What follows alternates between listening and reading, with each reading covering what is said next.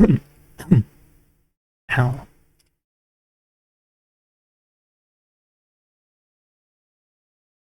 Mm.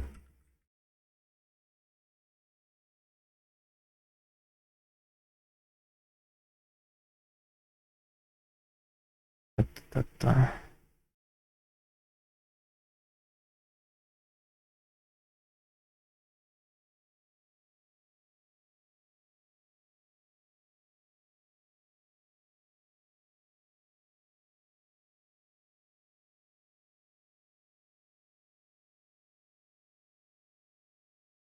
get the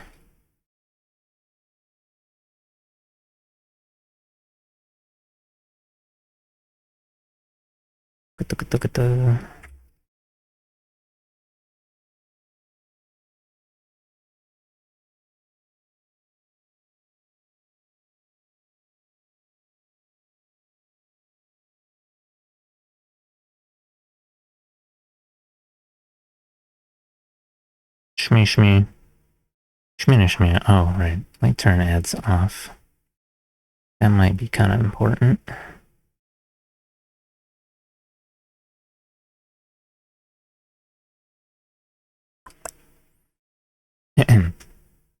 Okay.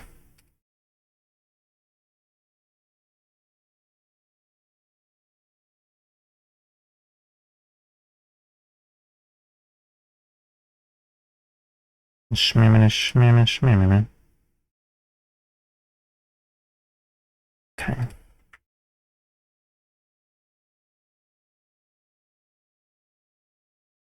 Oh, I guess we'll do the thing where I play an ad manually.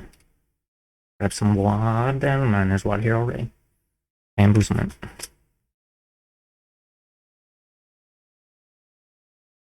Shmee shmee. Yeah. Oop.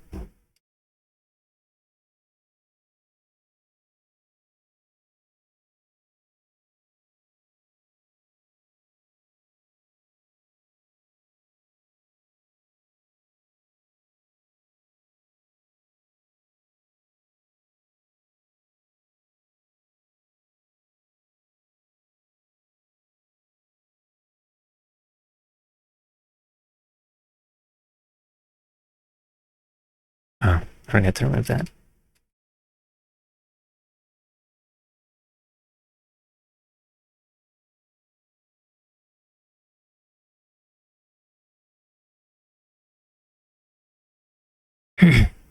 Hello, hello, Abnormal. Welcome to here.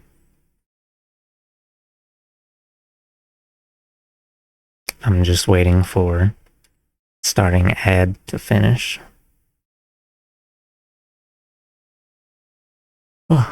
Oh, boom.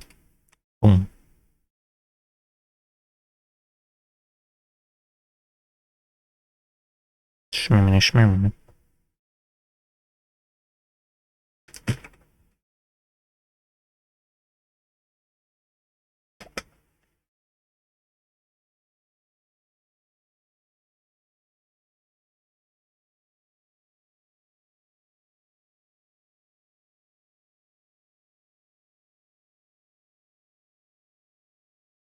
I can't hear.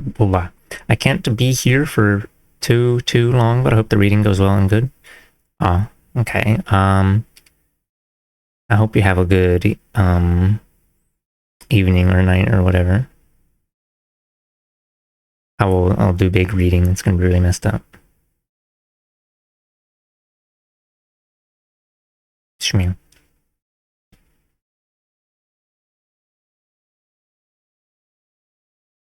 All right, this is the zoom level I'm gonna read it at, probably. Or actually, put it at this zoom.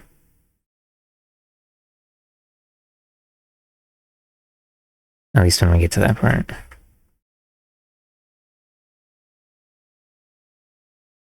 Big, awesome reading. This book seems good. Yeah. I heard about it when I was watching a hour-long stream VOD compilation, not compilation, whatever, like a stream trim from Elliot Sang's second channel. Yeah. And what watching is putting it a little bit. Whatever. I had it on the side when I was playing a video game, which is fine because it's kind of like a podcast sort of thing, not really anything important on screen. And a game that doesn't require too much brain processing and can be paused whenever I need to. Yeah.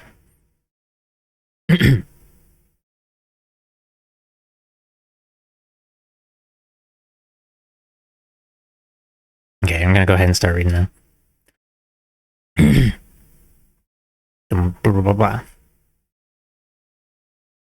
Settlers, the Mythology of the White Proletariat, the True Story of the White Nation by J. Sakai.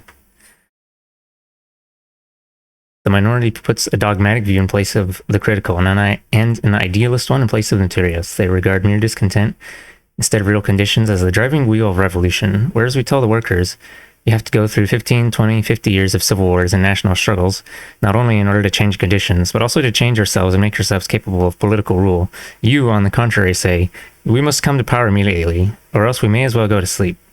Whilst we make a special point of directing the German workers' attention to the underdeveloped state of the German proletariat, you flatter the national feeling and the status prejudice of the German artisans in the crudest possible way, which admittedly is more popular. Just as the word people has been made holy by Democrats, so the word proletariat has been made holy by you. Karl Marx on the 1850 split in the German Communist League. This is a third edition.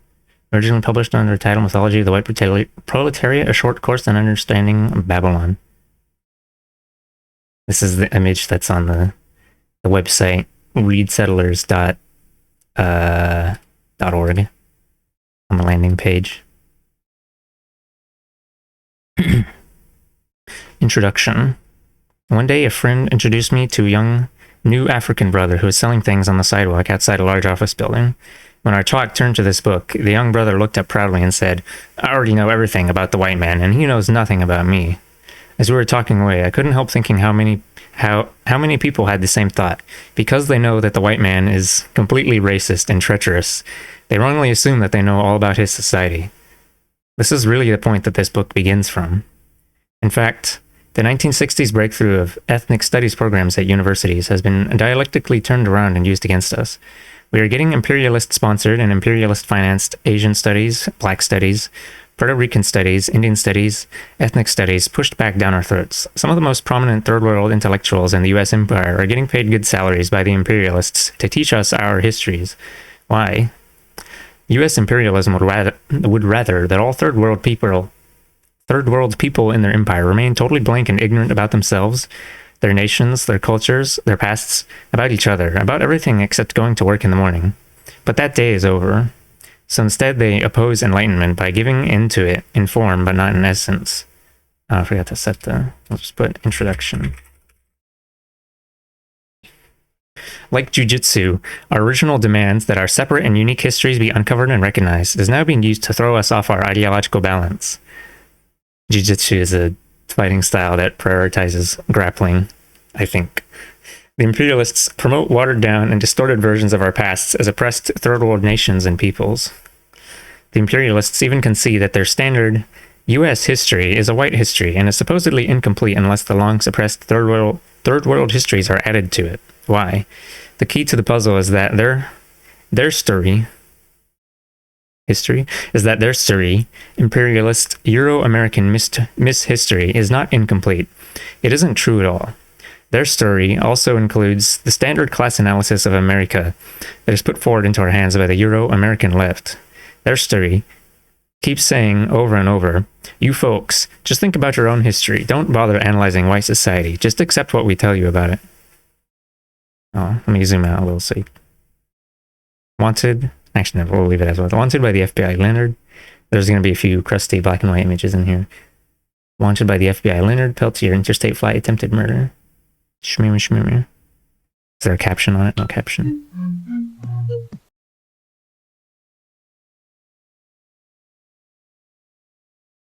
I'll zoom out for that one. A representative from Zimbabwe at Pine Ridge. Pine Ridge.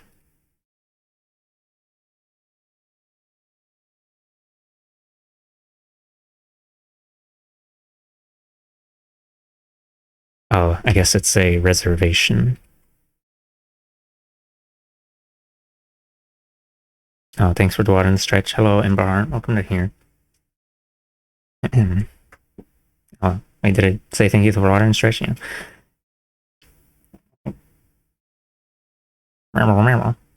In other words, it's as if British liberals and socialists had told African anti-colonial revolutionaries in Ghana or Kenya to just study their own traditions, but not to study the British Empire. Their story is not incomplete at all. It's a series of complete lies, an ideological worldview cleverly designed to further imperialist domination of the oppressed. We struggle to sit down and stare at words for hours on end, so being able to listen to someone reading out the book is very helpful. Oh. Yeah. Well, I'm glad I can be of help. I too haven't really just read a book in a while, so if I do it on stream, it's like I'm performing, you know. Yeah. Excuse me. Yeah, hello. I hope you're doing good today. I've been listening to some books you read on YouTube. Oh, cool. I actually haven't read that many so far. Did I? I think I made a playlist for. I don't know. I don't remember. I mean, yeah. There was this other one I was going to read, and then I don't know. I just felt like. Usually I'd schedule them in like a week ahead of a time, but I felt like I was just going to do this today. Let's see. It's a series of complete lies. Sort of the further imperialist domination. This work throws the light of historical materialism. That's that Marxist analysis thing. This throws the light of historical materialism on Babylon itself. For so long, the oppressed have been the objects of investigation by Euro-imperialist sociology, anthropology, psychology, etc., all to further pacifying and controlling us. Anthropology, for example, had its origins as an intelligence service for European colonization of the world. Now it is time to scientifically examine the oppressor's society. The final point we must make is that this document, while it deals with aspects of our history within the US empire, is nothing like a history of Asians here, nor is it a history of Indian nations, the African nation, Aztlan, or other third world nations or peoples. While we discuss third world struggles and movements, this is not a critical examination of these political developments. This is a reconnaissance into enemy territory. Let's see, what does it say? Warning, no outside white visitors allowed because of your failure to obey the laws of our tribe as well as the laws of your own.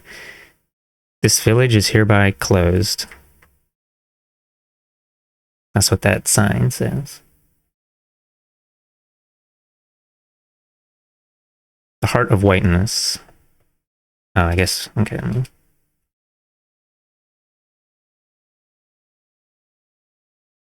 Sure. 1. The land is the basis of nationhood. The key to understanding America is to see that it was a chain of European settler colonies that expanded into a settler empire. To go back and understand the lives and consciousness of the early English settlers is to see the embryo of today's American empire. This is the larger picture that allows us to finally relate the class conflicts of settler Euro-Americans to the world struggle. The mythology of the white masses holds that those early settlers were the poor of England, convicts and workers who came to North America in search of freedom or a better way of life. Factually, that's all nonsense. The celebrated Pilgrims of Plymouth Rock, for example, didn't even come from England, although they were English. They had years before immigrated as a religious colony to Holland, where they had lived in peace for over a decade. But in Holland, these predominantly middle-class people had to work as hired labor for others. This was too hard for them. So they came to North America in search of less work and more money. At first, according to the rules of their faith, they farmed the land in common and shared equally. Soon, their greed led them into fighting with each other, slacking off at assigned tasks, etc., until the colony's leaders had to give in to the settlers' desires and divide up the stolen land, giving to every family a parcel of land. Let's see what the 1. Okay, I'm not going to worry about the 1, 2, 5. This is typical of the English invasion forces. A study of roughly 10,000 settlers who left Bristol from 1654 to 85 shows that less than 15% were proletarian. Proletarian is like that short shorthand for working class, although that's not exactly the strict definition. Most were youth from the lower middle classes. Gentlemen and professionals, 1%. Yeomen, I think that's like a, whatever, it's like a tradesman or something. Yeomen and husbandmen, like husbandry, 48%. Artisans and tradesmen, 29%. The typical age was 22 to 24 years. In other words, the sons and daughters of the middle class with experience at agriculture and craft skills were the ones who thought they had a practical chance in America. What made North America so desirable to these people? Land. Euro-American liberals and radicals have rarely dealt with the land question. You could say that they don't have to deal with it, since their people already have all the land. What lured Europeans to leave their homes and cross the Atlantic was the chance to share in conquering Indian land. At the time, there was a crisis in England over land ownership and tenancy due to the rise of capitalism. One scholar of the early invasion comments on this. Land hunger was rife among all classes. Wealthy clothiers, drapers, and merchants who had done well and wished to set themselves up in land were avidly watching the market, ready to pay almost any price for what was offered. Even prosperous yeomen often could not get the land they desired for their younger sons. It is commonplace to say that land was the greatest inducement the New World had to offer, but it is difficult to overestimate. It is difficult to overestimate its psychological importance to people in whose minds land had always been identified with security, success, and the good things of life. Let's see. I looked up yeoman. It's a member of a social class. Let's see. In medieval and early modern England, a yeoman was a member of a social class ranking between the peasantry and the landed gentry. Someone with a small landed estate. Okay. It was these younger sons, despairing of owning land in their own country, who were willing to gamble on the colonies. The brutal Enclosure Acts and the ending of many hereditary tenancies acted as a further push in the same direction. These were the principal reasons given on the immigration lists of 1773 to 76 for settling in America, so that participating in the settler invasion of North America was a relatively easy way out of the desperate class struggle in England for those seeking a privileged life. Let's see what asterisk says. Asterisk. It is hard for us to imagine how chaotic and difficult English life was in that transitional period. The coming of capitalism had smashed all the traditional securities and values of feudal England and financed its beginnings with the most savage reduction of the general living standard. During the course of the 16th century, wages in the building trades went down by over half, while the price of firewood, wheat, and other necessities soared by 5 times. By encouraging this outflow, the British ruling class both furthered the empire and eased opposition at home to their increasing concentration of wealth and power. And the new settlers, lusting for individual land and property, were willing to endure hardships and uncertainties for this prized goal. They were even more willing to kill for it. Then, too, many English farmers and artisans couldn't face the prospect of being forced down into the position of wage labor. Traditionally, hired laborers were considered so low in English society that they ranked far below mere failures and were considered degraded outcasts. Many English, including the levelers, the anti-capitalist revolutionary outbreak of the 17th century, thought wage laborers should lose their civil rights and English citizenship. Public opinion was so strong on this that the early English textile factories were filled with Irish and Welsh immigrants, children from the poorhouses, and single women. So jumping the ocean in search of land was not some mundane career decision of comparing dollars and cents to these Englishmen. It was a desperate venture for continued status and self-respect. The various colonies competed with each other in offering inducements to new settlers. In the South, the headright system... Oh, my head might be blocking it a little. In the South, the headright system gave each new settler 50 acres for transporting themselves from England. Eventually, Pennsylvania and the Carolinas offered even more land per settler as a lure, and land was dirt cheap for Europeans. In Virginia, 10 shillings bought a tract of 100 acres. In Pennsylvania, the best land sold per acre at what a carpenter would earn in a day. When new communities of invaders were started on the edges of conquered areas, the settlers simply divided up the land. For example, when Wallington, Connecticut was founded in 1670, each settler family got between 238 to 476 acres. This amount was not unusual, since colonial America was an orgy of land grabbing. In fact, much of the land at first wasn't even purchased or rented, it was simply taken over and settled. As much as 2/3 of the tilled land in Pennsylvania during the 1700s was occupied by white squatters, protected by settler solidarity. So central was the possession of land and the personal plans of the English settlers that throughout the colonial period there was a shortage of skilled labor. Richard Morris's study of labor in colonial America concluded, in the main, the ultimate economic objective of colonial workmen was security through agriculture rather than industry. As soon as a workman had accumulated a small amount of money, he could, and in many cases did, take up a tract of land and settle on it as a farmer. Where land was not available, settlers refused to come, period. This is why the British West Indies, with their favorable climate, were less attractive to these settlers than wintry New England. As early as 1665, a member of the Barbados Assembly complained, noting that the limited space of that island had already been divided up. Now we can get few English servants, having no lands to give them at the end of their time, which formerly was their main allurement, and British servants, their terms up, would leave the Indies by the thousands for America. West Indies, okay. It was this alone that drew so many Europeans to colonial North America, the dream in the settler mind of each man becoming a petty lord of his own land. Thus, the tradition of individualism and egalitarianism in America was rooted in the poisoned concept of equal privileges for a new nation of European conquerors. 2. The foundations of settler life. The life of European settlers and the class structure of their society was abnormal because it was dependent upon a foundation of conquest, genocide, and enslavement. The myth of the self-sufficient white settler family clearing the wilderness and supporting themselves through their own initiative and hard labor is a propaganda fabrication. It is the absolute characteristic of settler society to be parasitic, dependent upon the super-exploitation of oppressed peoples for its style of life. Never has Euro-American society completely supported itself. This is the decisive factor in the consciousness of all classes and strata of white society from 1600 to now. Settler society was raised up, above the level of backward old Europe, by a foundation of conquest. This conquest was a miracle drug for a Europe convulsed with the reaction of decaying feudalism and deadly capitalism. Shot into the veins of the Spanish feudal nation, for instance, the miracle drug of New World conquest gave Spain the momentary power to overrun North Africa, Holland, and Italy before her historical instant waned. For the English settlers, this conquest made real the bourgeois vision, the ruling class vision, of building a whole new European society. Like many such fixes, for Euro-Americans this conquest was addicting. It was habit-forming and rapidly indispensable, not only culturally, but in the mechanism of an oppressor society whose lifeblood was new conquest.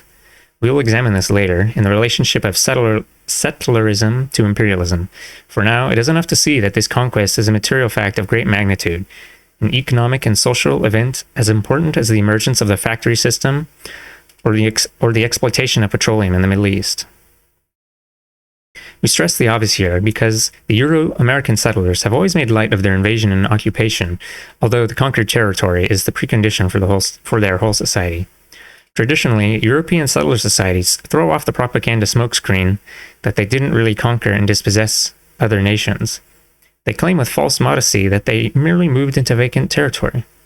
So the early English settlers depicted America as empty, a howling wilderness, unsettled, and sparsely populated, just waiting with a vacant sign on the door for the first lucky civilization to walk in and claim it.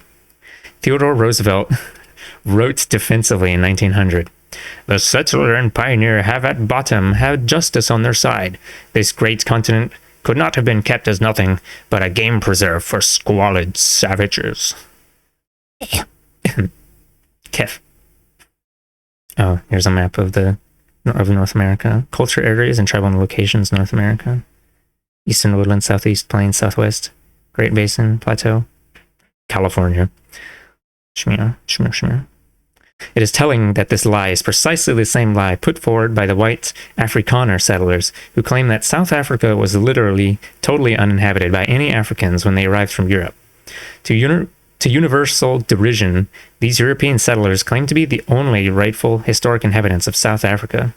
Or we can hear similar defenses, I'm going to assume that's put forward, similar defenses put forward by the European settlers of Israel, who claim that much of the Palestinian land and buildings they occupy are rightfully theirs, since the Arabs allegedly decided to voluntarily abandon it all during the 1948-49 war. That's when the Nakba was. Are these kind of tales any less preposterous when put forward by Euro-American settlers? America was spacious and sparsely populated only because the European invaders destroyed whole civilizations and killed off millions of Native Americans to get the land and profits they wanted. We all know that when the English arrived in Virginia, for example, they encountered an urban, village-dwelling society far more skilled than they in the arts of medicine, agriculture, fishing, and government. Star. Let's see.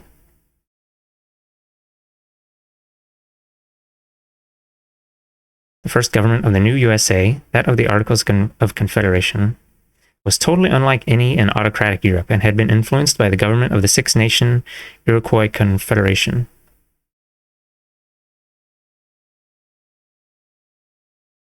Oh, I thought I turned ads on. That's strange. It shows an incoming ad break thing in the chat box, but on the ad scheduler it doesn't. I'm just going to assume it's because I didn't refresh the chat box. Okay, it's fine. So, Europeans were basic bitches. This civilization was reflected in a chain of 300 Indian nations and peoples stretched from the Arctic Circle to the tip of South America, many of whom had highly developed societies. There was, in fact, a greater population in these Indian nations in 1492 than in all of Western Europe. Recent scholarly estimates indicate that at the time of Columbus, there were 100 million Indians in the hemisphere, 10 million in North America, 25 million in central Mexico, with an additional 65 million elsewhere in Central and Southern America. These numbers have long been concealed since they gave rise to the logical question of what happened to this great mass of people. The European invaders, Spanish, Dutch, English, Portuguese, and French, simply killed off millions and millions to safeguard their conquest of the land and provide the disposable slave labor they needed to launch their new world. Conservative Western historical estimates show that the Spanish reduced the Indian population of their colonies from some 50 million to only 4 million by the end of the 17th century. Yeah. Hold on, I'm a little bit hot. I guess I should probably turn the AC back on. I'll be right back.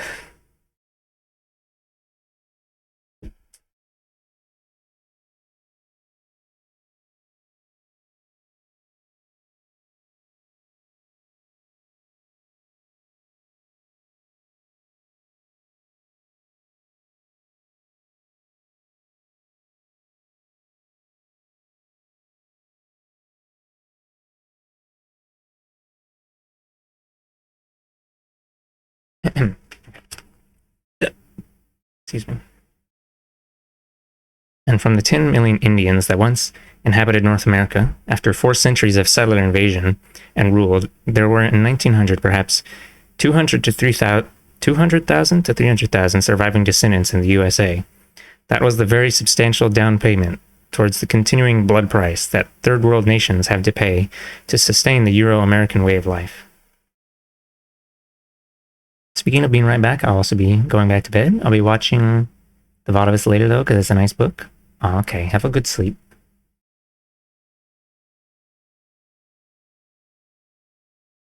Oops. Shmee. See. So when we hear that the settlers pushed out the Indians or forced the Indians to leave their traditional hunting grounds, we know that these are just code phrases to refer politely to the most barbaric genocide imaginable. It could well be the greatest crime in all of human history. Only here, the Adolf Eichmanns and Heinrich Himmlers had names like Benjamin Franklin and Andrew Jackson. Thank you for streaming the reading. It's very nice. Have a nice rest of the day. Okay, thank you. Have a good night. Have a good sleep. The point is that genocide was not an accident, not an excess, not the unintended side effect of virile European growth. Genocide was the necessary and deliberate act of the capitalists and their settler shock troops. The final solution to the Indian problem was so widely expected by whites that it was openly spoken of as a commonplace thing. At the turn of the century, a newspaper as respectable as the New York Times could editorially threaten that those peoples who opposed the New World capitalist order would be extinguished like the North American Indian. Only a relative handful of Indians survived the time of the great extermination campaigns. You see, the land wasn't empty after all, and for America to exist, the settlers had to deliberately make the land empty.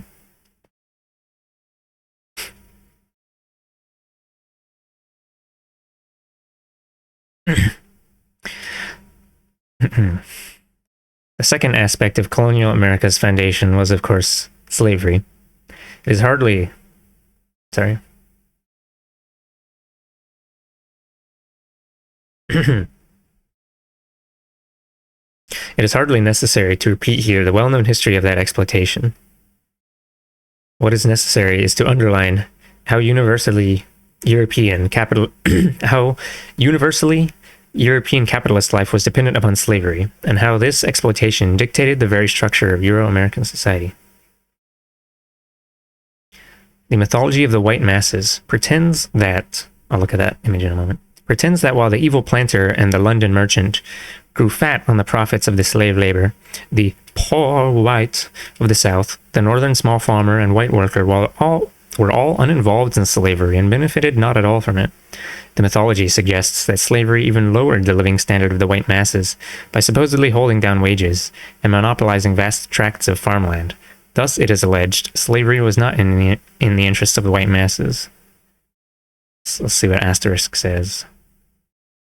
Similar arguments relative to today are advanced by the "don't divide the working class" revisionists, who want to convince us that the Euro-American masses are victims of imperialism, just like us. Oh my god, he blew them up.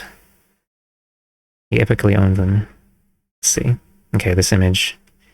Dutch and English settlers unite to slaughter the Pequots, 1637. Let me see if I can find... I have an HTML version of the book that is much easier to...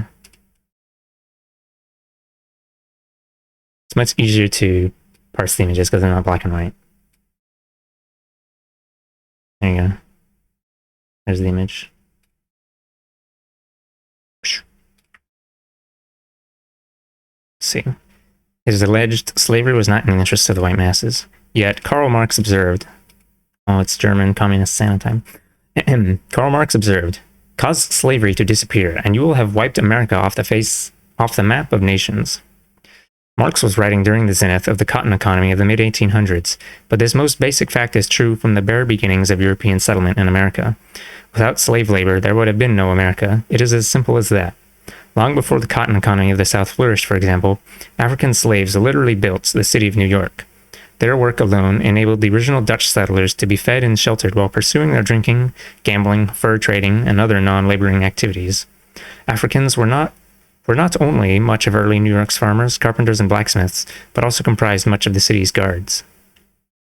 The Dutch settlers were so dependent on African labor for the basics of life that their governor finally had to grant some African slaves both freedom and land in return for their continued food production.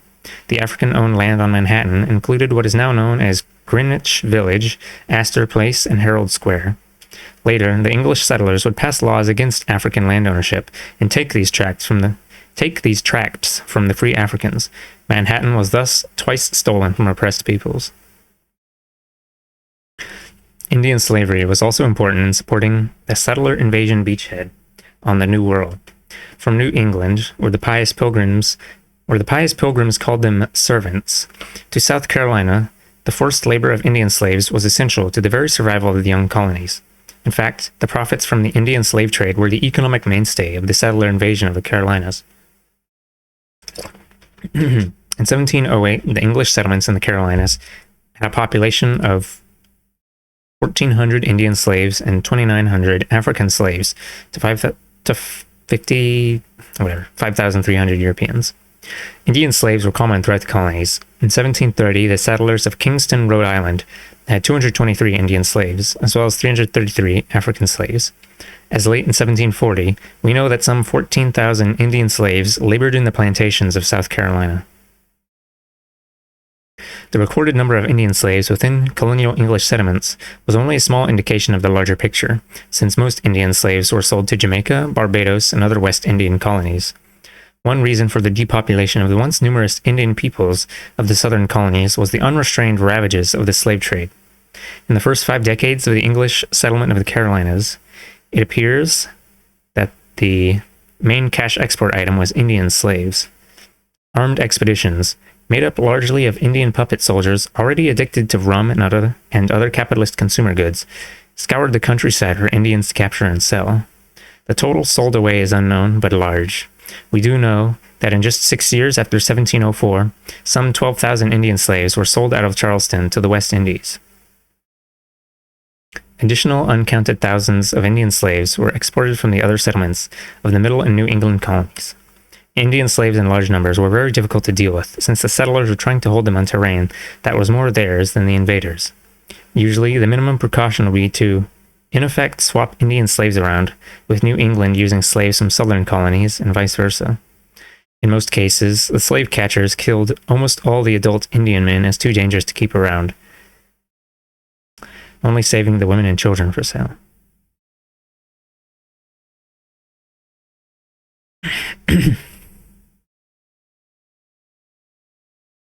But by 715, the diverse conspiracies, insurrections of rebellious Indian slaves had reached the point where all the New England colonies barred any further imports of Indian slaves.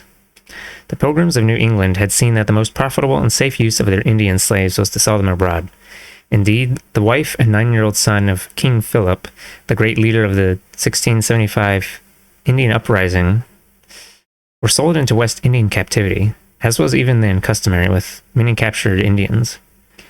Thus, the early settlers were not just the passive beneficiaries of a far-off African slave trade.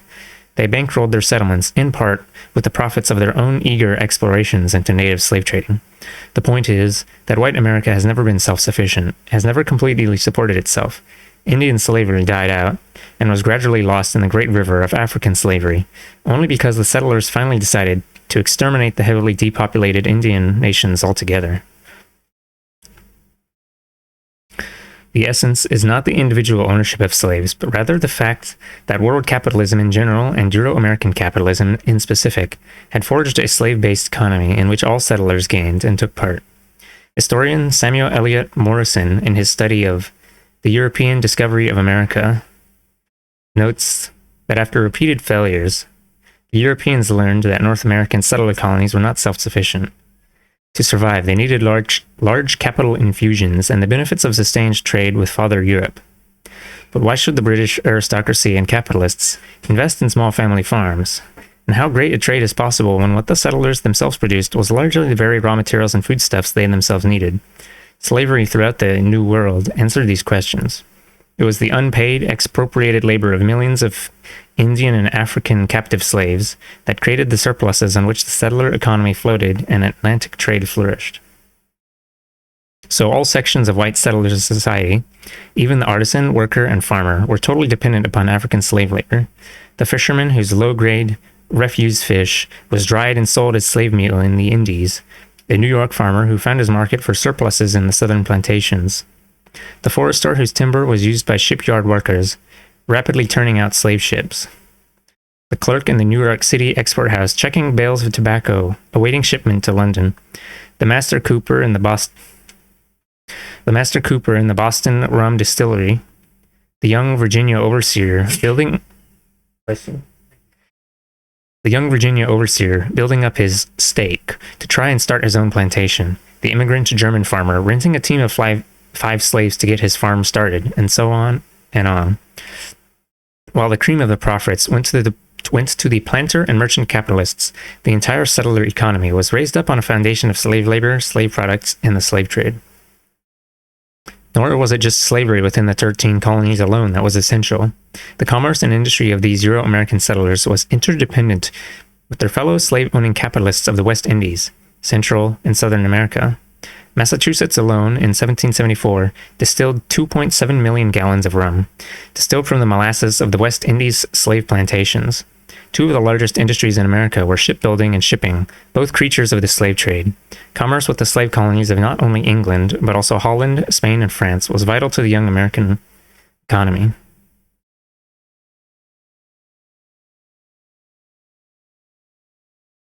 So the commerce with the slave colonies of not only England, but also Holland, Spain, and France was vital to the young American colony.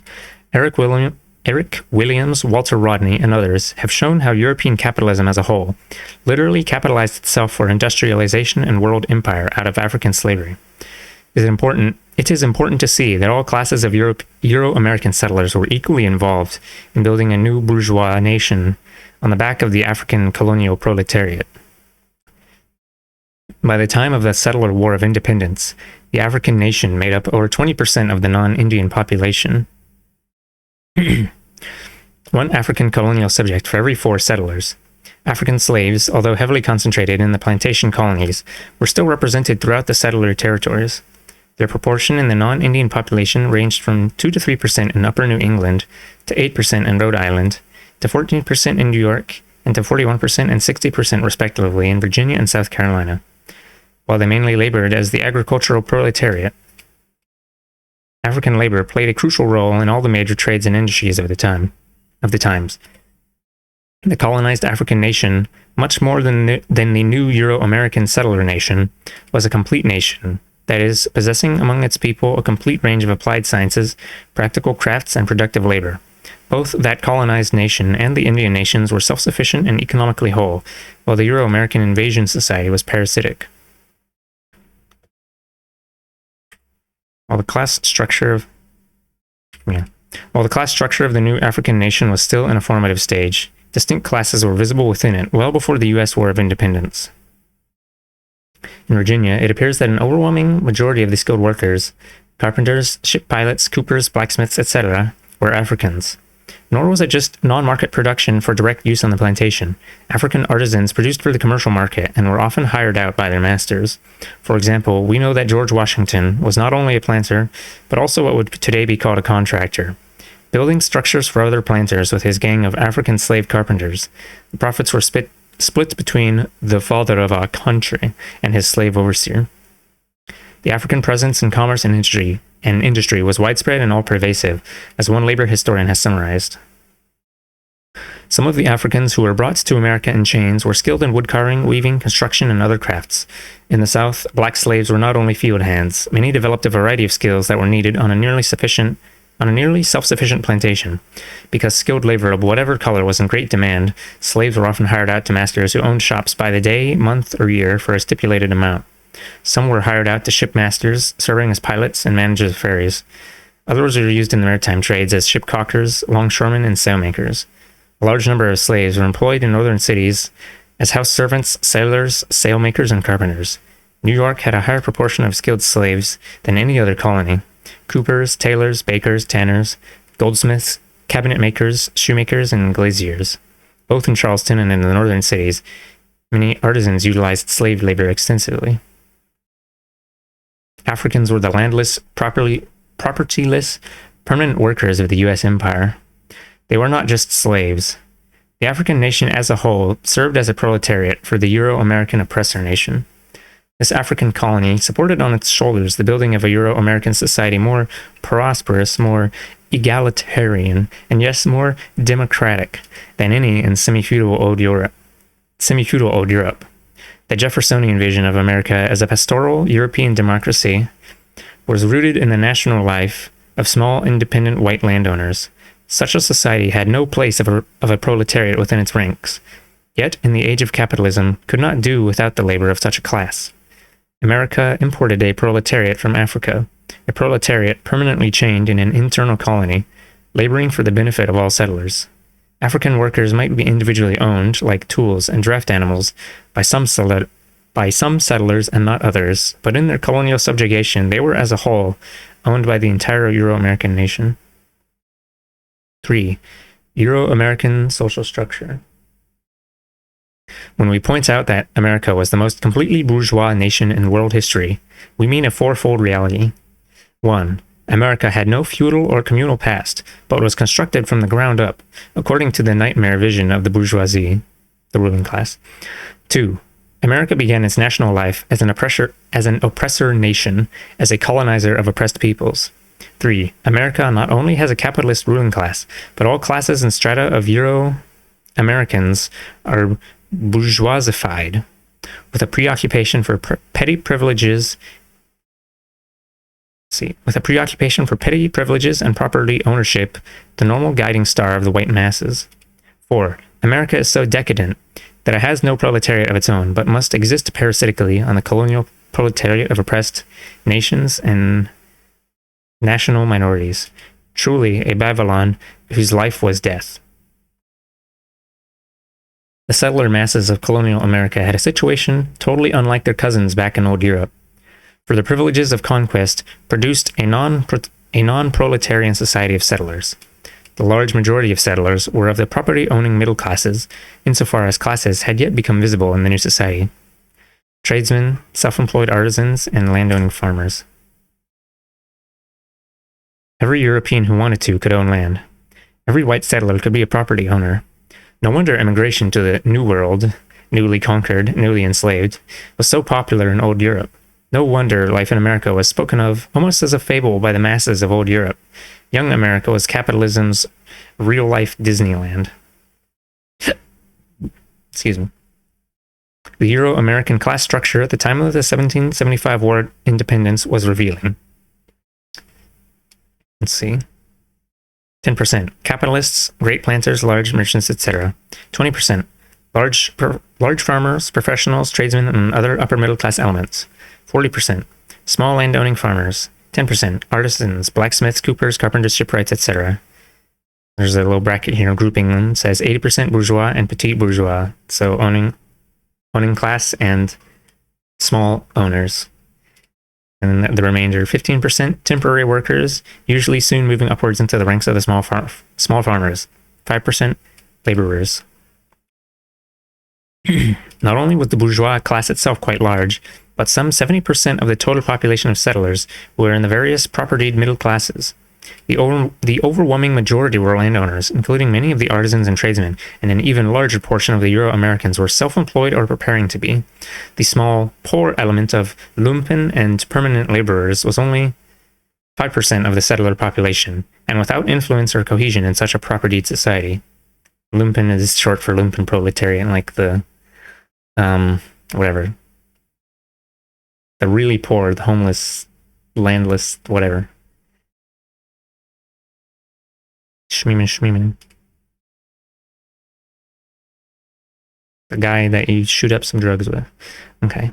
We can see why Virginia's governor, Fauquier, complained in 1759 while bemoaning his inability to attract settler recruits for the militia. Every man in this colony has land. I'm sorry, I'm not going to do funny voices. Every man in this colony has land, and none but Negroes are laborers. U.S. imperialism still has the same problem of white military recruitment today. The plantation areas, which were obviously the most dominated... I don't know, is that statement really? Whatever. Okay. The plantation... I don't know, there's a thing I saw recently that was like, poor people don't join the military. Despite what the I don't know, there's a little stereotypical thing about it, but whatever. The plantation areas, which were obviously the most dominated by a small elite owning a disproportionate share of the wealth, showed no lesser degree of general settler privilege and unification. South Carolina was the state with the highest degree of large plantation centralization. Yet there too, no settler working class development was evident. The South Carolina settler class structure shows only an intensification of the same bourgeois features evident at the national level. Let's see, 3% great planter elite, 15% planters, 8% merchants and shop owners, 5% professionals, 42% middle and small farmers, 10% artisans, and all those are 86 bourgeois and petit bourgeois. Only 14% laborers, majority only temporary. When we speak of the small landowning farmer as the largest single element in settler society, it is important to see what this means. An example is Rebecca Royston of Calvert County, Maryland, who died in 1740 with an estate worth 81 pounds, which places her well in the middle of the small medium farmers. That sum represented the value of 200 acres of farmland.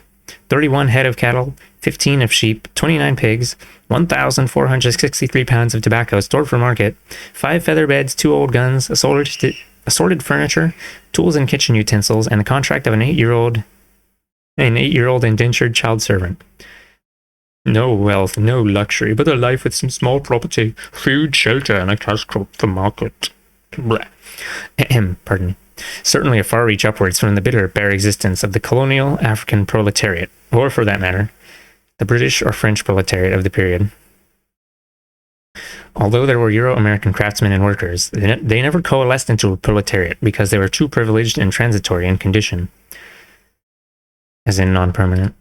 It is important to grasp firmly that the mere presence of settler craftsmen and workers doesn't automatically mean that they were a conscious class. With their extra-proletarian living standard and their future in the propertied middle classes, most settler workmen had no reason to develop a proletarian consciousness. Further, the rapid turnover of settlers in these strata left no material basis for the formation of a class. We can see this more clearly when we examine the details of work and wages. Rather than the mass production factory, the colonial era workshop was a setting for the highly skilled, piece-by-piece, hand production of a few craftsmen. Even a shipyard customarily only employed 5 to 10 artisans and workers of all types total. The workshop was a business owned and managed by the master artisan, who might employ in his workshop 1 or 2 journeyman artisans and several apprentices, servants, or slaves. It is easy to grasp how, in small settler communities, social and class lines were blurred and still unformed. For example, most of the settler artisans were also small farmers who grew some or all of their own food.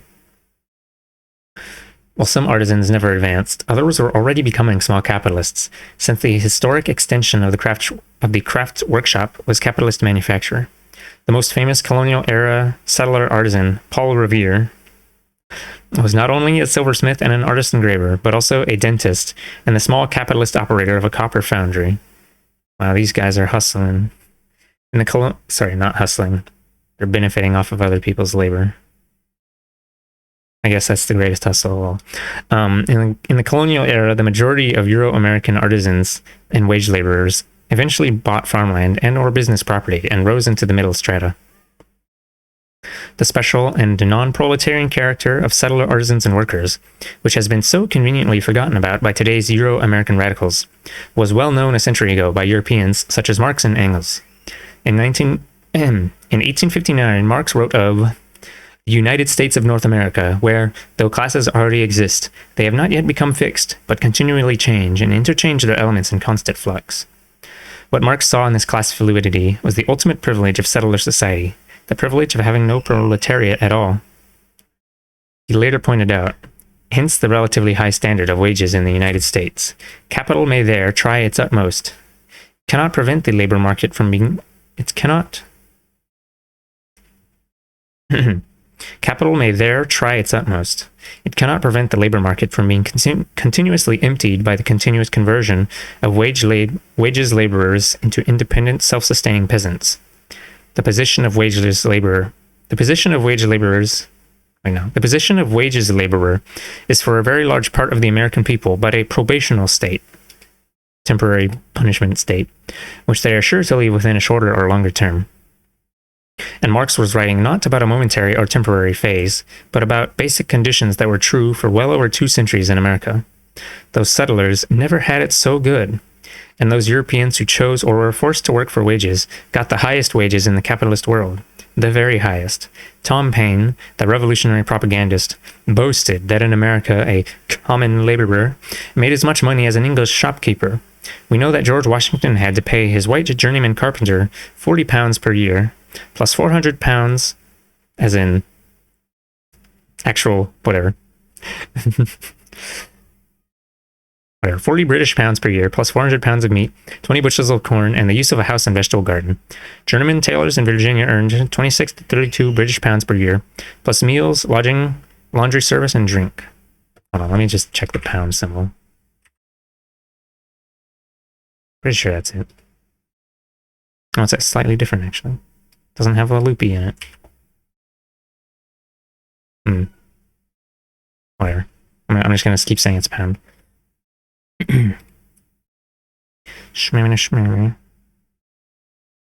In general, it's commonly agreed that Euro-American workers earned at least twice what their British kinfolk made. Some reports say the earnings gap was 5 or 6 times what Swedish or Danish workers earned. Even a whole century later, the difference was still so large that Marx commented, "Now, all of you know that the average wages of the American agricultural laborer amounts to more than double that of the English agricultural laborer, although the prices of agricultural produce are lower in the United States than in the United Kingdom." Oh, he just owned the cost of living argument. No. Hello, Glover. Welcome to history class real. I mean, welcome to book. See.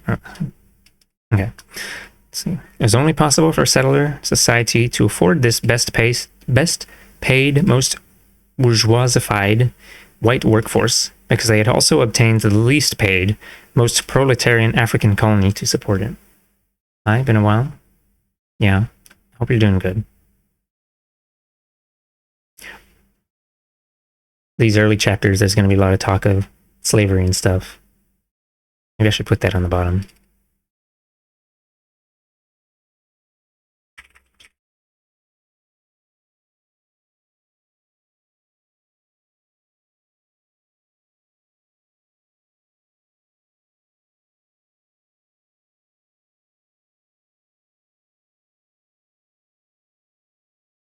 Oh my god, I cut off.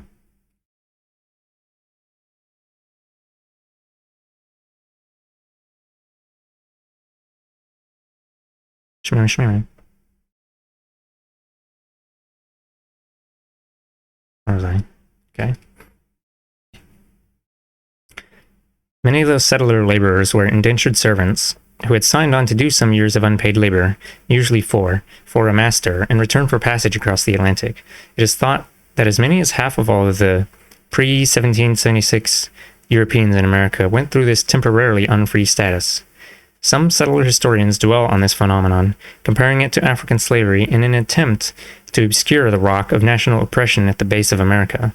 Harsh as the time of indenture might be, these settlers would be free, and African slaves would not. More to the national difference between oppressor and oppressed, white indentured servants could look hopefully toward the possibility of not only being free, but of themselves becoming landowners and slave masters. For this initiation, this dues to join the oppressor nation... Wait. Oh, okay. For this initiation, this dues to join the oppressor nation was a rite of passage into settler citizenship. For example, as early as 1629, almost 1 member out of 6 of Virginia's House of Burgesses was a former indentured servant. Much of Pennsylvania's prosperous German farming community originally immigrated that way. Christopher Hill, the British Marxist historian, directly relates the European willingness to enter servitude to the desire for land ownership, describing it as a temporary phase through which one worked one's way to freedom and land ownership. Doing good, been working a lot of hours for the job, just recently became forklift certified. You are too late, Sonic. And just making money. Trying to build up money for art commissions down the road. Okay. I hope job is going good.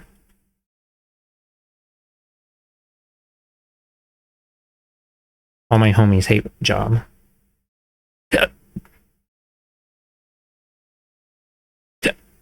Excuse me. Let's see, where was I? Okay. Temporary phase, working to the land ownership. This is important because it was only this bottom layer of settler society that had the potential of proletarian class consciousness. In the early decades of Virginia's tobacco industry, gangs of white indentured servants worked the field side by side with African and Indian slaves, whom in the 1600s they greatly outnumbered. This was an unstable situation, and one of the results was a number of joint servant-slave escapes, strikes, and conspiracies. A danger to the planter elite was evident, particularly since white servants constituted a respectable proportion of the settler population in the 2 tobacco colonies, accounting for 16% in Virginia in 1681 and 10% in Maryland in 1707. The political crisis waned as the period of bound white plantation labor ended. First, the greater and more profitable river of African labor was tapped to the fullest, and then the flow of British British indentured servants slacked off. The number of new European servants entering Virginia fell from 1,500 to whatever. Fell from 1,000. No one says 2,000. That doesn't. Entering Virginia fell from 1,500 to 2,000 annually in the 1670s to but 91 in 1715. However, the important change was not in numbers, but in social role. Historian Richard Morris, in his study of colonial-era labor, says of European indentured servants on the plantations. Oh, I haven't been saying the quote. Says of European indentured servants on the plantations, quote, "But with the advent of Negro slavery, they were gradually supplanted as field workers and were principally retained as overseers, foremen, or herdsmen," end quote. In other words, even the very lowest layer of white society was lifted out of the proletariat by the privileges of belonging to the oppressor nation. Once these poor whites were raised off the fields and given the chance to help boss and police captive Africans, the rebellious days were over.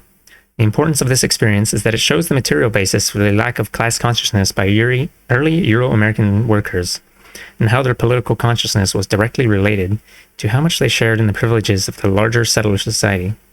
Further, the capitalists proved to their satisfaction that dissent and rebelliousness within the settler ranks could be quelled by increasing the colonial exploitation of other nations and peoples.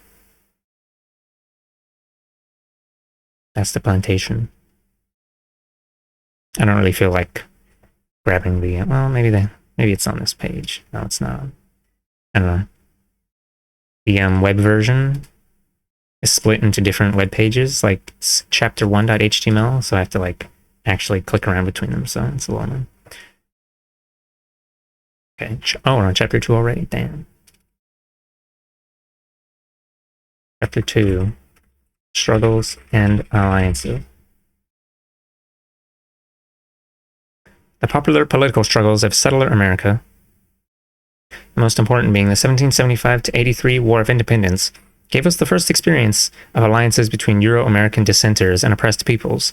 What was most basic in these alliances was their purely tactical nature, not unity, but the momentary convergence of the fundamentally differing interests of some oppressors and some of the oppressed. After all, the national division between settler citizens of emerging America and their colonial African subjects was enormous, while the distance between the interests of Indian nations and that of the settler nation built on their destruction was hardly any less. While tactical alliances would bridge this chasm, it is important to recognize how calculated and temporary these joint efforts were. We emphasize this because it is necessary to refute the settler propaganda that colonial America was built out of a history of struggles for representative government, democratic struggles, or class struggles, in which common whites and Africans joined together. No one, we note, has yet summoned up the audacity to maintain that the Indians too wished to fight and die for settler democracy.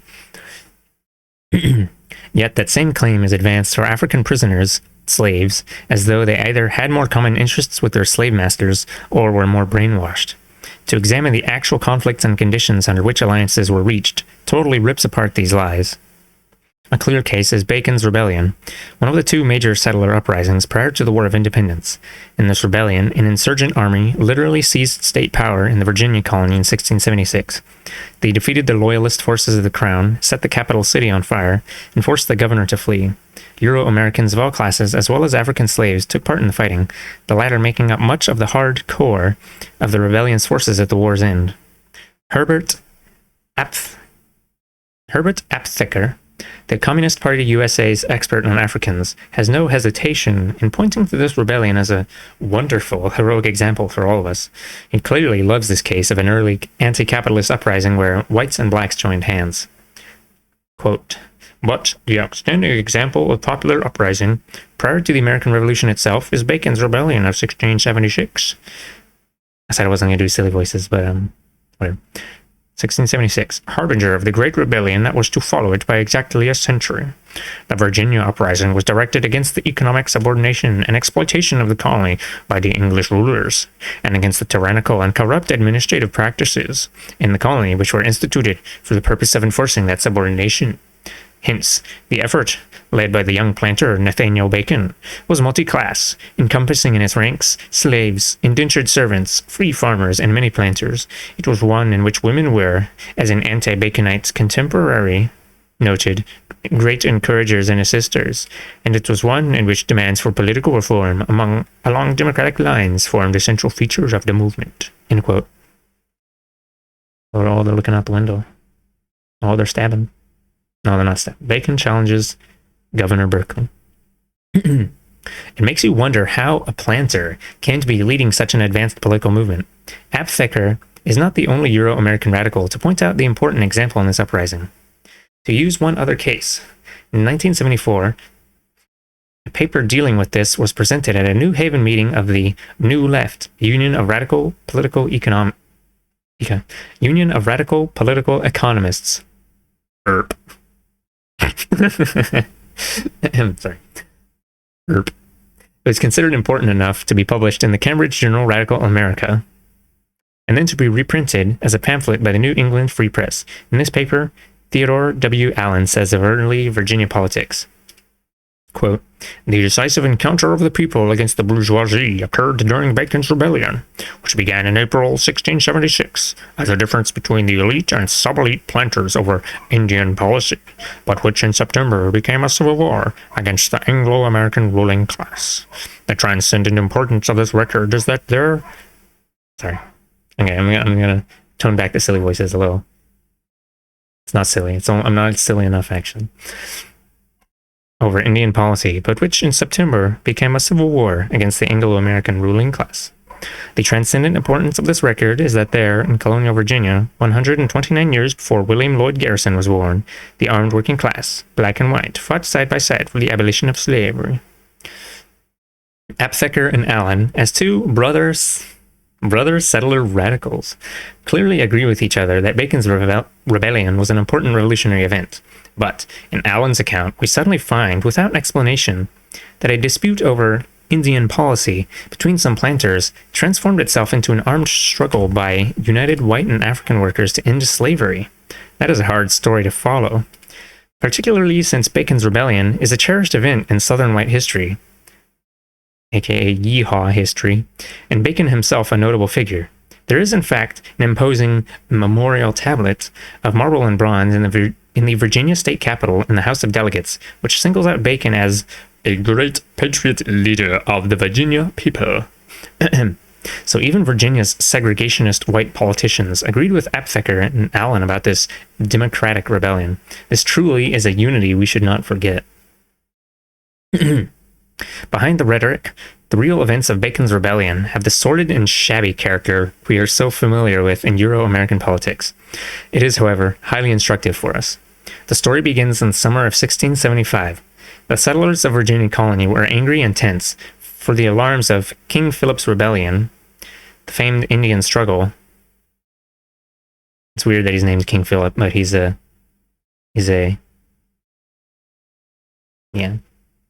native. Let's see. The famed Indian struggle had spread south from Massachusetts. Further, the colony was in an economic depression due to both low tobacco prices and a severe drought, which had cut crop yields down by as much as 3/4. One of the leading planters on the colony's frontier was Nathaniel Bacon Jr., the newest member of the colony's elite. Bacon had immigrated just the year before, swiftly purchasing 2 plantations on the James River. He and his partner, William Byrd, founder of the infamous Virginia planter family, had also obtained commissions from Governor Berkeley to engage in the lucrative Indian fur trade. Commission, like they have been, whatever, just think of it like they're kind of like mercenaries, but for capitalist shit. All this was not difficult for Bacon, for he came from a wealthy English family and was cousin to both Governor Berkeley's wife and to Nathaniel Bacon Sr., a leading planter who was a member of Virginia's Council of State. In the spring of that year, 1675, Governor Berkeley honored young Bacon by giving him an appointment to the Council of State. As events were to prove, Bacon's elite lifestyle and rapid political rise did but throw more fuel on the fires of his arrogance and unlimited ambition. Excuse me. In July of 1675, war broke out between the settlers and the Susquehannock Indians. Susquehannock? Susquehannock.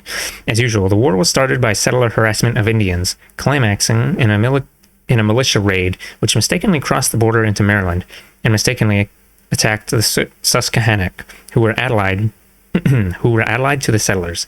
The Susquehannock resisted and repelled the Virginians' attack. Angry that the Indians had dared to resist their bullying intrusion, the Virginia militia returned in August with reinforcements from the Maryland militia. This new settler army, 1,100 men, surrounded the Susquehannock fort. 5 Susquehannock leaders were lured out under pretense of a parley and then executed. Late one night, all the besieged Susquehannock men, women, and children silently emptied out their town and slipped away. On their way out, they corrected 5 settler sentries. I'm just assuming that means violence.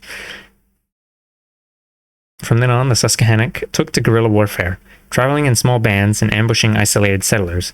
Nathaniel Bacon Jr. was an avid hawk, whose lust for persecuting Indians grew even greater when Indian guerrillas killed one of his slave overseers. To Bacon, that was one injury too many. At that time, the Virginia settlers had become polarized over Indian policy, with Bacon leading the pro-war faction against Governor Berkeley.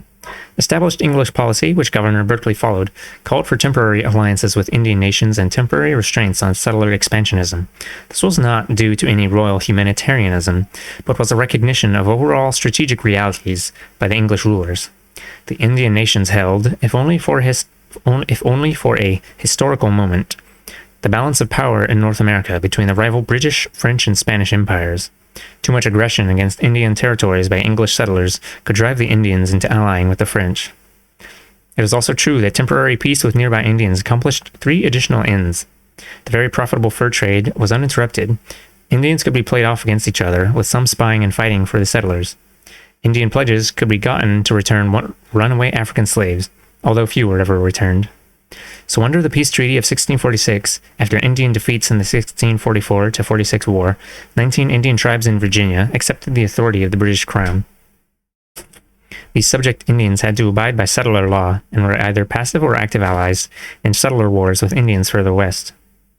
By the time Bacon's overseer was corrected by the no longer friendly... corrected by the no longer friendly Susquehannock, the political dispute between Bacon and Governor Berkeley had boiled over into the public view. Earlier, Bacon and Beard had secretly suggested to Governor Berkeley that they be given a monopoly on the Indian fur trade. Corrupt as the planters were, this move was so crudely self-serving that it was doomed to rejection. Berkeley dismissed their greedy proposal. Then, Bacon was wiped out of the fur trade altogether. In March 1676, the Virginia Assembly, reacting to rumors that some traders were illegally selling guns to the Indians, permanently suspended all the existing traders and authorized commissioning a wholesale replacement by new traders. Bacon was outraged. His pride and pocketbook stung, his anger and ambition unleashed. The dispute between Bacon and Governor Berkeley was very clear-cut. Both favored war against the formerly allied Susquehannock. Both favored warring on any Indians opposing settler domination. But Berkeley believed in the usefulness of keeping some Indian subjects. As he said, "I would have preserved those Indians that I knew were hourly at our mercy, to have been our spies and intelligence, to find out the more bloody enemies." Bacon disagreed, scorning all this as too meek, too soft, almost treasonous. He believed in wiping out all Indians, including allied and subject Indians. As he put it in his manifesto, "Our design was to ruin and extirpate all Indians in general." Thus did Bacon's rebellion define its main program. This was a classic settler liberal conservative debate, which still echoes into our own times, like that between Robert F. Kennedy versus George Wallace, OEO versus KKK, CIA versus FBI, and so on. Okay, let me read this thing up here. "In short, what we did in that short time and poor condition we were in was to destroy the king of the Susquehannocks and the king of Oconomowoc, i.e. Occonomowoc, and the Manikin king with 100 men, besides what was unknown to us. The king's daughter we took prisoner with some others, and could have brought more, But in the heat of the fight, we regarded not the advantage of the prisoners, nor any plunder, but burnt and destroyed all. And what we reckon most material is that we have left all nations of Indians, where we have been, engaged in a civil war amongst themselves, so that with great ease we hope to manage this advantage to their utter ruin and destruction. Yeah, he said we. Yeah, he can't spell worth a shit. Yeah. It's because he's just a white boy. You know, this book kind of makes the history of America look a little bit evil, baby. Yeah, it's a little bit. From Nathaniel Bacon's report on the 1676 expedition against the Indians. Shmee. CIA versus FBI. Bacon had been denied a militia officer's commission by Governor Berkeley on the grounds that he refused to follow British policy.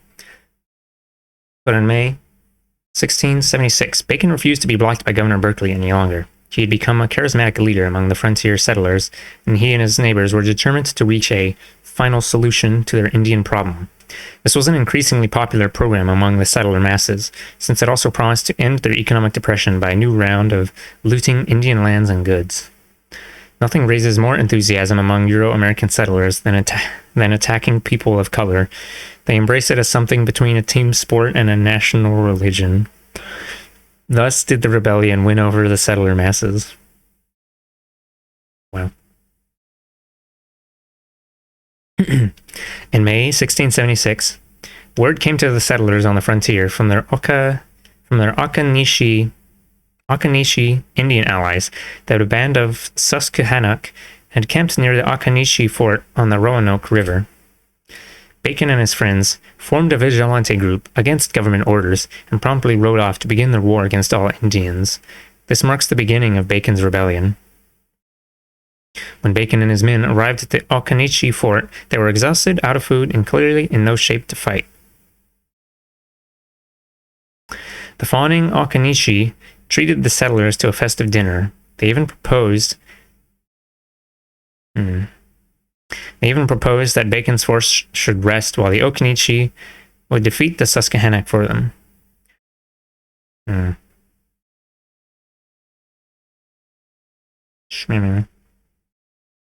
Naturally, Bacon agreed. Using treachery, the Occaneechi overran the Susquehannock, killing some 30 of them. The surviving prisoners were either publicly executed or given to Bacon as slaves.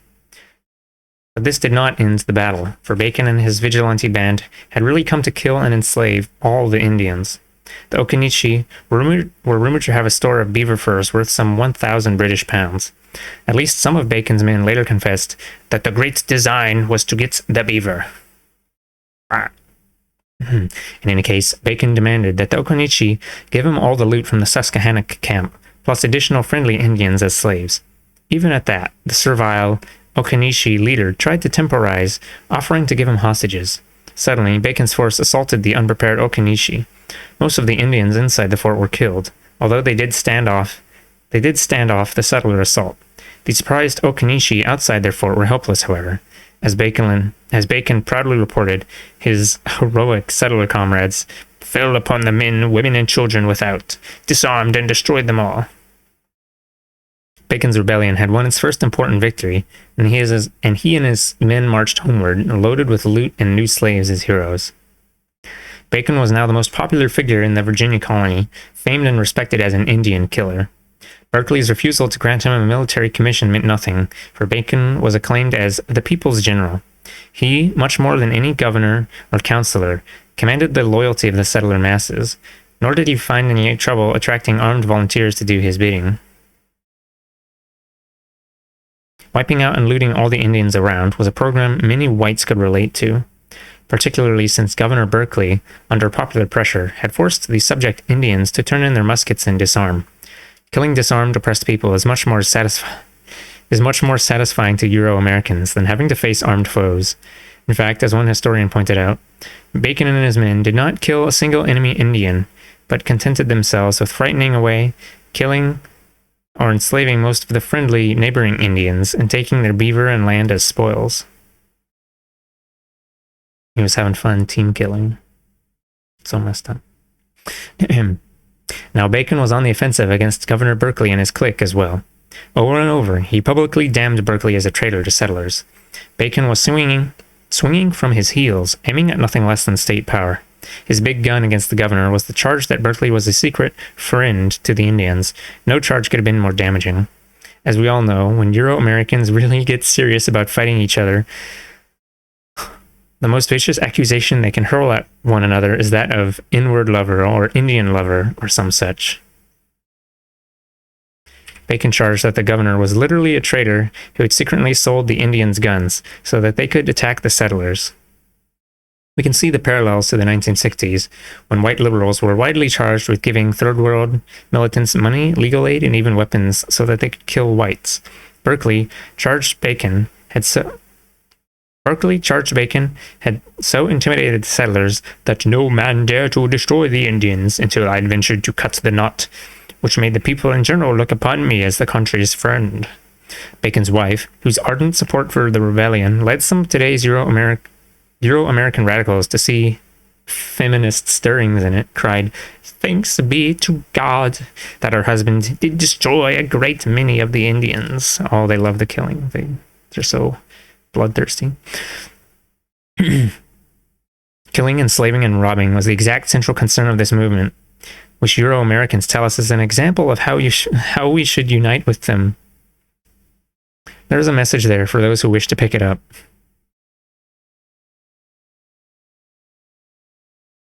Bacon had been prescribed as a lawbreaker and rebel, but he still easily won.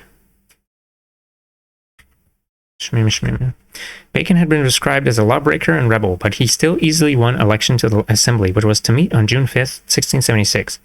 He typically chose to ensure his control of the Henrico County elections by capturing the site with his vigilantes.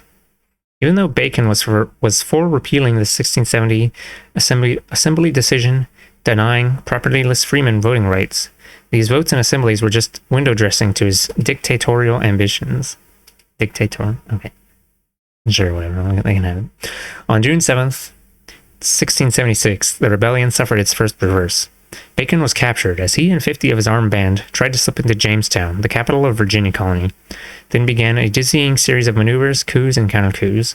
Preferring shame to execution, Bacon begged Governor Berkeley's pardon on bended knee in front of the crowded assembly. He was quickly pardoned, and even restored to his position on the Council of State. Young Bacon just as quickly fled Jamestown, returning on June 23rd. Wow, it was like 2 weeks. June 23rd, 1676, with over 500 armed supporters. He easily captured the capital, governor and all, but now he, in turn, had to release Governor Berkeley and his loyal supporters, for they invoked their settlers' rights to return home to defend their plantations and women against the Indians. It was at that point that we find white indentured servants entering the scene. Without an army, with almost all of the planters turned against him, an exiled Governor Berkeley outbids Bacon for support. Berkeley promises freedom to white indentured servants of the Baconites if they will desert their masters and take arms with the loyalist forces of the crown. He also authorizes looting, with every white servant sharing in the confiscated estates of the Baconites.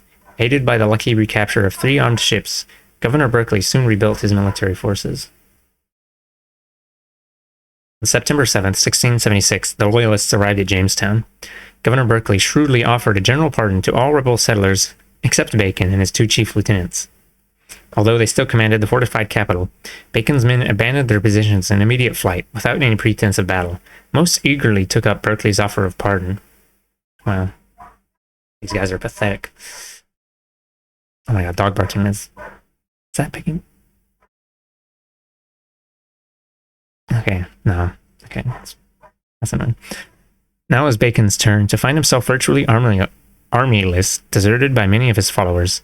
It appears as though a good number of settlers rallied to and deserted from the various sides, depending on how the tide of fortune was running. They had an opportunistic regard for their immediate gain as the main contour in their minds. Just 1 month before, Bacon had been confidently sketching out how sister rebellions could easily be ignited in Maryland and South Carolina, and how if London refused their demands, then an independent nation could be formed. This, incidentally, is why Jefferson and the other 1776 patriots considered Bacon one of the first architects of the United States. Okay. But now his situation was perilous. In his extreme need, refusing to swallow the bitter dose of either compromise or defeat, Bacon followed Governor Berkeley's example, but did him one better. Bacon recruited not only the white servants of his opponents, but also their African slaves. Hundreds of new recruits flocked to his army. On September 19th, 1676, Baconite forces recaptured Jamestown. Once again, there was no battle. Berkeley's forces deserted him as swiftly as Bacon's had, and the fortified capital was abandoned. Bacon, ever the master psychologist, had skillfully barricaded his besieging ramparts with the bodies of both his new Indian slaves and the captured wives of loyalists. That night, he triumphantly ordered Jamestown put to the torch, and the fires that consumed the capital were dramatic evidence that he was once again master of Virginia. But then, Bacon died suddenly from an unexpected illness. His successor as general of the rebellion lost heart and made a secret deal with the crown to disarm the rebel forces. The last diehards were some 80 African slaves and 20 white servants who refused to surrender to a fate they knew all too well. They were tricked into coming aboard a ship, taken out to the middle of the river, and forced to disarm at cannon point. As quickly as it had begun, Bacon's rebellion was over. Out of the debris of this chaotic dispute, we can pick out the central facts. First, that there was no democratic political program or movement whatsoever. Bacon's rebellion was a popular movement, representing a clear majority of the settlers to resolve serious economic and social problems by stepping up the exploitation of oppressed peoples. Far from being democratic, it was more nearly fascistic. Bacon was a diseased mind of the most reactionary faction of the planters, and in his ambitious schemes, the fact that a few more freemen or ex-slaves had paper voting rights meant little. Far from fighting to abolish slavery, the rebellion actually hoped to add to the number of slaves by Indian conquest. And finally, there was no black and white unity at all. Needing fighting bodies, Bacon at the very end offered a deal to his opponent's slaves. He paid in the only coin that was meaningful, a promise of freedom for them if he won. Those Africans who signed up in his army didn't love him, trust him, view him as their leader, or anything of the kind. They were tactically exploiting a contradiction in the oppressor ranks, maneuvering for their freedom. It is interesting to note that those Indians who did give themselves up to unity with the oppressors, becoming the settlers' lackeys and allies, were not protected by it, but were destroyed. We can also see here the contradiction of democratic reforms within the context of settler capitalism. Much has been made of the reforms of Bacon's Assembly, the June 1676 section of the Virginia Assembly, which was so named because of its newly elected majority of Baconites and their sympathizers. Always singled out for praise by Euro-American historians was Act 7 of the Assembly, which restored voting rights to propertyless freemen. The most eminent Euro-American radical labor historian, Philip S. Foner, has written how the rebellion gained a number of democratic rights for the people. The rebellion gained a number of democratic rights for the people. The statute preventing propertyless freemen from electing members to the House of Burgesses was repealed. Freeholders and freemen of every parish gained the right to elect the vestries of the church. None of these democratic reforms remained after the vote was crushed, yet their memories lived on. Bacon was truly the torchbearer of the Revolution, and for generations after, any leader of the common people was called a Baconist. Yeah, I'm just going to do a yeehaw accent every time one of these quotes comes up again, because yeehaw. It is easy to see how contemptible these pseudo-Marxist, white supremacist lies are. When we examine the entire work of that legislature of planter reforms, we find that the first three acts passed all involved furthering the genocidal war against the Indians. Act 3 legalized the settler seizure of Indian lands, previously guaranteed by treaty, deserted by Indians fleeing from Bacon's attacks. How meaningful is a democratic extension of voting rights amidst the savage expansion of a capitalist society based on genocide and enslavement? Would voting rights for white ranchers have been the democratic answer at Wounded Knee? Or free speech for prison guards the answer at Attica? The truth is that Euro-Americans view these bourgeois democratic measures as historic gains because to them they are, but not to us. The inner content, the essence of these reforms was the consolidation of a new settler nation. Part of this process was granting full citizenship in the settler society to all strata and classes of Euro-Americans.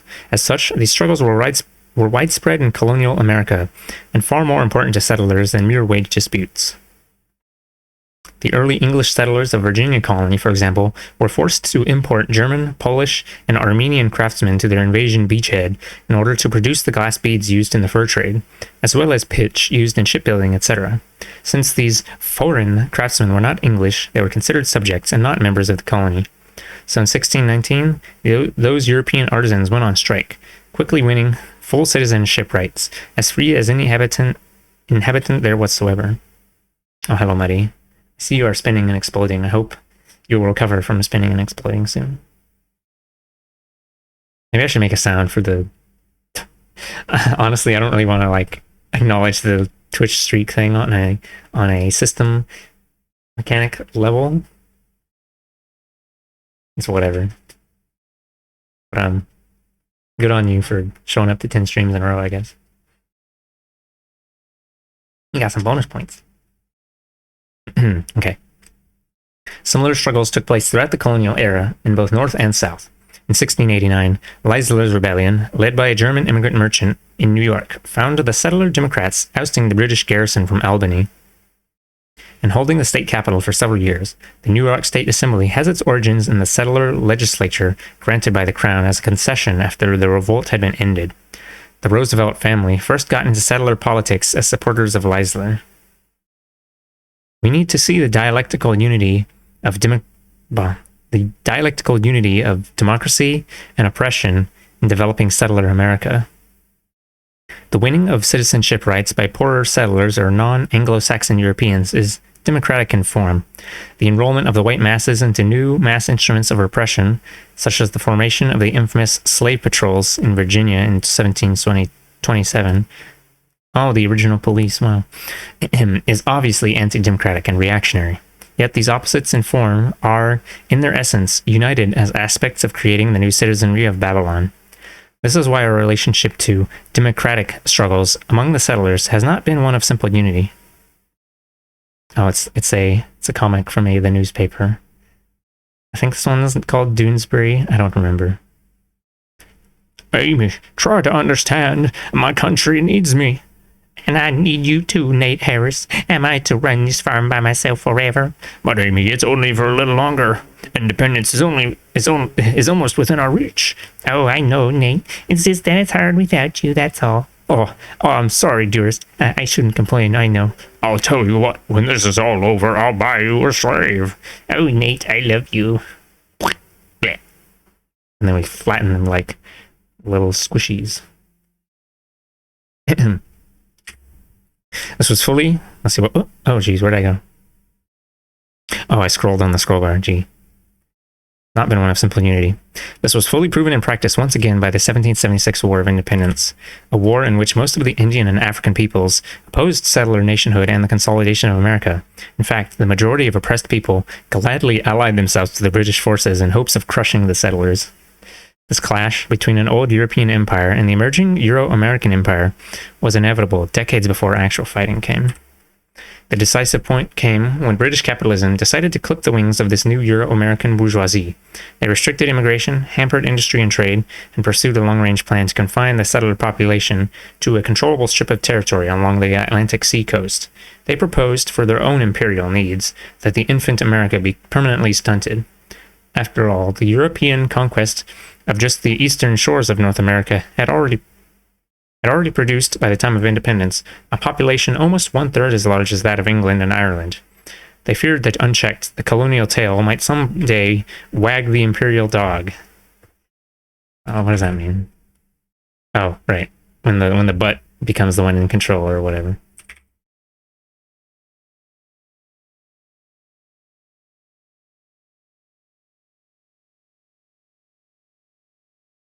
Shmee. Approximate frontier line of the colonies in 1774. Shmee. Wagging these dogs. While some patriots, such as Samuel Adams, had for many years been certain of the need for settler independence from England, the settler bourgeoisie was, in the main, conservative and uncertain about actual war.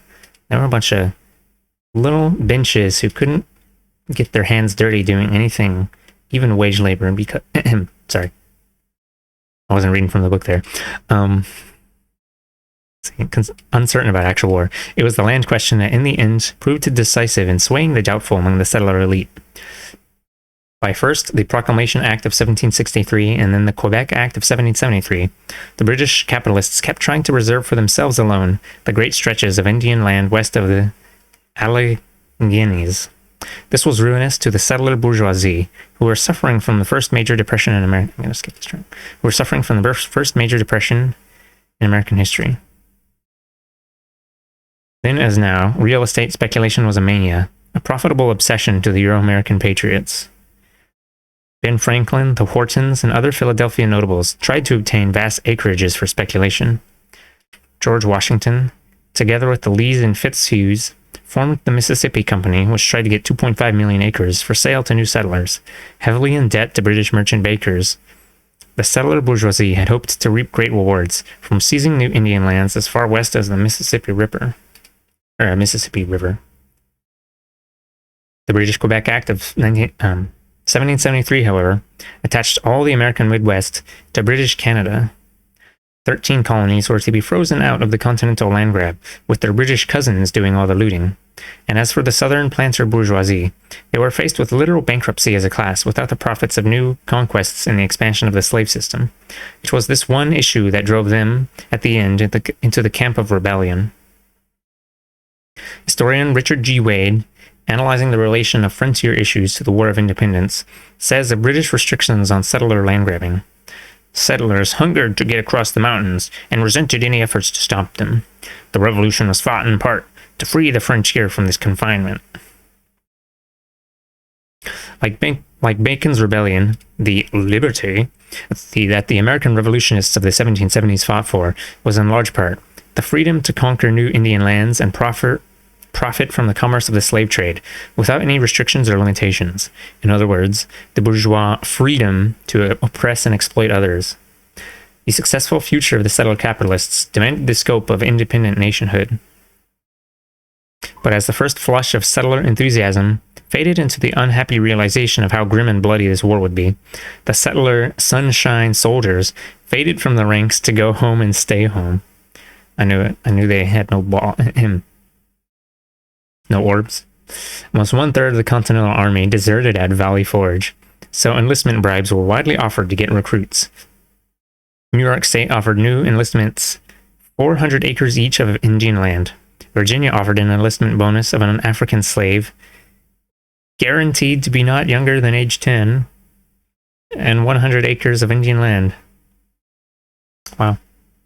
In South Carolina, General Sumter used a share of the loot scheme, whereby each settler volunteer would get an African captured from Tory estates.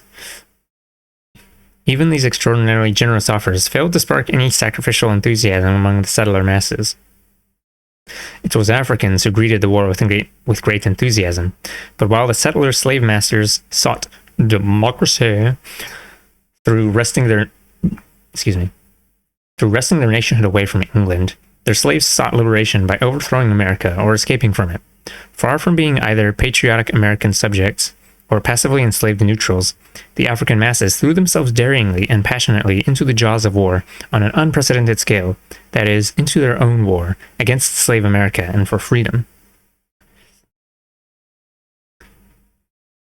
The British, short of troops and laborers, decided to use both the Indian nations and the African slaves to help bring down the settler rebels. This was nothing unique. The French had extensively used Indian military alliances, and the British extensively used African slave recruits in their 1756-63 war over North America, called the French and Indian War in settler history books.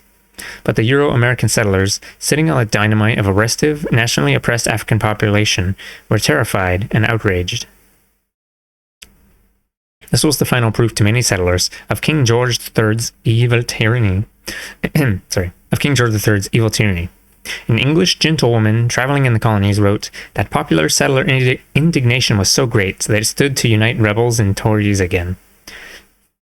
Tom Paine, in his revolutionary pamphlet Common Sense, raged against I guess I should do a British accent instead, but I want to do yeehaw accent. That barbarous and hellish power which hath stirred up Indians and... Nah, never mind. Let's let's just kill this guy, which had stirred up Indians and Negroes to destroy us. But oppressed people saw this war as a wonderful contradiction to be exploited in the ranks of the European capitalists. Lord Dunmore was royal governor of Virginia in name, but ruler over so little that he had to reside aboard a British warship anchored offshore, urgently needing reinforcements for his outnumbered command. On November 5th, 1775, he issued a proclamation that any slaves enlisting in his forces would be freed. Sir Henry Clinton, commander of British forces in North America, later issued an even broader offer. Oh, hello, Dave. New model? Yeah, it's a, I'm just using PNG Tuber once for, like, I don't know, because I know how to set a thing up in it, even though it's a annoying, shitty program. No, maybe I'll just, like, I mean, I could just set up a live 2D thing with this, I guess. It'd probably be easier.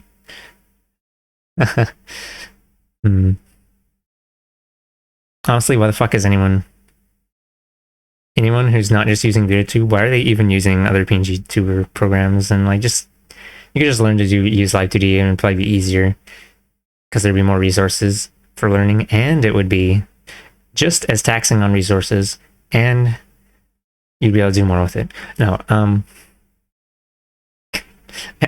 but no, like, yeah, this is some PNG art that Nekio drew for me. It wiggles, it jiggles. But yeah, I'm reading this book. The first chapter or a few is about early colonialism, but at some point we're just going to get later into America's history. Let's see. Let's see. Sir Henry Clinton, commander of British forces in North America, later issued an even broader offer. I do most strictly forbid any person to sell or claim right over any Negro, the property of a rebel, who may claim refuge in any... Sorry, doing the British voice makes my brain turn off, and then I can't contemplate what I'm reading. I do most strictly forbid any person to sell or claim right over any Negro, the property of a rebel, who may claim refuge in any part of this army. And I do promise to every Negro who shall desert the rebel standard full security to follow within these lines any occupation which he shall think proper. Could any horn have called more clearly? By the thousands upon thousands, Africans struggled to reach British lines. One historian of the Exodus has said, the British move was countered by the Americans, who exercised closer vigilance over their slaves, removed the able-bodied to interior places far from the scene of the war, and threatened with dire punishment all who sought to join the enemy. To Negroes attempting to flee to the British, the alternatives, liberty or death, took on an almost literal meaning. Nevertheless, by land and sea, they made their way to the British forces. The war was a disruption to slave America, a chaotic gap in the European capitalist ranks to be hit hard. Africans seized the time, not by the tens or hundreds, but by the many thousands. America shook with the tremors of their movement. The signers of the Declaration of Independence were bitter about their personal losses. Thomas Jefferson lost many of his slaves. Virginia's governor, Benjamin Harrison, lost 30 of my finest slaves. William Lee lost 65 slaves and said 2 of his neighbors lost every slave they had in the world. South Carolina's Arthur Middleton lost 50 slaves. Oh, this image. I actually cannot tell what I'm looking at with this. I can see there's kind of like people in it. Let's see.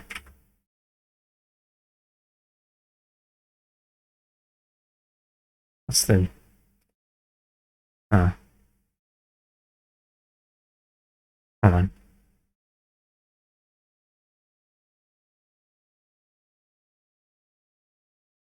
Shmee.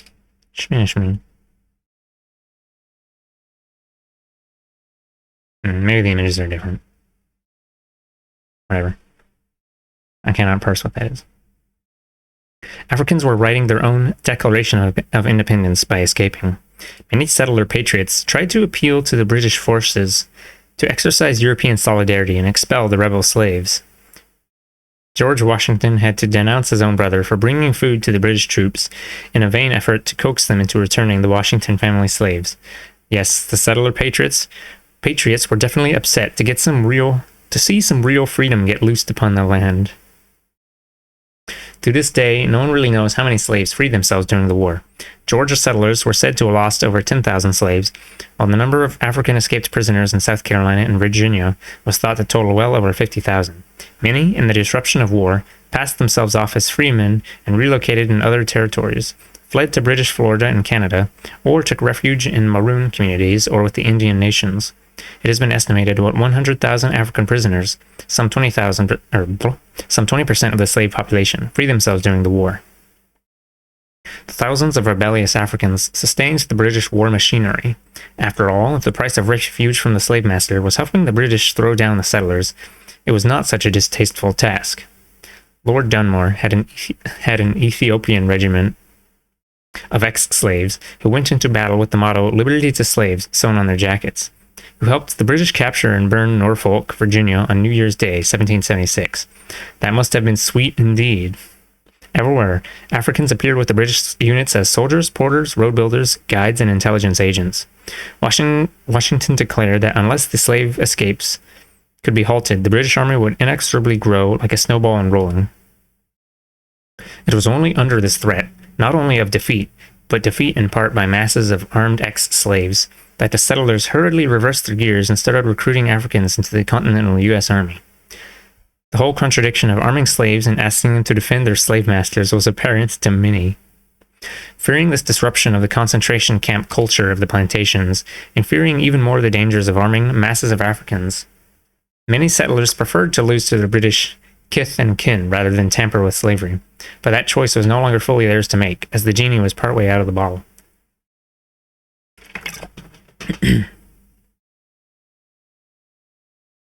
On December 31st, 1775, General Washington ordered the enlistment of Africans into the Continental Army, with the promise of freedom at the end of the war. Many settlers sent their slaves into the army to take their place. One Hessian mercenary officer with the British said, "The Negro can take the field instead of the master, and therefore no regiment is to be seen in which there are not Negroes in abundance." Over 5,000 Africans served in the Patriot military, making up a large proportion of the most experienced troops. Settlers usually served for only short enlistments, 90 days duty being the most common term, while slaves served until the war's end or death. For oppressed peoples, the price of the war was paid in blood. African casualties were heavy. One half of the Africans who served with the British in Virginia died in an epidemic, and the Indian nations allied to the crown suffered greatly as the tide of battle turned against their side. The same was true of many Africans captured in British defeats. Some were sold to the West Indies and others were executed. A similar heavy fate fell on those recaptured while making their way to British lines. The settler mass community organizations, such as the infamous Committees of Correspondence in New York and Massachusetts, played the same role up north that the slave patrols played in the South, of checking and arresting rebellious Africans. Even those who had allied with the victorious settlers did not necessarily find themselves winning anything. Many Africans were disarmed and put back into chains at the war's end, despite solemn settler promises. John Hancock, president of the Continental Congress, may have presented African U.S. troops with a banner, which praised them as the Bucks of America. But that didn't help Africans such as Captain Mark Starlin. He was the first African captain in the American naval forces, and had won many honors for his near-suicidal night raids on the British fleet, which is why the settlers let him and his all-African crew sail alone. But as soon as the war ended, his master simply reclaimed him. Starlin spent the rest of... Starlin spent the rest of his life as a slave. He, ironically enough, is known to historians as an exceptionally dedicated patriot, super loyal to the new settler nation. What was primary for the African masses was a strategic relation with the British Empire against settler America. To use an old European power against the Euro-American settlers, who were the nearest and most immediate enemy, was just common sense to many. 65,000 Africans joined the British forces, over 10 for every one enlisted in the continental U.S. ranks. As Lenin said in discussing the national question, the masses vote with their feet, and in this case they voted against America. Secondarily, on an individual level, Africans served with various forces in return for release from slavery. There was no real political unity or larger allegiance involved, just a quid pro quo. on the European sides as well, obviously. If the British and Patriot sides could have pursued their conflict without freeing any slaves or disrupting the slave system, they each gladly would have done so. Just as the slave enlistments and Bacon's rebellion demonstrated only the temporary and tactical nature of alliances between oppressed and oppressor forces, so the alignment of forces in the settler war of independence only proved that the national patriotic struggle of Euro-Americans was opposite to the basic interests and political desires of the oppressed. Even in the ruins of British defeat, the soundness of this viewpoint was borne out in practice. While the jubilant patriots watched the defeated British army evacuate New York City in 1783, some 4,000 Africans swarmed aboard the departing ships to escape America. Another 4,000 Africans escaped with the British from Savannah, Georgia, 6,000 from Charleston, I think that's Virginia, and 5,000 escaped aboard British ships prior to this surrender. Did these brothers and sisters lose the war compared to those still in chains on the plantations? Others chose neither to leave nor submit. All during the war, Indian and African guerrillas struck at the settlers. In one case, 300 African ex-slaves fought an extended guerrilla campaign against the planters in both Georgia and South Carolina. Originally allied to the British forces, they continued their independent campaign long after the British defeat. They were not overcome until 1786, when their secret fort at Bear Creek was discovered and overwhelmed. This was but one front in the true democratic struggle against America. There's George Washington doing his washing shit. Shmew. Oh, we're on chapter 3 now. 3. The contradictions of nation and class. I am fiendishly peckish, which is to say I'm hungry.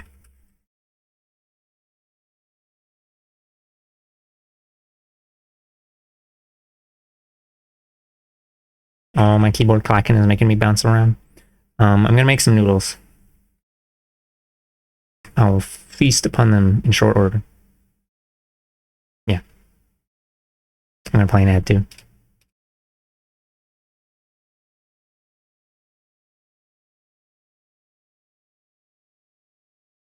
Shmee. Shmee, shmee. Shmee, shmee, shmee. Oh, you can't see this because it's all like... Oh. Fine.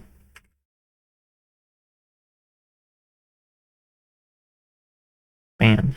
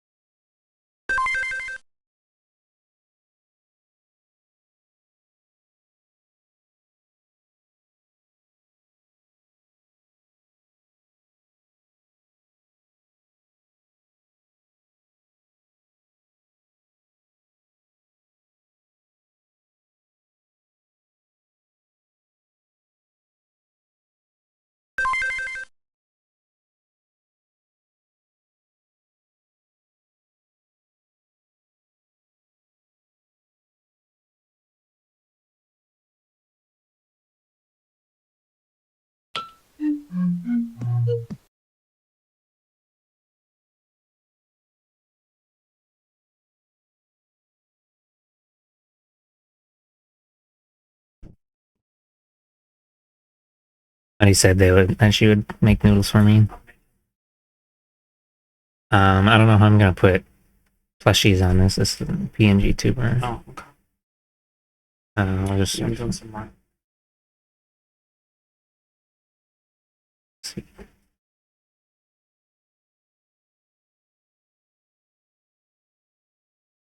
Why does it put these in reverse order?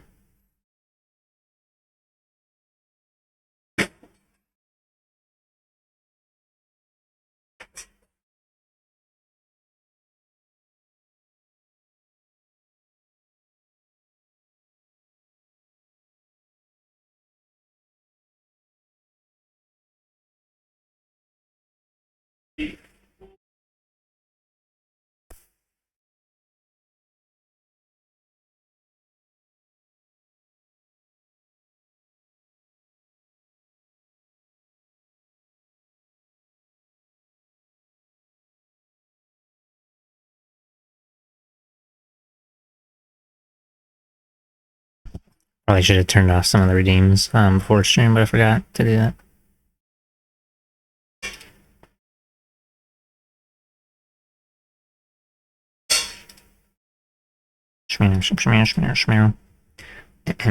Okay. Oh, also thanks for the water, Dave. The contradictions of nation and class. 1. Crisis within the slave system. The slave system had served America well, but as the settler nation matured, what once was a foundation stone increasingly became a drag on the growth of the new Euro-American empire. The slave system, once essential to the life of white society, now became worse than an anachronism. I don't remember what that means.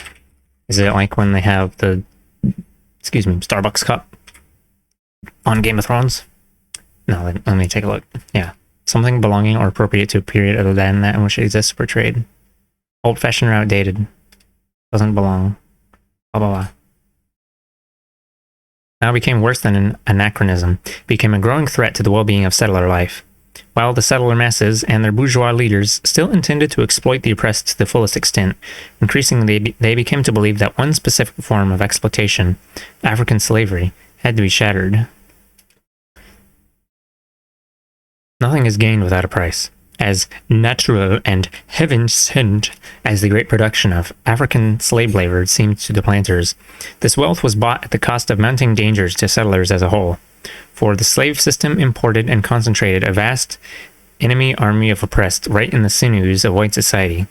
This was the fatal contradiction in the slave power, so clearly seen by early settler critics of slavery. They're not worried about slavery because it's fundamentally morally evil. They're just like, oh, we're afraid of them because there's too many of them. I think we should crack them all open like eggs. All these white guys. Okay. Benjamin Franklin, for example, not only gave up slave owning himself, but in 1755 wrote that slavery should be banned and only Europeans permitted to live in North America.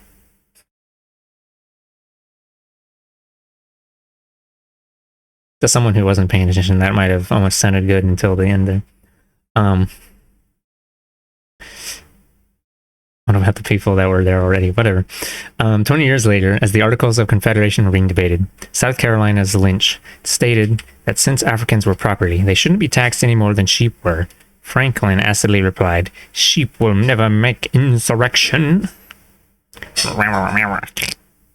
Thomas Jefferson of Virginia probably personified this contradiction more visibly than any other settler. He is well known in settler history books as the liberal planter who constantly told his friends how he agonized over the immorality of slavery. Yeehaw. He is usually depicted as an exceptional human being of great compassion and much intellect. What was pushing and pressuring his capitalist mind was the contradiction between his greed for the easy life of the slave master and his fear for the safety of his settler nation.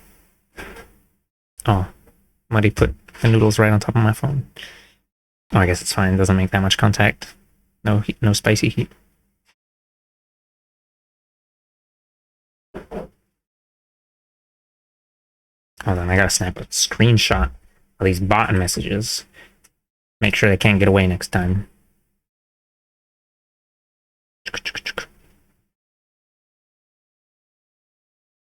You can't even see it because it gets caught by auto mod, but I don't like having to do that in the first place.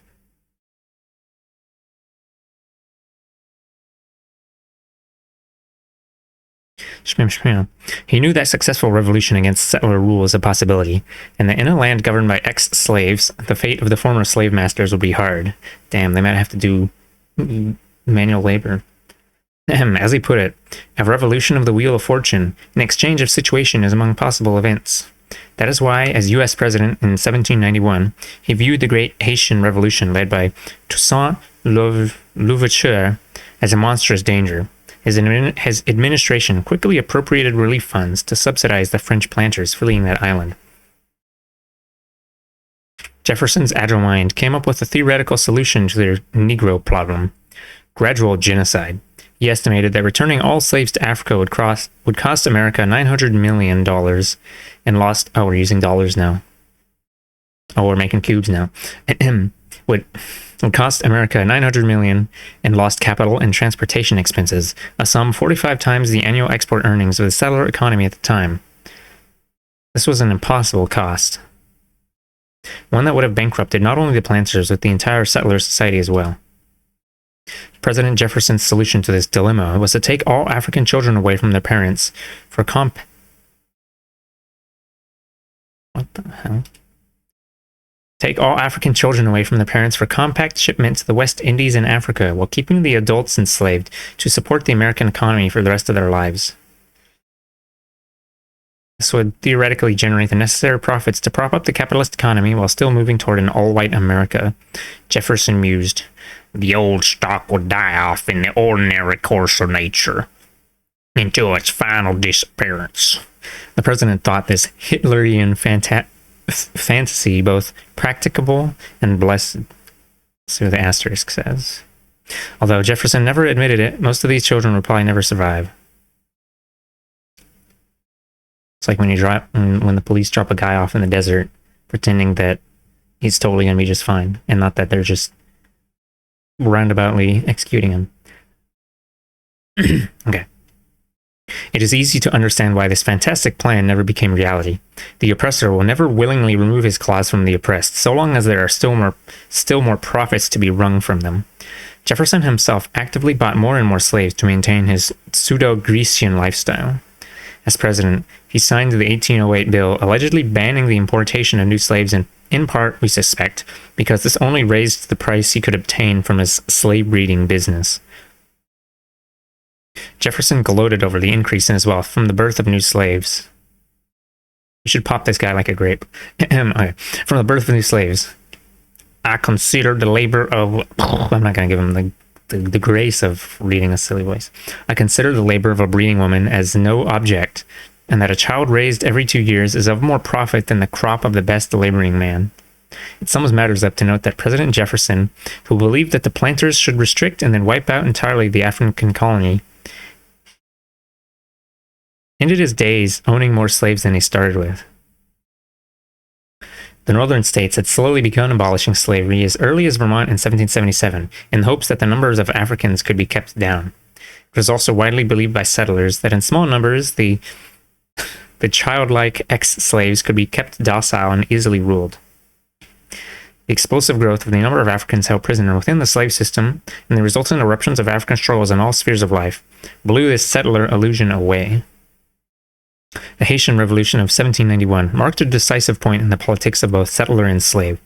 The news from Santo Domingo that African prisoners had risen and successfully set up a new nation electrified the entire Western Hemisphere, when it became undeniably true that African people's armies, under the leadership of a 50-year-old former field hand, had in protracted war outmaneuvered and outfought the professional armies of the old European powers.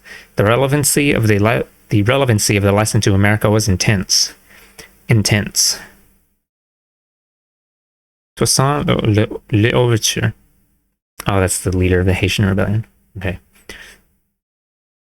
The effect of Haiti's great victory was felt immediately. Haitian slaves forcibly evacuated from that island with their French masters helped spread the word that revolution and independence were possible. The new Haitian Republic proudly offered citizenship to any Indians and Africans who wanted it, and thousands of free Africans immigrated. This great breakthrough stimulated rebellion and the vision of national liberation among the oppressed, while hardening the resolve of settler society to defend their hegemony with the most violent and naked terror. The Virginia Insurrection, led by Gabriel, some 9 years later, in which thousands of Africans were involved, as well as that of Nat Turner in 1831, caused discussions within the Virginia's legislature on ending slavery. The 1831 uprising, in which 60 settlers died, so terrified them that public rallies were held in West Virginia to demand an all-white Virginia. Virginia's Governor Floyd publicly endorsed the total removal of all Africans out of the state. If such proposals could be entertained in the heartland of the slave system, we can imagine how popular that must have been among settlers in northern states. Oh, I'm going to take a minute to eat some noodle real quick.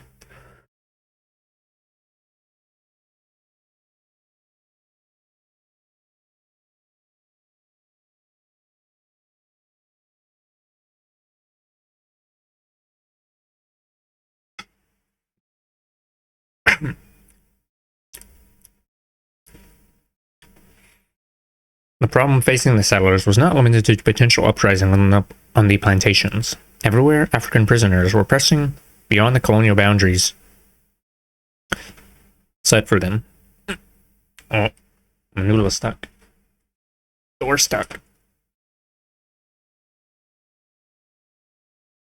The situation became more acute as the developing capitalist economy created trends of urbanization and industrialization. In the early 1800s, the African population of many cities was rising faster than that of Euro-Americans. In 1820, Africans comprised at least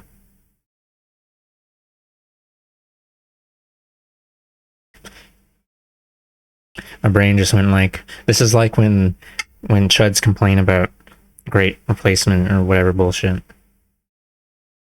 Complaining about immigrants. I guess nothing really changed ever.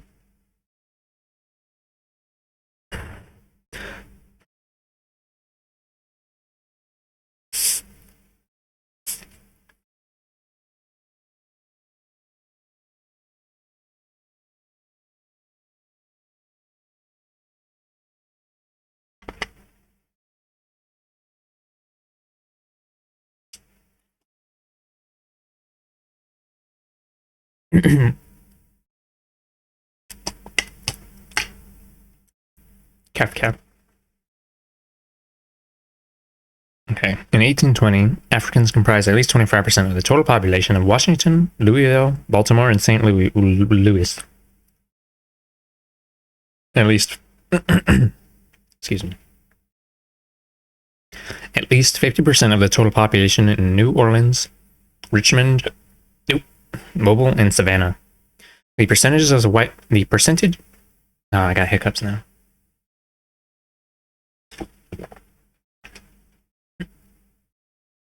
Okay. The percentage of whites owning slaves was higher in the cities than it was in the countryside.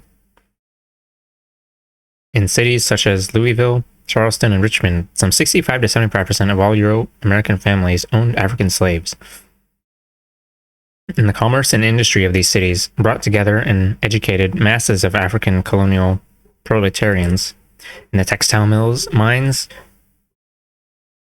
ironworks, docks, railroads, tobacco factories, and so on.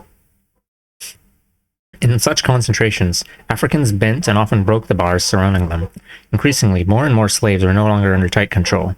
Illegal grog shops, white-owned of course, and informal clubs flourished on the back streets. Restrictions on even the daily movements of many slaves faltered in the urban crowds. Contemporary white travelers often wrote of how alarmed they were in visiting southern cities at a large number of Africans on the streets. One historian writes of New Orleans, "It was not unusual for slaves to gather on street corners at night, for example, where they challenged whites to attempt to pass, nor was it safe to accost them, as many went armed with knives and pistols, in flagrant defiance of all the precautions of the Black Code."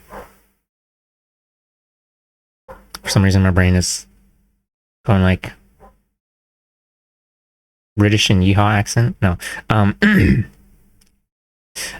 A Louisville newspaper editorial complained in 1835 that Negroes scarcely realized the fact that they are slaves. Insolent, intractable. Pardon. It was natural in these urban concentrations that slave escapes, prison breaks, became increasingly common. The African communities in the cities were also human forests, partially opaque to the eye of the settler, in which escapees from the plantations quietly sought refuge. During one 16-month period in the 1850s, the New Orleans settler police arrested 982 runaway slaves, a number equal to approximately 7% of the city's slave population. In 1837, the Baltimore settler police arrested almost 300 Africans as proven or suspected escapees. And I guess it's probably not picking up on the mic, but there's a dog creature outside. Not yonking.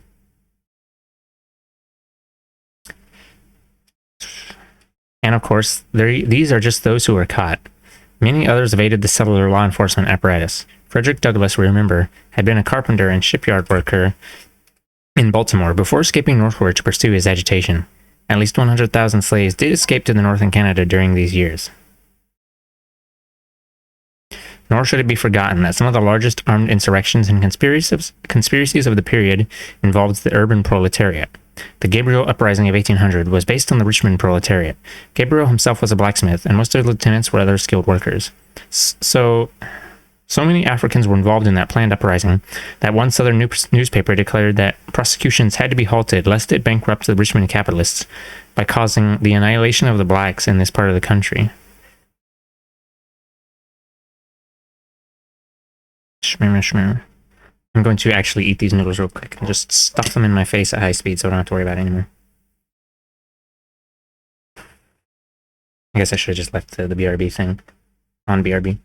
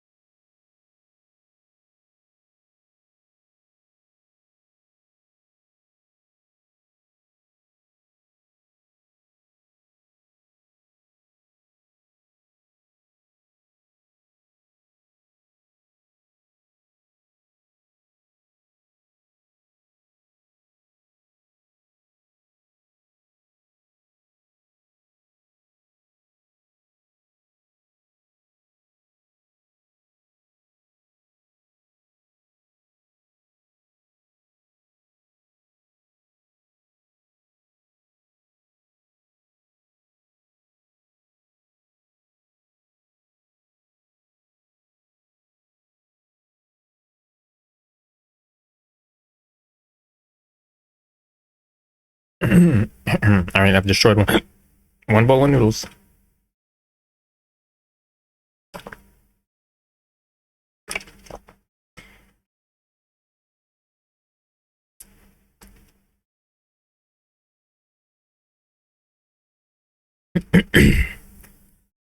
The Charleston Conspiracy of 1822, led by Denmark Vesey, a free carpenter, was an organization of urban proletariats, stevedores, millers, lumberyard workers, blacksmiths, etc. Similarly, the Great Conspiracy of 1856 was organized among coal mine, mill, and factory workers across Kentucky and Tennessee. In its failure, some 65 Africans were killed at Senator Bell's ironworks alone. It was particularly alarming to the settlers that those Africans who had been given the advantages of urban living and who had skilled positions just used their relative mobility to strike at the colonial system all the more effectively. From among the ranks of free Africans outside the South came courageous organizers who moved through the South like guerrillas, leading their brethren to freedom. Excuse me. And not just a few exceptional leaders such as Harriet Tubman. In 1860, we know that 500 underground organizers went into the South from Canada alone.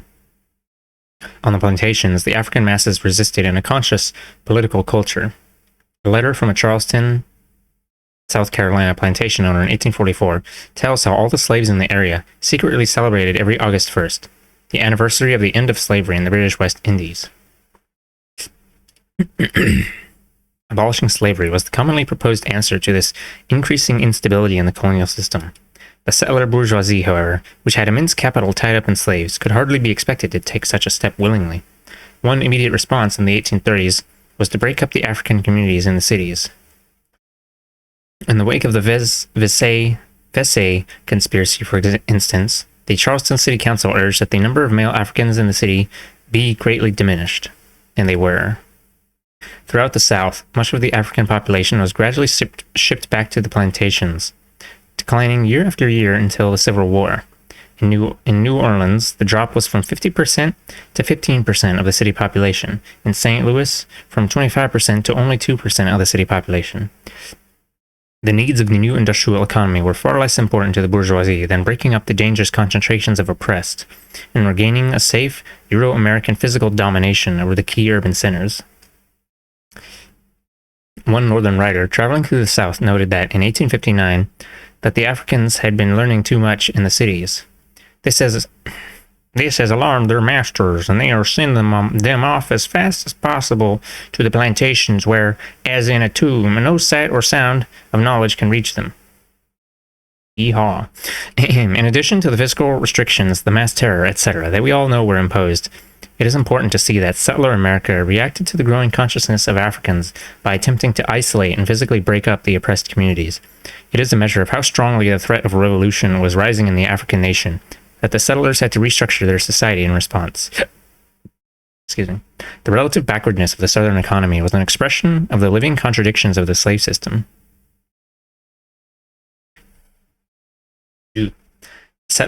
Slavery versus settlerism. Slavery had become an obstacle to both the continued growth of settler society and the interests of the Euro-American bourgeoisie. It was not that slavery was unprofitable itself. It was, worker for worker, much more profitable than white wage labor. African slaves in industry cost capitalists less than one-third the wages of white working men. Even when slaves were rented from another capitalist, the savings in the factory and mine were still considerable. For example, in the 1830s, almost one-third of the workers at the U.S. Navy shipyard at Norfolk were Africans, rented at only two-thirds the cost of white wage labor. But the American capitalists needed to greatly expand their labor force. While the planters believed that importing new millions of African slaves would most profitably meet this need, it was clear that this would only add fuel to the fires of the already insurrectionary African colony. Profit had to be seen not in the squeezing of a few more dollars on a short-term individual basis, but in terms of the needs of an entire empire and its future. Is this the long-term friendly capitalism that they're talking about? No. Too on the nose. And it was not just the demand for labor alone that outmoded the slave system. Capitalism needed giant armies of settlers, waves and waves of new European shock troops to help conquer and hold new territory, to develop it for the bourgeoisie and garrison it against the oppressed. The Mississippi Valley, the Plains, the northern territories of Mexico, the Pacific West, a whole continent of land and resources awaited that could only be held by millions of loyal settlers. After Haiti, it was increasingly obvious that a thin, white line of a few soldiers, administrators, and planters could not safely hold down whole oppressed nations. Only the weight of masses of oppressors could provide the Euro-American bourgeoisie with the empire they desired. This was a fundamental element in the antagonistic but symbiotic relationship of the white masses to their rulers. The slave system had committed the fatal sin of restricting the white population while massing great numbers of Africans. In the 1860 census, we can see the disparity of the settler populations of North and South. Excluding the border states of Delaware and Maryland, the slave states had a median population density of a bare 18 whites per square mile.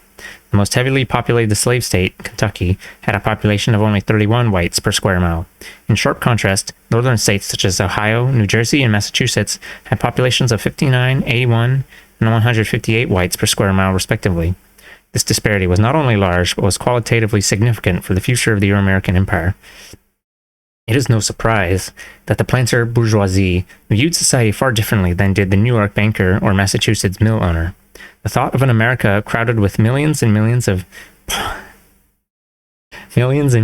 poverty-stricken European laborers, all sharing citizenship with their mansion-dwelling brothers, horrified the planter elite. They viewed themselves as the founders of a future America that would become a great civilization akin to Greece and Rome, a slave empire led by the necessarily small elite of aristocratic slave owners. These retrogressive dreams had definite shape and plans for expansion of the slave power far beyond the South. After all, the Spanish Empire had used armies of Indian slaves to mine the gold, silver, and copper of Peru and Mexico. Why could not the southern planter bourgeoisie colonize the great mine fields of New Mexico, Utah, Colorado, and California with millions of African helots, sending the great mineral wealth of the West back to Richmond and New Orleans? These super profits might finance a new world empire, just as they once did for semi-feudal Spain. Why could not the plantation system be extended, not just to Texas, but to swallow up the West, Mexico, Cuba, and Central America? If masses of Africans already sweated so profitably in the factories, mills, and mines of Birmingham and Richmond, why couldn't the industrial process be an integral part of a new slave empire that would bestride the world, as Rome once did Europe and North Africa? The planter capitalists who tantalized themselves with these bloody dreams had little use for great numbers of penniless European immigrants piling up on their doorstep. While Northerners saw the increasing dangers of a slave economy with its mounting captive armies of Africans, the planters saw the same dangers in importing a white proletariat. The creation of such an underclass would inevitably, they thought, divide white society, since the privileged life of settlerism could only stretch so far. Or in other words, too many whites meant an inevitable squabble over dividing up the loot. In 1836, Thomas R. Dew of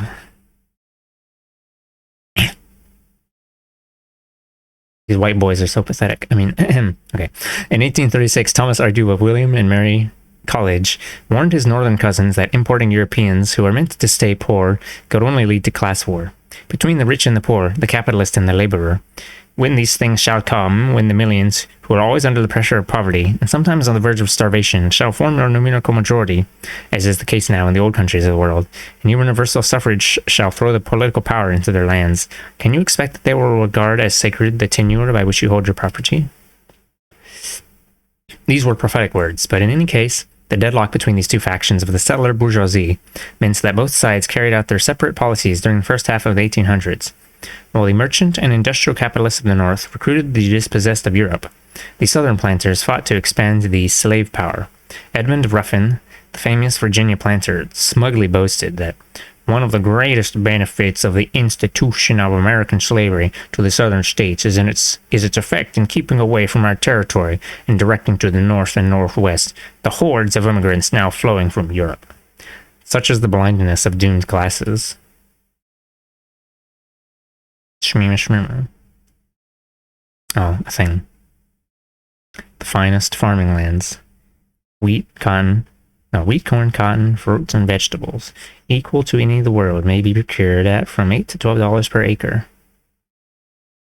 The font is kind of weird on some of these letters because of the image to text auto stuff. Shmima, Illinois, Shmima.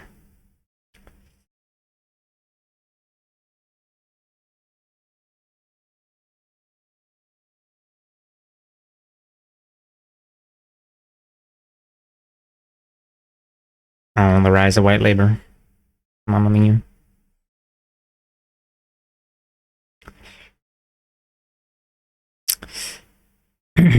Okay. Settler trade unionism, the rise of white labor.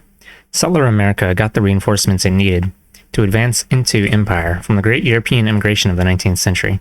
Between 1830 and 1860, some 4.5 million Europeans, two-thirds of them Irish and German, arrived to help the settler beachhead on the eastern shore push outward. The impact of these reinforcements on the tide of battle can be guessed from the fact that they numbered more than the total settler population of 1800, more than doubling. At a time when the young settler nation was dangerously dependent on the rebellious African colony in the south, and on the continental battleground greatly outnumbered by the various Indian, Mexican, and African nations, these new legions of Europeans played a decisive role. The fact that this flood of new Europeans also helped create contradictions within the settler ranks has led to honest confusions. Some comrades mistakenly believed that a white proletariat was born, whose trade union and socialist activities placed it in the historic position of a primary force for a revolution, and thus our eventual ally. The key is to see what was dominant in the material life and political consciousness of this new labor stratum, then and now. The earlier settler society of the English colonies was relatively fluid and still unformed in terms of class structure. After all, the original ruling class of America was back in England, and even the large Virginia planter capitalists were seen by the English aristocracy as mere middlemen between them and the African proletarians who actually created the wealth. To them, George Washington was just an overpaid foreman. And while there were great differences in wealth and power, there was a shared privilege among settlers. Few were exploited in the scientific socialist sense of being a wage slave of capital. In fact, wage labor for another man was looked down upon by whites as a mark of failure, and still is by many. Up until the mid-1800s, settler society then was characterized by the unequal but general opportunities for land ownership and the extraordinary fluidity of personal fortunes by old European standards. Smash and grab. This era of early settlerism rapidly drew to a close as American capitalism matured. Good Indian land and cheap African slaves became more and more difficult for ordinary settlers to obtain. In the South, the ranks of the planters began tightening, concentrating as capital itself was. One historian writes, "During the earlier decades when the lower South was being settled, farmers stood every chance of becoming planters. Until late in the 1850s, most planters or their fathers before them started life as yeomen, small landowners, occasionally with a few slaves, but generally without any hands except their own. The heyday of these poor people lasted as long as land and slaves were cheap, enabling them to realize their ambition to be planters and slave owners, as so many succeeded in doing. But the day of the farmer began to wane rapidly after 1850. If he had not already obtained good land, it became doubtful he could ever improve his fortunes. All the fertile soil that was not under cultivation was generally held by speculators at mounting prices. While in the cities of the North, the small local business of the independent master craftsman, shoemaker, blacksmith, cooper, etc., was giving way step by step to the large merchant with his regional business and his capitalist workshop/factory. This was the inevitable casualty list of industrialism. At the beginning of the 1800s, it was still true that every ambitious young Euro-American apprentice worker could expect to eventually become a master, owning his own little business and often his own slaves. There is no exaggeration in saying this. We know, for example, that in the Philadelphia of the 1820s, craftmasters actually outnumbered their journeyman employees by 3-2, and that various tradesmen, masters, and professionals were an absolute majority of the Euro-American male population. But by 1860, the number of journeyman workers compared to masters had tripled, and a majority of Euro-American men were now wage earners. Working for a master or merchant was no longer just a temporary stepping stone to becoming an independent landowner or shopkeeper. This new white workforce, for the first time, had little prospect of advancing beyond wage slavery. Unemployment and wage slashing were common phenomena, and an increasing class strife and discontent entered the world of the settlers. In this scene, the new millions of immigrant European workers, many with old European experiences of class struggle, furnished the final element in the hardening of a settler class structure. The political development was very rapid once the nodal point was reached. From artisan guilds to craft associations to local unions, national unions and labor journals soon appeared. And in the workers' movements, the championing of various socialist and even Marxist ideas was widespread and popular, particularly since these immigrant masses were salted with radical political exiles. Marx, in the inaugural address to the First International in 1864, says, "Crushed by the iron hand of force, the most advanced sons of labor fled in despair to the transatlantic republic." All this was but the outward form of proletarian class consciousness, made all the more convincing because those white workers subjectively believed that they were proletarians, the exploited, the creators of all wealth, the sons of toil, etc., etc. In actuality, this was clearly untrue. While there were many exploited and poverty-stricken immigrant proletarians, these new Euro-American workers as a whole were a privileged labor stratum. As a labor aristocracy, it had, instead of a proletarian revolutionary consciousness, a petit bourgeois consciousness that was unable to rise above reformism. Petit bourgeois, it's small business owner. This period is important for us to analyze, because here for the first time we start to see the modern political form of the Euro-American masses emerge. Here, at the very start of industrial capitalism, are trade unions, labor electoral campaigns, Marxist organizations, nationwide struggles by white workers against capitalists, major proposals for white and Negro labor alliance. Hold on, let me put my little glove on.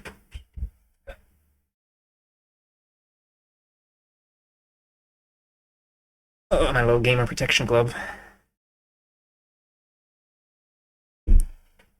Apparently just getting out of my chair makes this...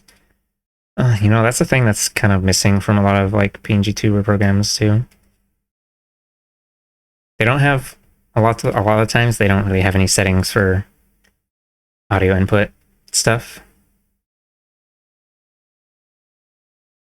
So if your microphone quality is bad, or you have, like, whatever mic that, like, picks up every noise in the room, and they're just kind of fucked, that's whatever. Shmeemina. Okay. What we find is that this new class of white workers was indeed angry and militant, but so completely dominated by petite bourgeois consciousness that they always ended up as the pawns of various bourgeois political factions. Because they clung to and hungered after the petty privileges derived from the loot of empire, they, as a stratum, became rabid and reactionary supporters of conquest and the annexation of oppressed nations. The trade union unity, deemed so important by Euro-American radicals, then and now, kept falling apart and was doomed to failure. Not because white workers were racist, although they were, but because this alleged trade union unity was just a ruse to divide, confuse, and stall the oppressed till new genocidal attacks could be launched against us and completely drive us out of their way. This new stratum, far from possessing a revolutionary potential, was unable to even take part in the democratic struggles of the 19th century. When we go back and trace the Euro-American workers' movements from their early stages in the pre-industrial period up through the end of the 19th century, this point is very striking. In the 1820s to 30s, before white workers had even developed into a class, they still played a major role in the political struggles of Jacksonian democracy. Andrew Jackson. Scumbag, bitch, ass, fuck, cunt, ahem. I mean, meow, mamma. Yeah. Schmear. Oh. They're all cunts. Lots of cunts available at low price. Okay. High in supply. Schmear. At that time, the United States was a classic bourgeois democracy. That is, direct democracy for a handful of capitalists. Even among settlers, high property qualifications, residency laws, and sex discrimination limited the vote to a very small minority. So, popular movements, based among angry small farmers and urban working men, arose in state after state to strike down these limitations, and thus forced settler government to better share the spoils of empire. In New York State, for example, one liberal landmark was the Reform Convention of 1821, where the supporters of Martin Van Buren swept away the high property qualifications that had previously barred white workingmen from voting. This was a significant victory for them. Historian Leon Litwack has pointed out that the 1821 convention has come to symbolize the expanded democracy which made possible the triumph of Andrew Jackson 7 years later. Van Buren became the hero of the white workers, and was later to follow Jackson into the White House. Do they call it White House because it's full of white boys? Okay. That this national trend for the extension and not the restriction of popular rights, to quote the Voting Rights Committee of the Convention, involved the unity of Euro-American and African workers? No.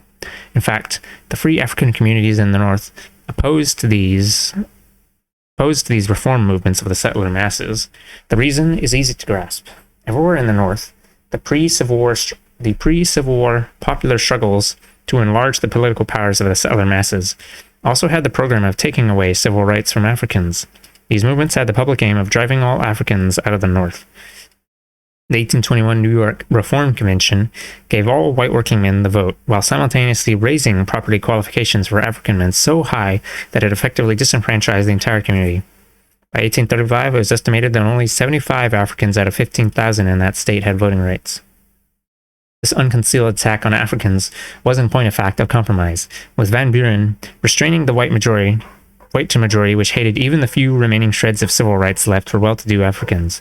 Van Buren paid for this in his later years when opposing politicians such as Abraham Lincoln attacked him for letting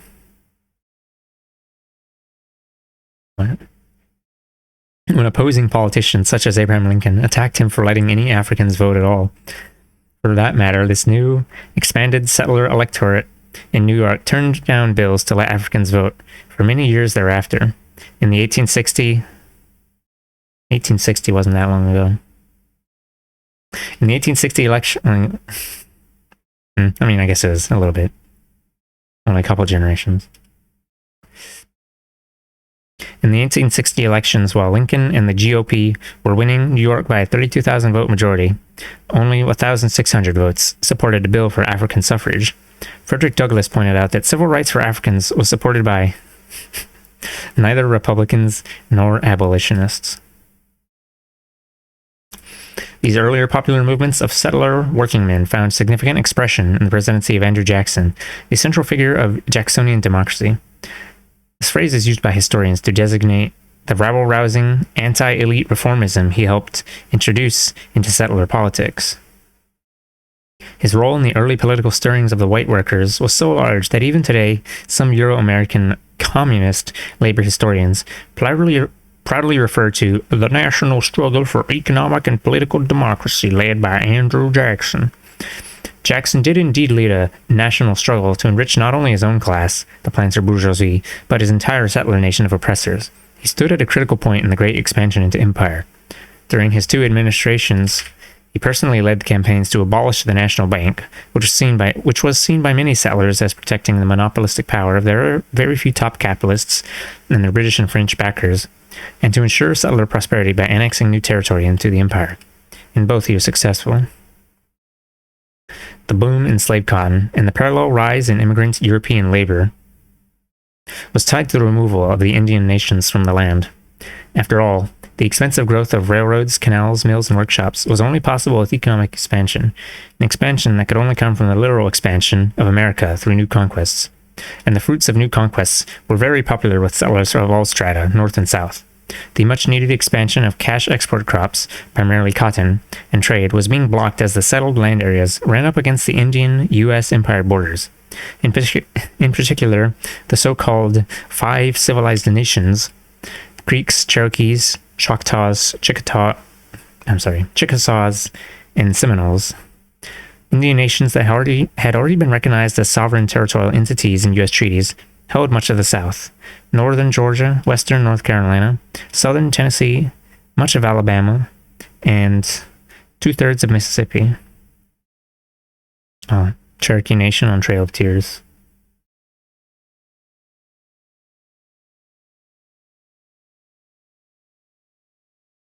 Stretches very far back.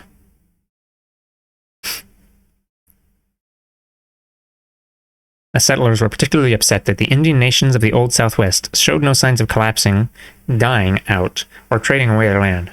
All had developed stable and effective agricultural economies without considerable trade. Euro-Americans, if anything, thought that they were too successful. The Cherokee, who had chosen a path of adopting many Western societal forms, had a national life more stable and prosperous than that of the Euro-American settlers, who eventually occupied those Appalachian regions after they were forced out. A Presbyterian church report in 1826 records that the Cherokee Nation had 7,600 houses, 762 looms, 1,488 spinning wheels, 10 sawmills, 31 grain mills, 62 blacksmith shops, 18 schools, 70,000 head of livestock, a weekly newspaper in their own language, and numerous libraries with thousands of good books. The Cherokee national government had a 2-house legislature and a Supreme Court. Under the leadership of President Jackson, the U.S. government ended even its limited recognition of Indian sovereignty and openly encouraged land speculators and local settlers to start seizing Indian land at gunpoint. A U.S. Supreme Court ruling upholding Cherokee sovereignty versus the state of Georgia was publicly ridiculed by Jackson, who refused to enforce it. In 1830, good old the laws are made up. In 1830, Jackson finally got Congress to pass the Removal Act, which authorized him to use the army to totally relocate or exterminate all Indians east of the Mississippi River. The whole eastern half of this continent was now to be completely cleared of Indians, every square inch given over to the needs of European settlers. In magnitude, this was as sweeping as Hitler's grand design to render continental Europe free of Jews. Under Jackson's... I gotta use that comparison for the normies, I guess. Hitler was greatly inspired by the United States. For anyone who didn't know that. Under Jackson's direction, the U.S. Army committed genocide on an impressive scale. The Cherokee Nation, for instance, was dismantled, with one-third of the Cherokee population dying in the winter of 1838. From disease, famine, exposure, and gunfire, as the U.S. Army marched them away at bayonet point on the Trail of Tears. So the man who led the settlers' national struggle for economic and political democracy was not only a bourgeois politician, but in fact an apostle of annexation and genocide. The president of the Trail of Tears was a stereotyped frontiersman, a fact which made him popular with poorer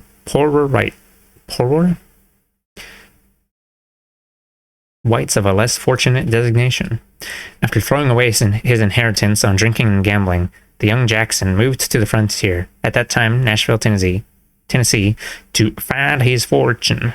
That's a common phrase in the settler history books, which only conceals the reality that the only fortune on the frontier was from genocide.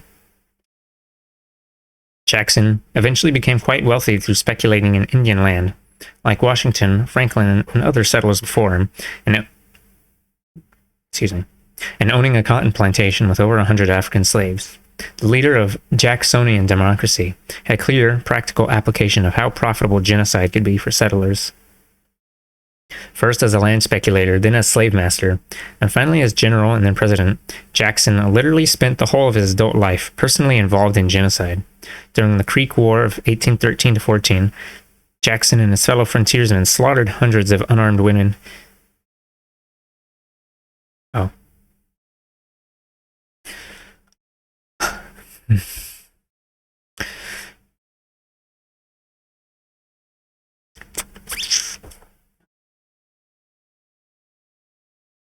Hey baby, how's it reading going?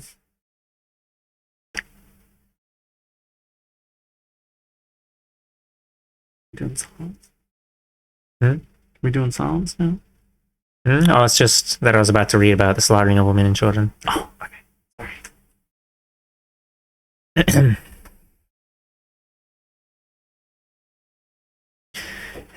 Okay. During the Creek War of 1813-14, Jackson and his fellow frontiersmen, I guess obvious content warning thing coming up, slaughtered hundreds of unarmed women and children, afterwards skinning the bodies to make souvenirs. What was the asterisk saying? Even in the Oklahoma Territory, repeated outbreaks of guerrilla campaigns by African Seminole forces were reported as late as 1842. Naturally, Jackson had a vicious hatred of Indians and Africans. He spent the majority of his years in public office pressing military campaigns against the Seminole in Florida, who had earned special enmity by sheltering escaped Africans. U.S. military campaigns in Florida against first the Spanish and then the Seminole, who were in large part motivated by the need to eliminate this land base for independent African regroupment.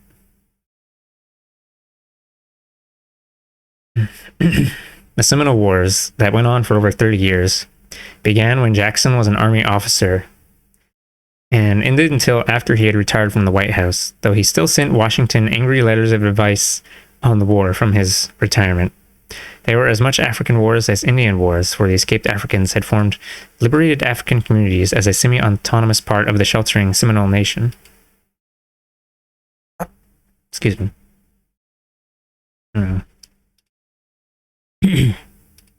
The first attacks on these African Seminole took place in 1812-14, when Georgia vigilantes invaded to enslave the valuable Africans. African forces wiped out almost all of the invaders, including the commanding Georgia major and a U.S. general.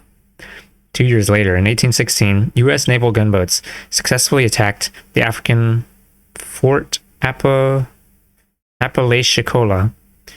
on the Atlantic coast. 200 defenders were killed when a lucky shot touched off the African ammunition stores. The next year, in 1817, Army troops under Jackson's command invaded Florida in the First Seminole War. The Africans and Seminoles evaded Jackson's troops and permanently withdrew deeper into central Florida. Oh. All electoral votes to Jackson, all electoral votes to Adams, electoral vote divided. Now everybody loved this genocider. Oh, that's what it was, this other asterisk. I was reading the wrong one. Little asterisk about murder slaughter. While some of Hitler's death camp officers are said to have made lampshades out of the skins of murdered Jews, the practicalities of frontier life led Jackson and his men to make bridle reins out of their victims' skins. That's horrible. Gotta pop these guys like low poly grapes.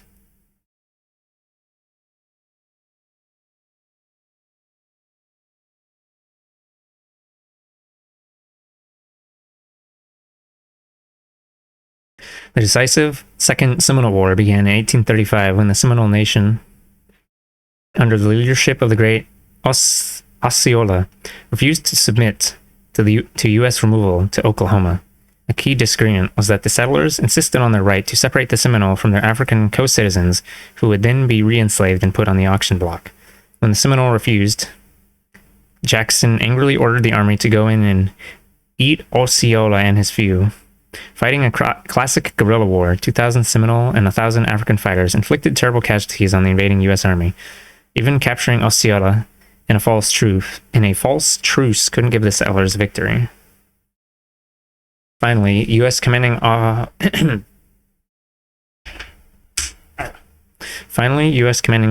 General Thomas Jessup conceded that none of the Africans would be re-enslaved, but all could relocate to Oklahoma as part of the Seminole Nation. With this, most of the Seminole and African forces surrendered and left Florida. And then the star for that was, even in the Oklahoma Territory, repeated outbreaks of guerrilla campaigns by African Seminole forces were reported as late in 1842. Those who refused to submit simply retreated deeper into the Everglades and kept ambushing any settlers who dared to follow. In 1843, the U.S. gave up trying to root the remaining Seminole guerrillas out of the swamps. The settlers lost some 1,600 soldiers killed and additional thousands wounded or disabled through disease. The war, which General Jessup labeled a Negro, not an Indian war, cost the U.S. some $30 million. That was 80 times what President Jackson had promised Congress he would spend in getting rid of all Indians east of the Mississippi. By the time he left office, Jackson was infuriated that the Seminole and Africans were resisting the armed might of the empire year after year. He urged that the army concentrate on finding and killing all the enemy. He urged that the army concentrate on finding and killing all the enemy women in order to put a final biological end to this stubborn nation. He boasted that he had used this strategy quite successfully in his own campaigns against Indians.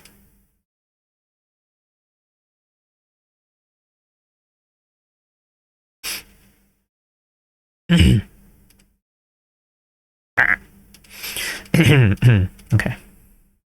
Time and again, Jackson made it clear that he favored a final solution of total genocide for all Indians. In his second State of the Union address, Jackson reassured his fellow settlers that they should not feel guilty when they tread on the graves of extinct nations, since the wiping out of all Indian life was just as natural as the passing of generations. Could anyone miss the point?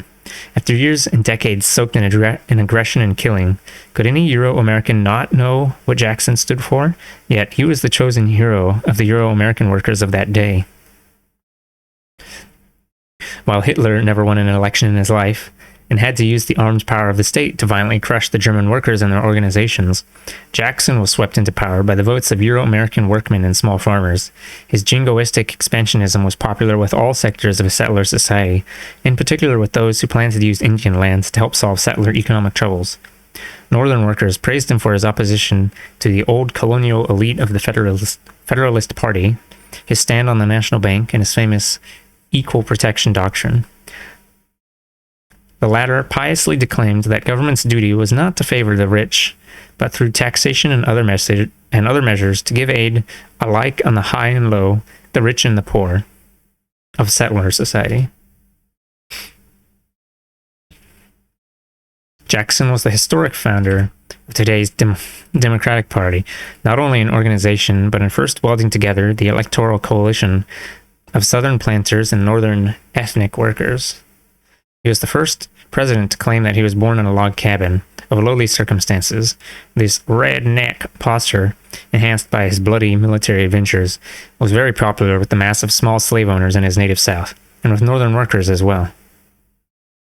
Detailed voting studies confirmed that in both the 1828 and 1832 elections, Jackson received the overwhelming majority of the votes of immigrant Irish and German workers in the North. White workmen joined his Democratic Party as a new crusade for equality among settlers. In the New York mayoral election of 1834, organized white labor marched in groups to the polls singing, "Mechanics, cartmen, laborers must form a close connection and show the rich aristocrats their powers at this election. Yankee Doodle, smoke 'em out, the proud, the banking faction. None but such as Hartford feds oppose the poor in Jackson." Underneath the surface appearance of militant popular reform, of workers taking on the wealthy, these movements were only attempts to more equally distribute the loot and privileges of empire among its citizens. That's why the oppressed colonial subjects of the empire had no place in these movements. The line between oppressors and oppressed was unmistakably drawn. African and Indian alike opposed to this Jacksonian democracy. The English visitor, Edward Abdy, remarked that he never knew a man of color that was not an anti-Jackson man. On their side, the white workingmen of the 1830s knowingly embraced the architects of genocide as their heroes and leaders. Far from joining the democratic struggles around the rights of the oppressed, the white workers were firmly committed to crushing them. Even as they were gradually being pressed downward by the emerging juggernaut of industrial capitalism, faced with wage cuts, increasing speed up of machine-powered production, individual craft production disappearing in the regimented workshop, etc., those Euro-American workers saw their hope for salvation in non-proletarian special privileges and a desperate clinging to petit bourgeois status. At a time when the brute labor of the empire primarily rested on the backs of the unpaid, captured African proletariat, the white workers of the 1830s were only concerned with winning the 10-hour day for themselves. In the 1840s, as the empire annexed the northern 40% of Mexico and by savage invasion reduced truncated Mexico to a semi-colony, the only issue to the white workingmen's movement was how large would their share of the looting be. It is one thing to be bribed by the bourgeoisie, and still another to demand, organize, argue, and beg to be bribed. The dominant political slogan of the white workers' movement of the 1840s was, "Vote yourself a farm." This expressed the widespread view that it was each settler's right to have cheap land to farm, and that the ideal lifestyle was the old colonial era model of the self-employed craftsmen who also possessed the security of being part-time farmers. The white labor movement, most particularly the influential newspaper Working Man's Advocate of New York, called for new legislation under which the empire would guarantee cheap tracts of Indian and Mexican land to all European settlers, and impoverished workmen in particular. The white workers literally demanded their traditional settler right to be petit bourgeois, little bourgeois, petty imitators who would annex their small individual plots each time the real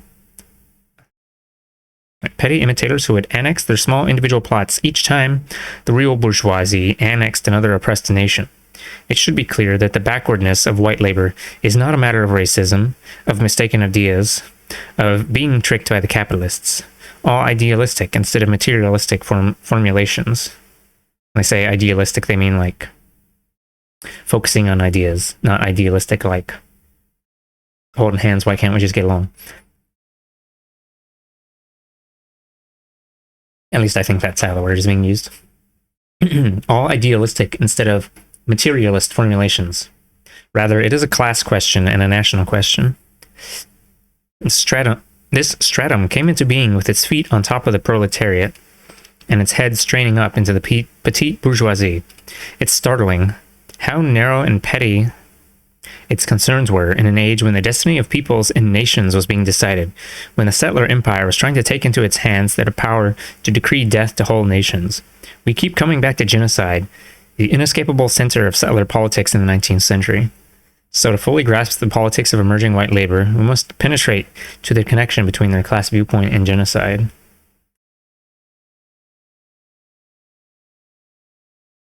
Homestead Act, or was this? Oh, right there. Guaranteed cheap tracts of Indian and Mexican land. The Homestead Act of 1851 was one result of this campaign. 2. The popular appeal of genocide.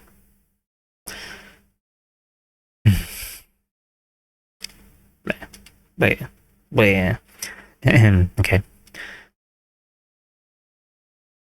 Shmear.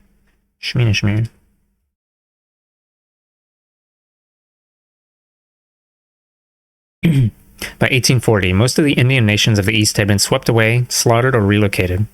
By 1850, the empire had consolidated its grip on the Pacific coast, overrunning and occupying northern Mexico. The empire had succeeded in bringing the continent under its control.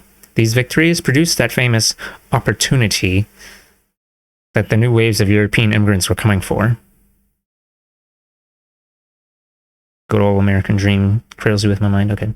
But these changes also brought to a notable point the contradictions within the fragmented settler bourgeoisie between planter and mercantile/industrial capital, contradictions which were reflected in all facets of settler society. The tremendous economic expansion of the conquest was a catalyst. The ripping open of the New South to extend the plantation system meant a great rise of African slaves on the western frontier. These new cotton areas became primarily African in population, and the ambitious planter bourgeoisie started seeding slave labor enterprises far outward as tentacles of the slave power. So at a salt mine in Illinois, a gold mine in California, a plantation in Missouri, aggressive planters appeared with their movable factories of African slaves. Southern adventurers even briefly seized Nicaragua in 1856 in a premature attempt to annex all of Central America to the slave power. Oh. This image is of a lynching.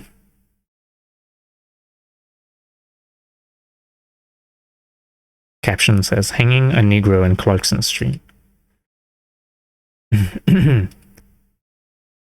If the clearing away of the Indian nations had unlocked the door to the spread of the slave system, so too it had given an opportunity to the settler opponents of the planters. And their vision was not of a reborn Greek slaveocracy, but of a brand new European empire, relentlessly modern, constructed to the most advanced bourgeois principles, with the resources of an entire continent united under its command. This new empire would not only dwarf any power in old Europe in size, but would be secured through the power of a vast occupying army of millions of loyal settlers. This bourgeois vision could hardly be considered crackpot, since 20th century America is in large part the realization of it, but the vision was of an all-European America, an all-white continent. Yeah. We can only understand the deep passions of the slavery dispute, the flaring gunfights in Missouri and the bloody canvass between pro-slavery and anti-slavery settlers, and lastly the grinding monumental Civil War of 1861 to 1865, as the final play of this greatest contradiction in the settler ranks. It was not freedom for Africans that motivated them. No, the reverse. It was their own futures, their own fortunes. Governor Morton of Ohio called on his fellows to realize their true interests. We are all personally interested in this question, not indirectly and remotely as in a mere political abstraction, but directly, pecuniarily, and selfishly. If we do not exclude slavery from the territories, it will exclude us. To millions of Euro-Americans in the North, the slave system had to be halted because it filled the land with masses of Africans instead of masses of settlers. To be precise, in the 19th century, a consensus emerged among the majority of Euro-Americans that just as the Indian nations before them, the dangerous African colony had to be at first contained and then totally eliminated, so that the land could be filled by the loyal settler citizens of the empire. They're just cartoonishly evil.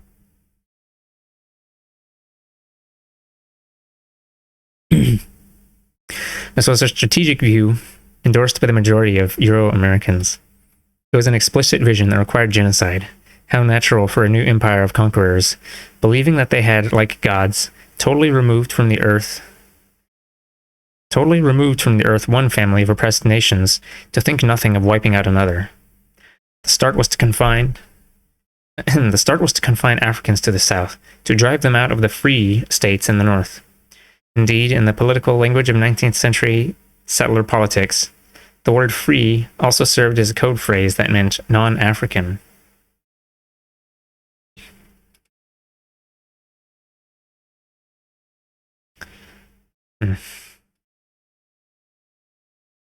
We've unearthed some ancient dog whistles. Okay. The movement to confine Africans to the slave South took both governmental and popular forms.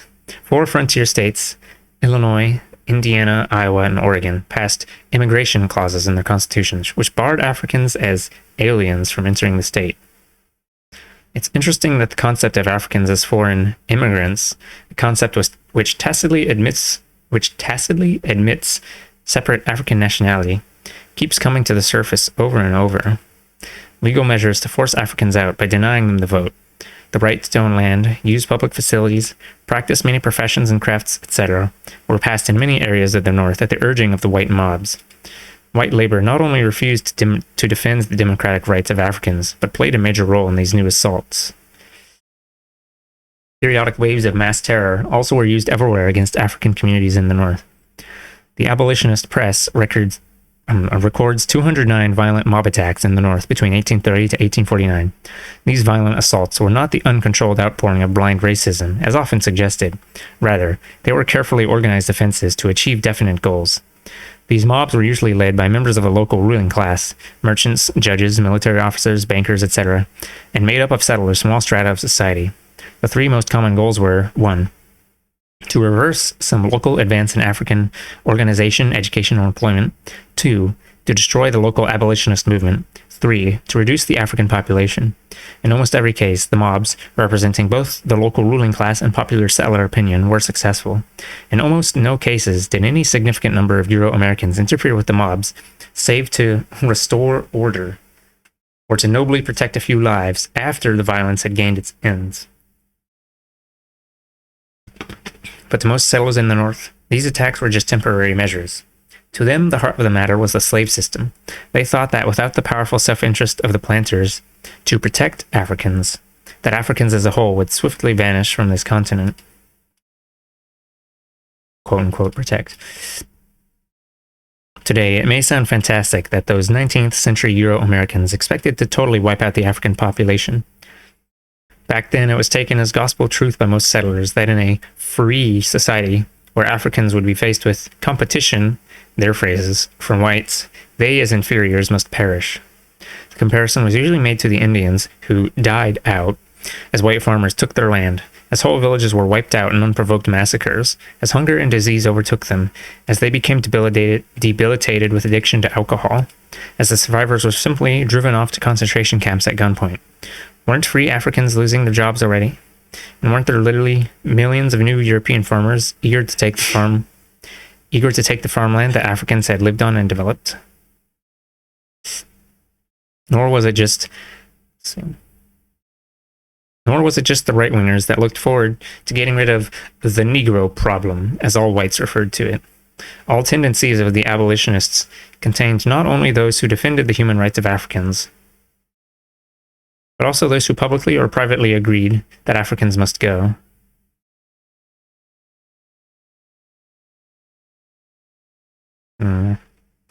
Gamaliel Bailey, editor of the major abolitionist journal National Era, promised his white readers that after slavery was ended, all Africans would leave the U.S. The North's most prominent theologian, Reverend Horace Bushnell, wrote in 1839 that emancipation would be one bright spot to console Africans who were doomed to spin their brutish existence downward into extinction. That extinction, he told his followers, was only divine will and all for the good. Reverend Theodore Parker was one of the leading spokesmen of radical abolitionism, one who helped finance John Brown's uprising at Harper's Ferry, and who afterwards defended him from the pulpit. Yet even Parker believed in an all-white America. He firmly believed that the strong replaces the weak. Thus, the white man kills out the red man and the black man. When slavery is abolished, the African population will decline in the United States and die out of the South, as out of Northampton and Lexington. There's too many grapes to pop. We can't just keep popping these guys like grapes. These white boys. While many settlers tried to hide their genocidal longings behind the fictions of natural law or divine will, others were more honest in saying that it would happen because Euro-Americans were determined to make it happen. Thus, even during the Civil War, the House of Representatives issued a report on emancipation that strongly declared the highest interests of the white race, whether Anglo-Saxon, Celt, or Scandinavian, require that the whole country should be held and occupied by these races alone. In other words, they saw no contradiction between emancipation and genocide. Wow. The leading economist George M. Weston wrote in 1857 that when the white artisans and farmers want the room which the African occupies, they will not take it by rude force, but by gentle and gradual and peaceful processes. The Negro will disappear, perhaps to regions more congenial to him, perhaps to regions where his labor can be more useful. Perhaps by some process of colonization we may yet devise, but at all events he will disappear.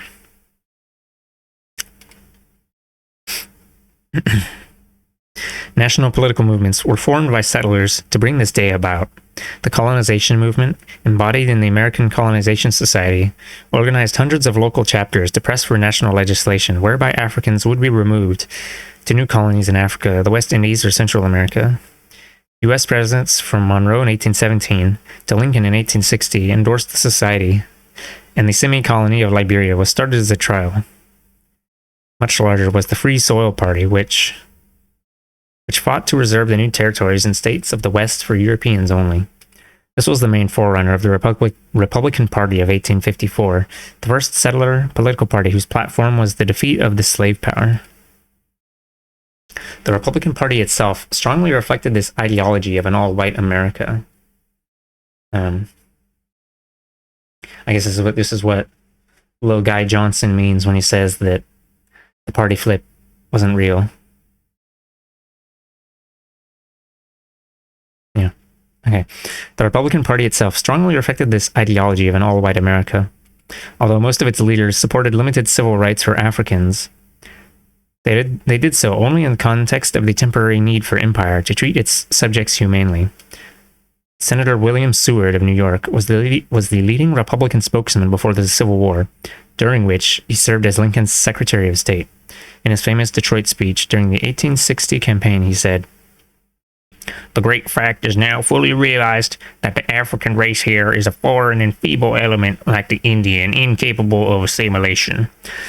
Both would, he promised his fellow settlers, altogether disappear." Lincoln himself said over and over again during his entire political career that all Africans would eventually have to disappear from North America. The theme of African genocide runs like a dark thread, now hidden and now visible in the violent weaving of the future, throughout settler political thought of that day. It should be remembered that while most northern settlers opposed African slavery for these reasons by the 1860s, even after the Civil War,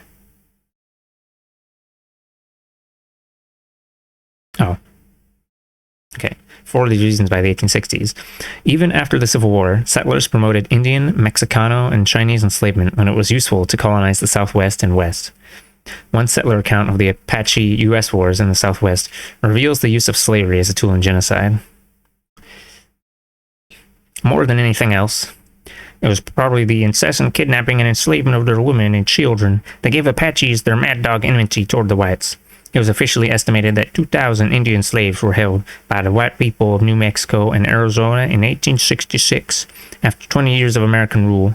Unofficial estimates placed the figure several times higher. "Get them back for us," Apaches begged an army officer in 1871, referring to 29 children just stolen by citizens of Arizona. "Our little boys will grow up slaves, and our little girls, as soon as they are large enough, will be diseased prostitutes to get money for whoever owns them." Prostitution of captured Apache girls, of which much mention is made in the 1860s and 70s, seemed to trouble the Apaches exceedingly. So at the same time that the U.S. was supposedly ending slavery and emancipating Africans, the U.S. Empire was using slavery of the most barbaric kind in order to genocidally destroy the Apache. It was colonial rule and genocide that were primary. Oh, it's the picture of the Chinese railroad? No, gold miners. And there's them white boys, and there's... maybe it's just because the photo is really fucked up in black and white. No, maybe the... No, I think at least that guy there is Chinese. I can't tell. I can tell these guys are white, though. Because they got grinning. They got the grin. 3. White labor against the oppressed. The great democratic issues of that time could only grow out of this intense, seething nexus of empire and colony, of oppressor nation and oppressed nations. Nothing took place that was not a factor on the battleground of empire and oppressed. Nothing. Everyone was caught up in the war, however dimly they understood their own position. The new millions of immigrant European workers were desperately needed by the empire. By 1860, half of the populations of New York, Chicago, Pittsburgh, and St. Louis were new immigrant Europeans. These reinforcements were immediately useful in new offensives against the Indian, African, and Mexicano peoples.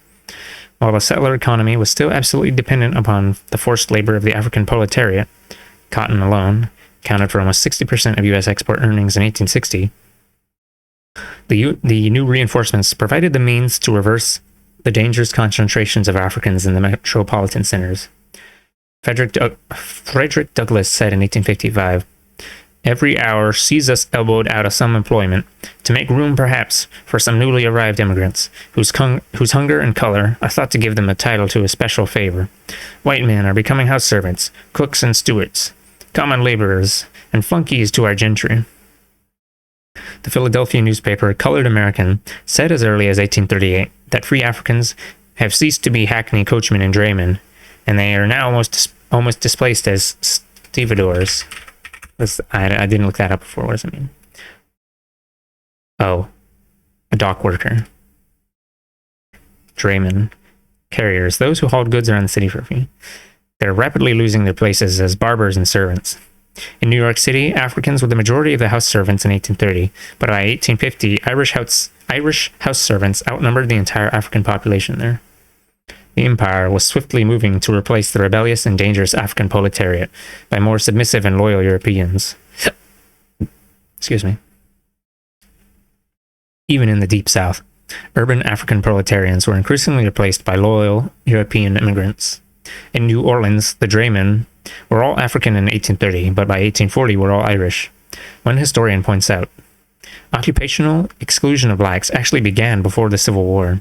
In an unpublished study, Feinbaum has demonstrated conclusively such exclusion and decline of skilled African workers, e.d., for Rochester, New York, blacks between 1840 and 1860. My own work shows a similar decline in Charleston, South Carolina, between 1850 and 1860, and these trends continued in southern cities during Reconstruction. A crucial story has yet to be told. The 1870 New Orleans City Directory, Woodward pointed out, listed 3,460 black carpenters, cigar makers, painters, shoemakers, coopers, tailors, blacksmiths, and foundry hands. By 1904, 34 years later, less than 10% of that number appeared, even though the New Orleans population had increased by more than 50%. Beneath the great events of the Civil War and Reconstruction, the genocidal restructuring of the oppressed African nation continued year after year. This was clearly the work of the capitalists. But where did the new stratum of Euro-American workers stand on this issue? The defeat of the slaveocracy, the political upheavals of the Great Conflict, and the enormous expansion of European immigration had stirred and heartened white labor. In both North and South, local unions revived and new unions began. New attempts emerged to form effective national federations of all white workers. Between 1863 to 73, some 130 white labor newspapers began publication. The eight-hour day movement ran with express speed from coast to coast in the wake of the war. During the long and bitter depression of 1873 to 78, militant struggles broke out, ending in the famous general strike of 1877. In this last strike, the white workers won over to their side the troops sent by the government, or defeated them in bloody street fighting in city after city. White labor in its rising cast a long shadow over the endless banquet table of the bourgeoisie. Truly, white labor had become a giant in size. Even in a deep South state such as Louisiana, by the 1860 census, white laborers made up 1/3 of the total settler population. in St. Louis, then the third largest manufacturing center in the empire. The 1864 census showed that slightly over one-third of that... Sorry, let me read it again. In St. Louis, then the third largest manufacturing center in the empire, the 1864 census showed that slightly over one-third of that city's 76,000 white men were workers.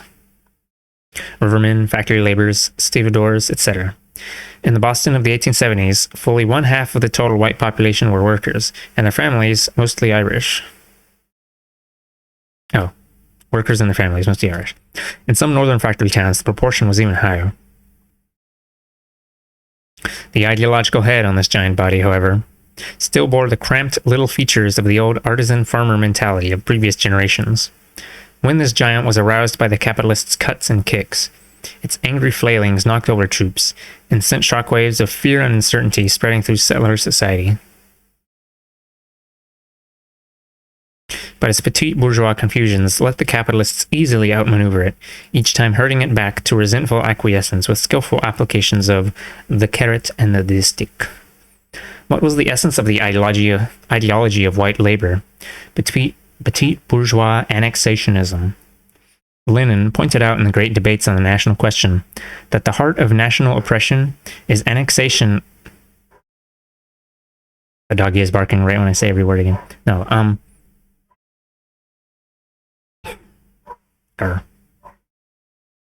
Okay, Lenin pointed out, I don't think it's like across the street or something. Lenin pointed out in the great debates on the national question that the heart of national oppression is annexation of the territory of the oppressed nations by the oppressor nation. There is nothing abstract or misdistracting. I'm going to take this moment to eat one watermelon candy.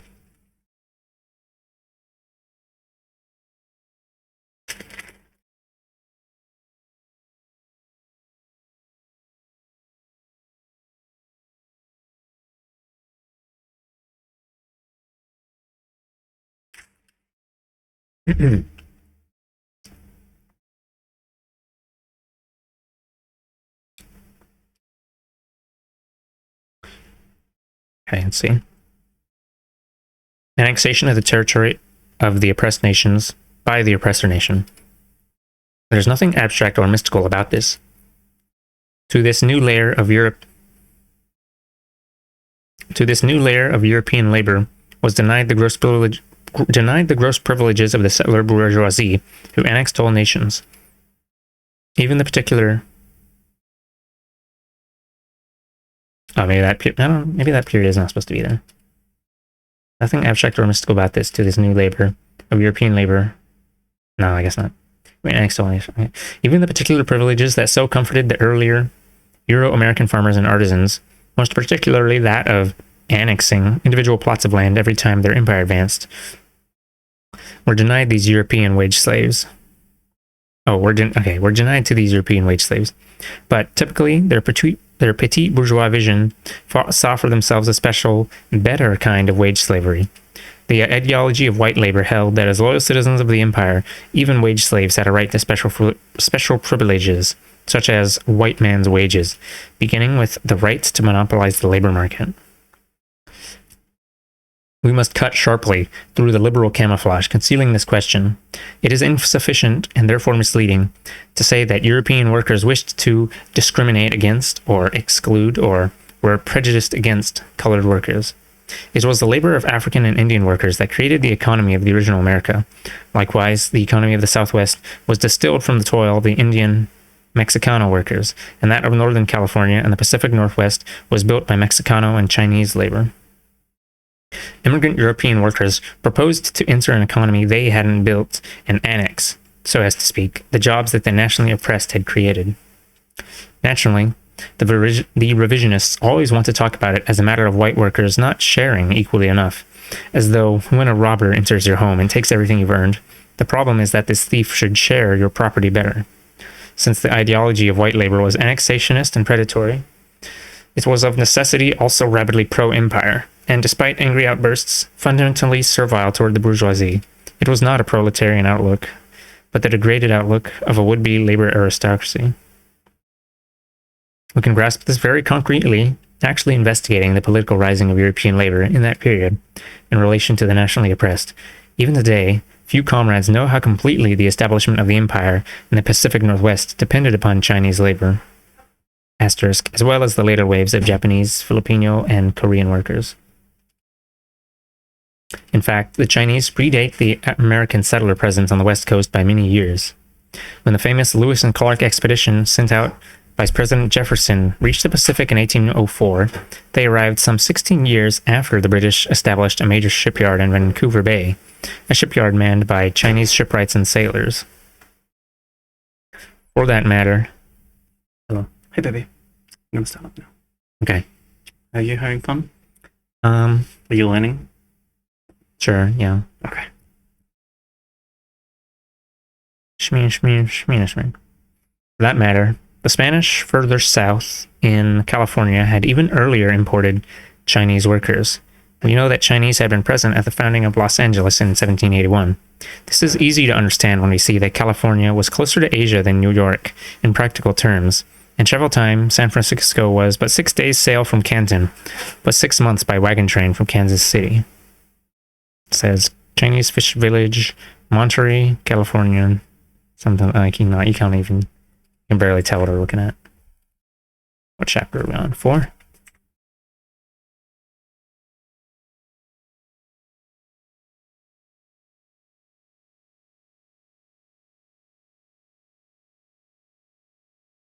Oh. Here's that previous image of the miners. Oh, racist propaganda.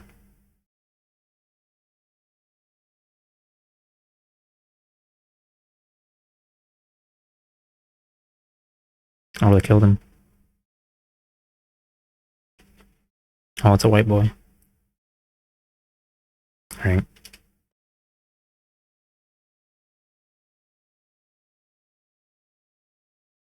Okay. The settler capitalists used Chinese labor to found virtually every aspect of their new American economy in this region. Oh my god, as soon as I started talking and the dog activates. Okay, the settler capitalists used Chinese labor to found virtually every aspect. The Mexicano people, who were an outright majority in the area, couldn't be used because the settlers were engaged in reducing their numbers so as to consolidate U.S. colonial conquest. During the 1830s, 40s, and 50s, the all too familiar settler campaign of mass terror, assassination, and land grabbing was used against the Mexicanos. Rodolfo Acuna summarizes, during this time, the Chinese were used as an alternative to the Chicanos as California's labor force. Chicanos were pushed to the southern half of the state and were literally forced out of California in order to escape the lynching, abuses, and colonized status to which they had been condemned. Thus, the Chinese were not only victims of America, but their very presence was a part of a genocidal campaign to dismember and colonize the Mexican nation. In the same way, decades later, Mexicano labor, now driven from the land and reduced to colonial status, would be used to replace Chinese labor by the settlers. The full extent of Chinese labor's role is revealing. The California textile mills were originally 70 to 80% Chinese, as were the garment factories. As late as 1880, the Chinese made up 52% of all shoemakers and 44% of all brickmakers in the state, as well as 1/2 of all factory workers in the city of San Francisco. The fish canneries were so heavily manned by Chinese, over 80%, that when a mechanical fish cleaner was introduced, it was popularly called the iron chink. The fish itself, salmon, squid, shrimp, etc., was often caught and brought in by Chinese fishermen, who pioneered the fishing industry in the area. Chinese junks, that means boats. Chinese junks were then a common sight in California harbors, and literally thousands of Chinese seamen lived in the numerous all-Chinese fishing villages that dotted the coast from San Diego up to Oregon. As late as 1888, there were over 20 Chinese fishing villages just in San Francisco and San Pablo Bays, while 50% of the California fishing industry was still Chinese. Farms and vineyards were also founded on Chinese labor. In the 1870s, when California became the largest wheat-growing state in the U.S., over 85% of the farm labor was Chinese.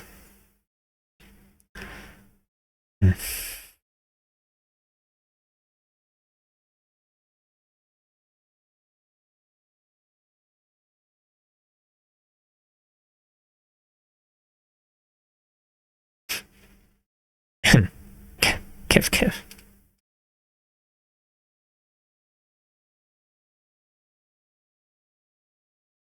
For anyone who doesn't know, I'm half Chinese. Or wretched mutt, or whatever. Okay. Chinese workers played a large part as well in bringing out the vast mineral wealth that so accelerated the growth of the US and the West. In 1870, Chinese made up 25% of all miners in California, 21% in Washington, 58% in Idaho, and 61% in Oregon. In California, the special monthly tax paid by each Chinese miner... Hold on, I'm going to go skip this track. It's too boinky. 58% in Idaho and 61% in Oregon. In California, the special monthly tax paid by each Chinese miner virtually supported local government for many years, accounting for 25 to 50% of all settler government revenues for 1851 to 70. Throughout the area, Chinese also made up a service population, like Africans and Mexicanos in other regions of the empire, for the settlers.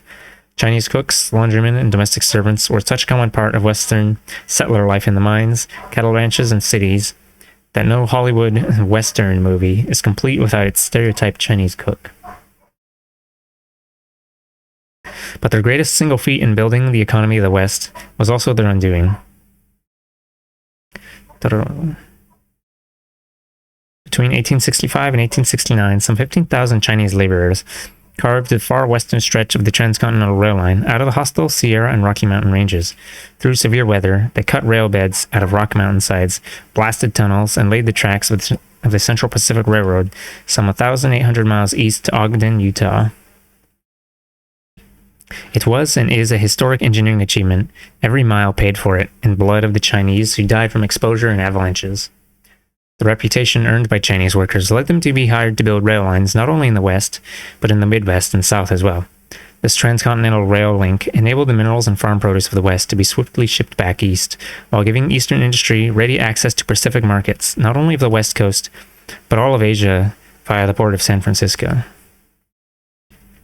The time distance across the continent was now cut to 2 weeks, and cheap railroad tickets brought okay, that's what they mean by the undoing. They built a railroad and all the white boys came running. Okay. The time distance across the continent was now cut to 2 weeks, and cheap railroad tickets brought a flood of European workers to the West. There was, of course, an established settler tradition of terrorism towards Chinese. The Shasta Republican complained in its December 12, 1856 issue that hundreds of Chinamen have beer slaughtered... Okay, I'm not going to be for now. Hundreds of Chinamen have beer slaughtered in cold... Okay, that has to have been. That's a failure of the text recognition again. Hundreds of Chinamen have been slaughtered in cold blood in the last 5 years. The murder of Chinamen was almost daily occurrence. Now, the new legions of immigrant European workers demanded a qualitative increase in the terroristic assaults, and the 1870s and 1880s were decades of mass bloodshed. The issue was very clear-cut. Jobs. By 1870, some 42% of the whites in California were European immigrants, with their dreams of finding gold boulders laying in the streams having faded before reality.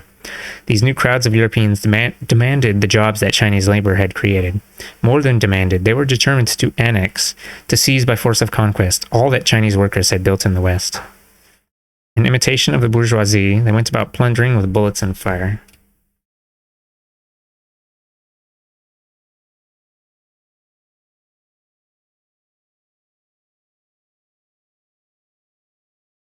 In mining camps and towns from Colorado to Washington, Chinese communities came under attack.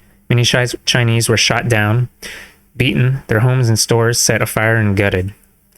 In Los Angeles, Chinese were burned alive by the European vigilantes, who also shot and tortured many others. In perverse fashion, the traditional weapons of trade unionism were turned against the Chinese workers in this struggle. Many manufacturers who employed Chinese were warned that henceforth all desirable jobs must be filled by European immigrants. Boycotts were threatened, and in some industries, such as wineries and cigar factories, the new white unions invented the now famous union label, printed tags which guaranteed that the specific product was produced solely by European unions. In 1884, when one San Francisco cigar manufacturer began began replacing Chinese workers, who then made up 80-85% of the industry there. With European immigrants, the Chinese cigar makers went on strike. Swiftly, the San Francisco white labor movement united to help the capitalists break the strike.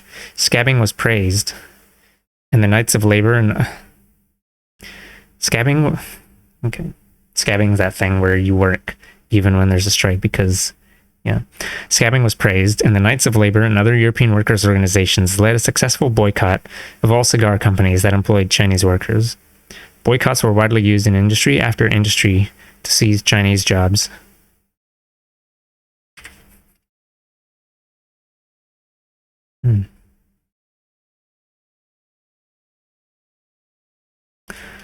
In the political arena, a multitude of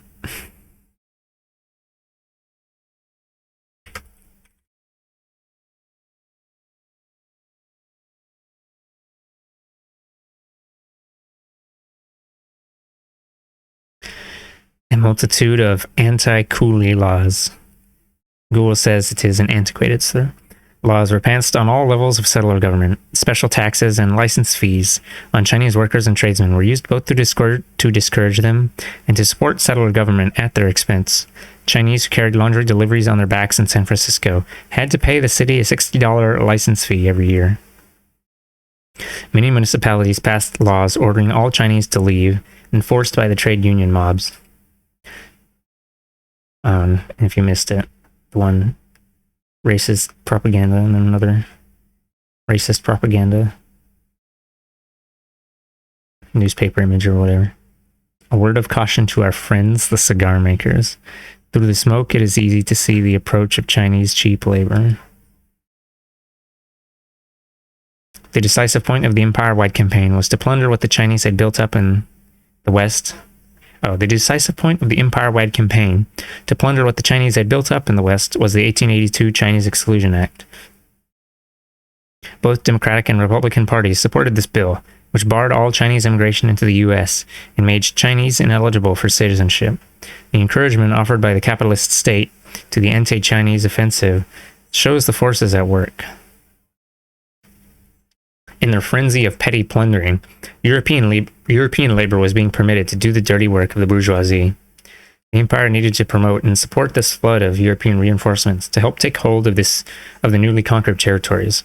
As California Governor Henry Haight, whose name lives on in a certain San Francisco neighborhood, said in 1868, "No man is worthy of the name of patriot or statesman who countenances a policy which is opposed to the interests of the free, white, laboring, and industrial classes. What we desire for the permanent benefit of California is a population of white men. We ought not to desire an effete population of Asiatics." The national bourgeoisie used the anti-coolie movement and the resulting legislation to force individual capitalists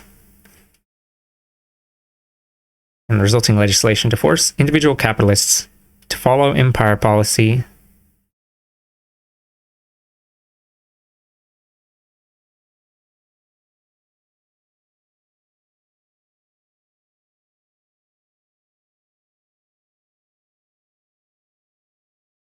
Sorry, this is totally unrelated to anything, but because I'm saying the no words for Chinese people out loud.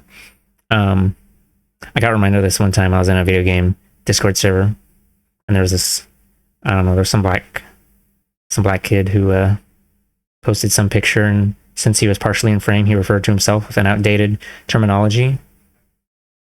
And then the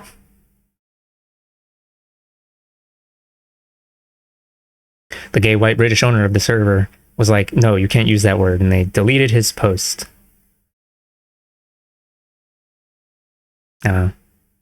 White boys and whatever. Okay. The national bourgeoisie used the movement and the resulting legislation to force individual capitalists to follow empire policy and discharge Chinese in favor of Europeans. Now that the Chinese had built the economy of the Pacific Northwest, it was time for them to be stripped and driven out. Passage of the... Oh, there's the lynching image. The passage of the 1882 Act was taken as a green light, a go-ahead signal of approval to immigrant European labor from Congress, the White House, and the majority of Euro-Americans. It was taken as a license to kill, a declaration of open looting season on Chinese. Terence Powderly, head of the Knights of Labor, which boasted that it had recruited African workers to help European labor, praised the victory of the Exclusion Act by saying that now the task for trade unionists was to finish the job by eliminating all Chinese left in the U.S. within the year.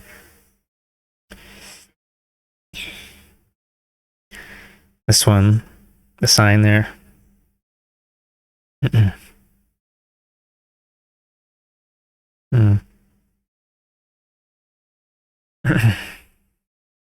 No Chinese need apply. By order, citizens leave America. The argument of nationality. Excited mob. We don't want any cheap labor foreigners intruding upon us native-born citizens. Native-born. Sure. Okay. Settler propaganda kept emphasizing how pure,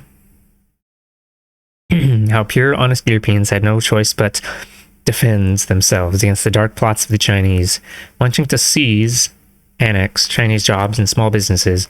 European immigrants kept shouting that they were only defending themselves against the vicious Chinese who were trying to steal the white man's jobs. And in case, wow, that sounds really, really familiar. In case any European worker had second thoughts about the coming lynch mob, constant ideological bombardment surrounded him by trade union and socialist leaders, bourgeois journalists, university professors, and religious figures, politicians of all parties, and so on. Having decided to annex the fruits of the Chinese development of the Northwest,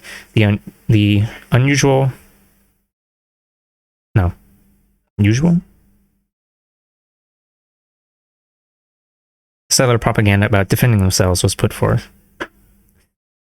Nor was Euro-American racial sexual hate propaganda neglected, just as bizarre and perverted as it is about Africans. In 1876, for example, the New York Times published an alleged true interview with the Chinese operator of a local opium den. The story has the reporter asking the Chinaman about the handsome but squalidly dressed young white girl he sees in the opium den. The Chinaman allegedly hungers. Oh, hard time in New York. Young girl hungry. Plenty come here. Chinaman always have something to eat, and he like young white girl. He. Asterisk. Similar news stories are very popular today, reminding the white masses about all the runaway white teenagers who become captives of African pimps and dope dealers. When we see such themes being pushed in the bourgeois media, we should know what's behind it. Shmear. A woman's magazine warned their readers to never leave little white girls alone with Chinese servants. The settler public was solemnly alerted that the Chinese plot was to steal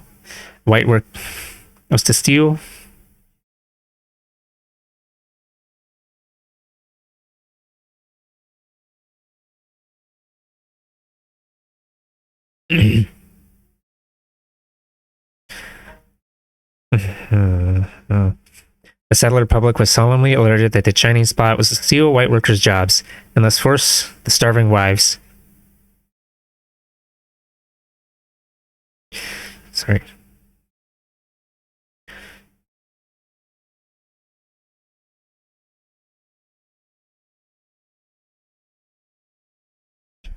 The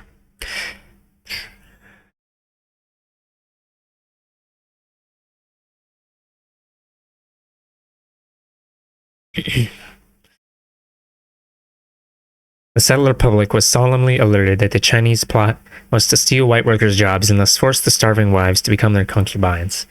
The most telling sign of the decision to destroy the Chinese community was the settler realization that these Chinese looked just like Africans in women's garments. The 10 years after the passage of the Exclusion Act saw the successful annexation of the Chinese economy on the West Coast. Tacoma and Seattle forced out their entire Chinese populations at gunpoint. In 1885, the infamous Rock Springs, Wyoming massacre took place, where over 20 Chinese miners were killed by a storm of rifle fire as European miners enforced their takeover of all mining. Similar events happened all over the West. In 1886, some 35 California towns reported that they had totally eliminated their Chinese populations. On the coast, Italian immigrants burned Chinese ships and villages to take over most of the fishing industry by 1890. By that same year, most of the Chinese workers in the vineyards had been replaced by Europeans. By 1894, the bulk of Chinese labor on the wheat and vegetable farms had been forced out. Step by step, as fast as they could be replaced, the Chinese who once built the foundation of the region's economy were being driven out.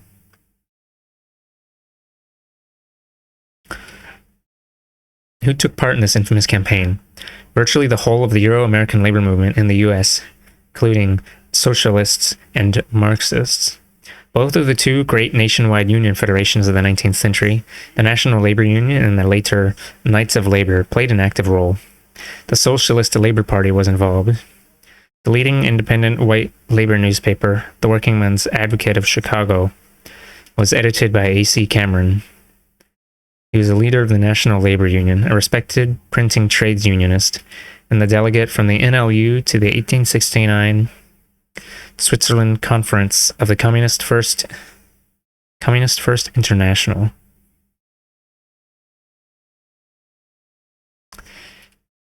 His paper regularly printed speeches and theoretical articles by Karl Marx and other European communists. Yet he loudly called in his newspaper for attacks on the immigrant Chinamen, Japanese, Malays, and monkeys from Asia. Even most Marxists who deplored the crude violence of the labor mobs, such as Adolf Dolby, one of the leading German communist immigrants, agreed that the Chinese had to be removed from the US. It is easy to predict that if even European Marxists were so strongly pulled along by the lynch mobs, the bourgeois trade union leaders had to be running like dogs at the head of the hunt. Andrew Furuseth, the founder of the Seafarers International Union, AFL-CIO, Pat McCarthy, leader of the... Pat McCarthy, leader of the San Francisco Building Trades Council, Sam Gompers, the leader of the Cigar Makers Union and later founder of the American Federation of Labor, were just a few of the many who openly led and incited the settler terror.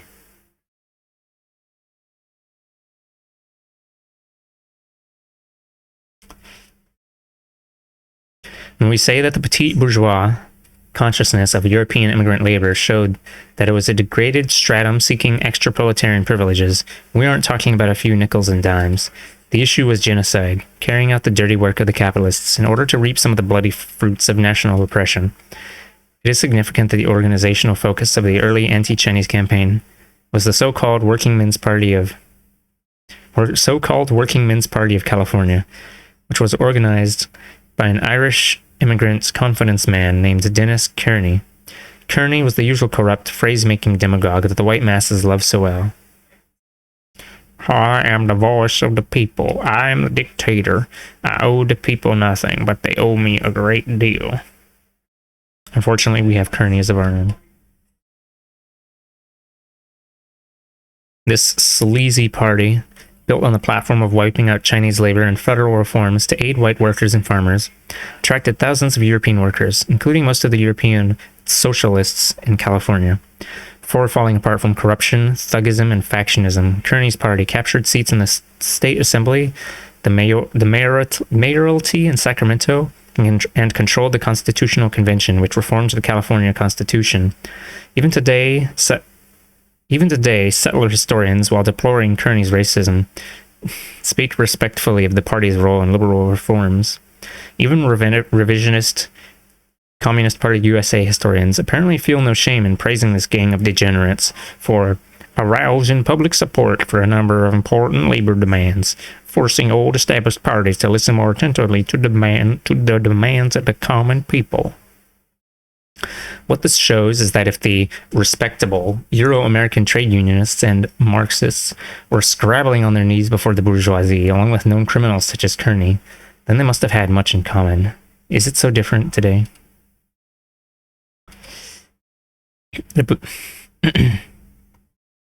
The monopoly on desirable jobs that European labor had won in the West was continually defended by new white supremacist assaults. The campaign against Chinese was continued long into the 20th century, particularly so that its momentum could be used against Japanese, Filipino, and other Asian immigrant labor. The AFL played a major role in this. Gompers himself, that's the white boy here, a Jewish immigrant who became the most powerful bourgeois labor in the U.S., co-authored in 1902 a mass-distributed racist tract entitled "Some Reasons for Chinese Exclusion: Meat versus Rice." You think Chinese people don't have meat? You never had that orange chicken? He's only had the fucking bread and ham. We should blow this guy up. Blow this guy up. You should pop him like a... Okay.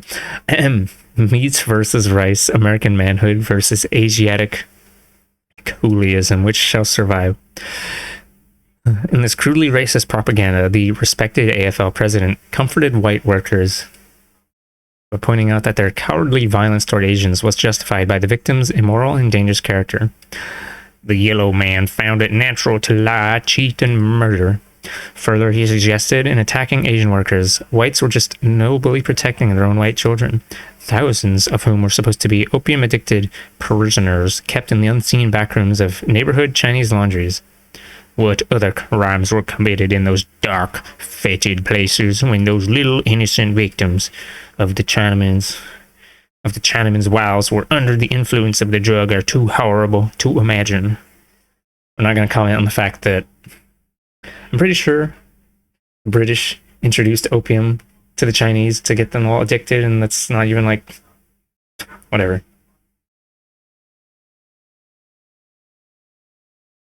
Something, soggy bread stuffed in a turkey's ass. Hello, Bills.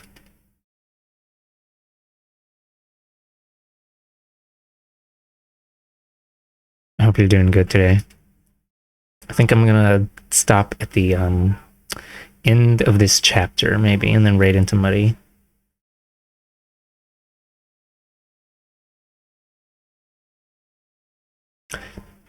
Partly because my throat's getting sore, but partly because I didn't like reading this chapter.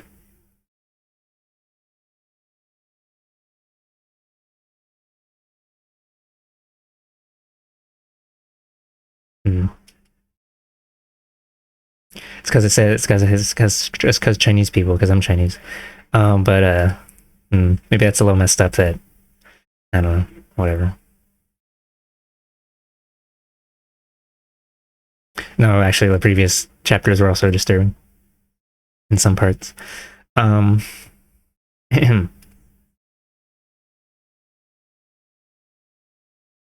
you. Just been peeking in, and yeah, rest the throat. Insert water redeem. My water bottle was actually empty. Let's see, where was it? Further, let's see, protecting fetid opium. White man bullshit. What's really hard to imagine is how anyone could believe this fantastical porno propaganda. In truth, settlers will eagerly swallow any falsehoods that seem to justify their continuing crimes against the oppressed. The empire-wide campaign against the Chinese national minority played a major role. I guess the most recent version of that would be the Muslim terrorist stereotype. The empire-wide campaign against the Chinese national minority played a major role in the history. The empire-wide campaign against the Chinese national minority played a major role in the history of Euro-American labor. It was a central rallying issue for many, a point around which immigrant European workers and other settlers could unite. It was a campaign in which all the major Euro-American labor federations, Trade unions and socialist organizations joined together. The annexation of the Chinese economy of the West during the latter half of the 19th century was but another expression of the same intrusion that Africans met in the South and North. All over the empire, immigrant European labor was being sent against the oppressed to take what little we had. I get you. I too felt discomforted through these events being told. Yeah, it's besides just there's a couple of snips with like there was that one thing that made Amber Heart say fucking hell. That was the people being skinned as souvenirs. But like, just like how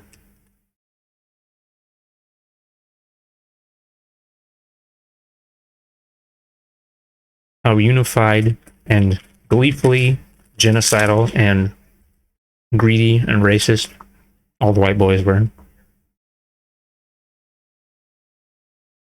I admit I was still clinging to a few smidgens of well, I guess it would have been obvious in hindsight that whatever, they pick out that thing that Abraham Lincoln says about how he didn't care about black people, he just wanted to preserve the Union. They don't really emphasize the stuff Reed had where it's like, actually the North was even more racist than the South. They wanted to expel every single black person.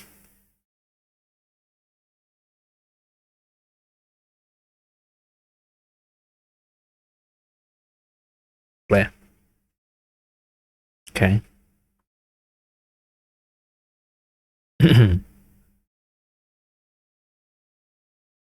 At times, even their bourgeois masters wished that their dogs were on a shorter leash. Many capitalists saw, even as we were being cut down, that would be useful to preserve us as a colonial labor force to be exploited whenever needed. But the immigrant white worker had no use for us whatsoever. Therefore, in the altered geometry of forces within the empire, the new Euro-American working masses became willing pawns of the most vicious elements in the settler bourgeoisie. Oh, right. And also,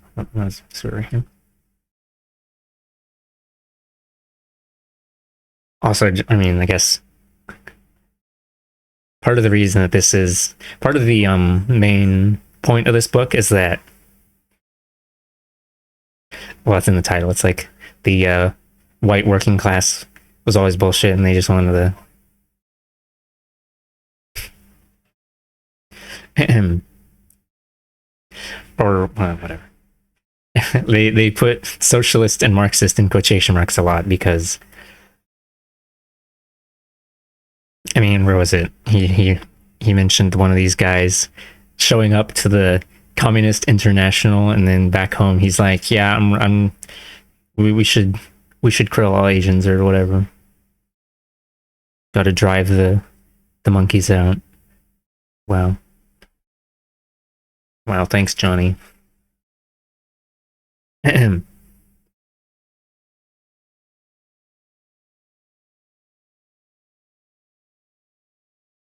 Okay. See, willing pawns are the most vicious elements in the settler bourgeoisie, seeing only advantages in every possibility of our genocidal disappearance. And in the scramble upwards, those wretched immigrants shed, like an old suit of clothes, the proletarian identity and honor of their old European past. Now they were true Americans, real settlers who had done their share of the killing, annexing, and looting. Yeah. The test of black reconstruction. If Euro-American labor's attitude toward Chinese labor was straightforward and brutal, toward the African colony it was more complex, more tactical. Indeed. Oh, right.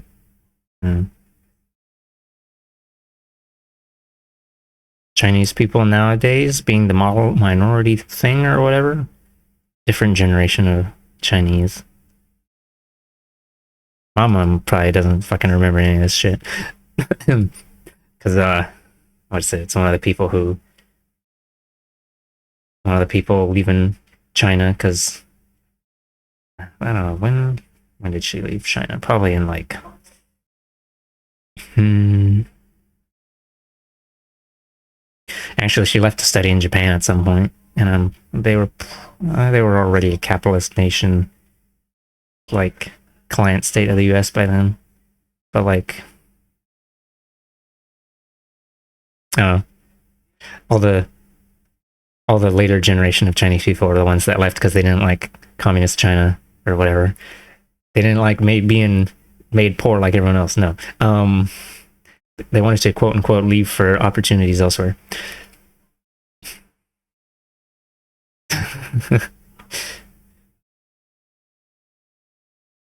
So, I mean, I guess it's not surprising. My mom has got some reactionary views.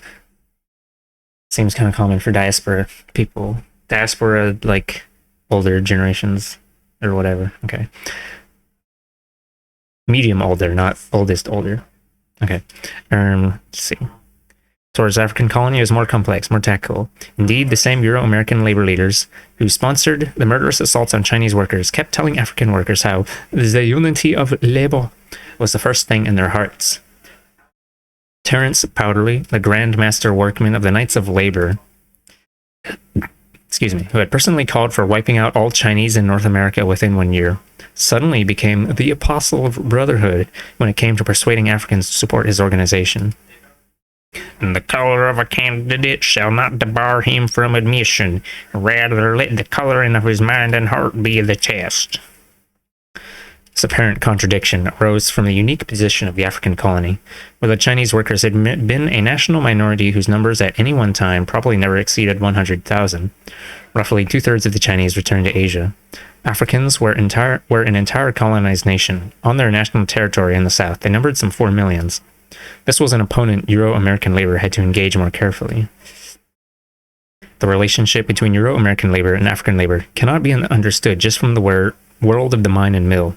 The relationship was not separate from, but a part of, the general relation of oppressor nation to colonized oppressed nation. And at that time, the struggle over the African colony was the storm center of all politics in the U.S. empire.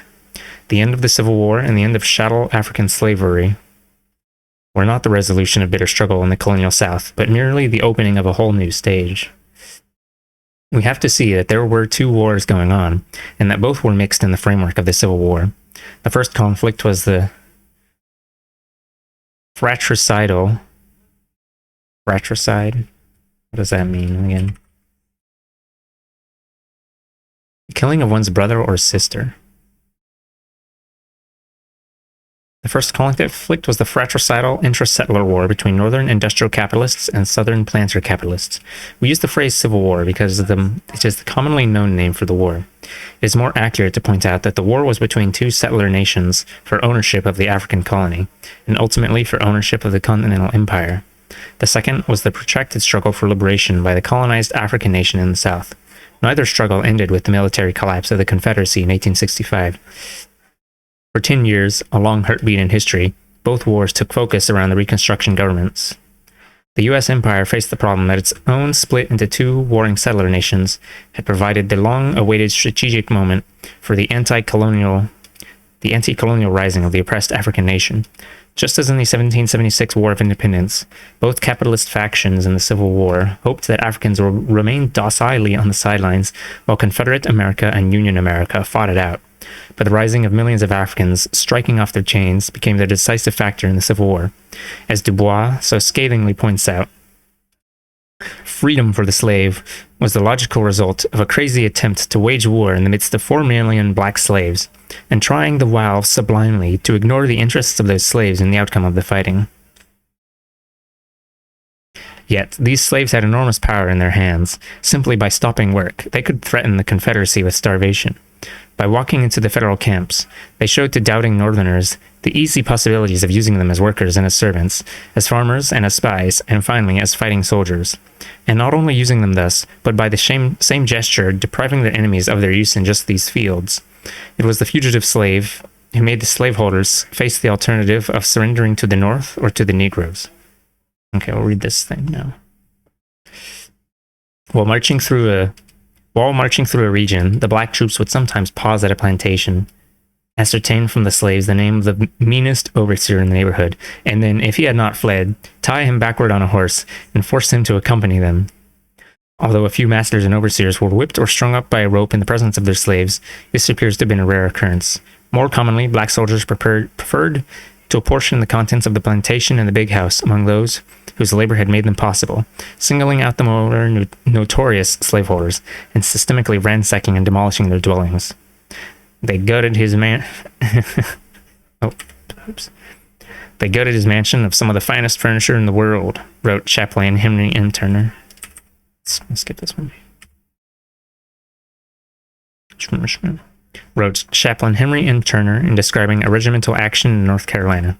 Having been informed of the brutal record of this slaveholder, the soldiers had resolved to pay him a visit, while the owner was forced to look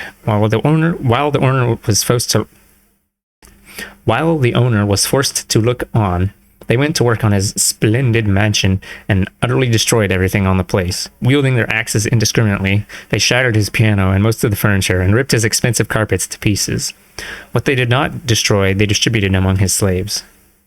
Leon F. Litwack, been in the storm so long. Okay. Judge John C. Underwood of Richmond, Virginia, testified later before Congress that I had a conversation with one of the leading men in that city, and he said to me that the enlistment of Negro troops by the United States was the turning point of the rebellion, that it was the heaviest blow they ever received. He remarked that when the Negroes deserted their masters and showed a general disposition to do so and join the forces of the United States, intelligent men everywhere saw that the matter was ended. The U.S. Empire took advantage of this rising against the slave power to conquer the Confederacy, but now its occupying Union armies had to not only watch over the still sullen and dangerous Confederates, but had to prevent the African masses from breaking out. Excuse me. 4 million strong, the African masses were on the move politically. Unless halted, this rapid march could quickly lead to mass armed insurrection against the Union and the formation of a new African government in the South. Events had suddenly moved to that point. The most perceptive settlers understood this very well. The Boston capitalist Elizur Wright said in 1865, "The blacks must be enfranchised, or they will be ready and willing to fight for a government of their own." Note, a government of their own.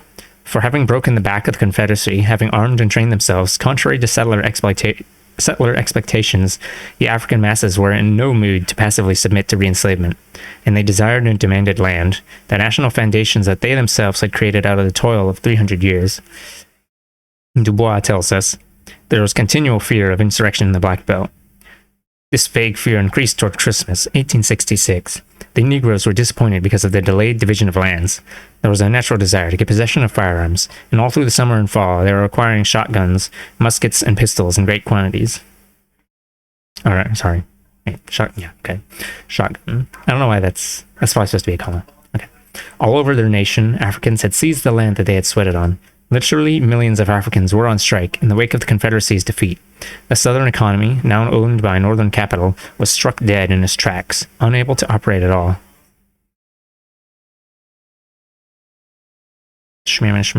Unable to operate at all against the massive, stony resistance of the African masses.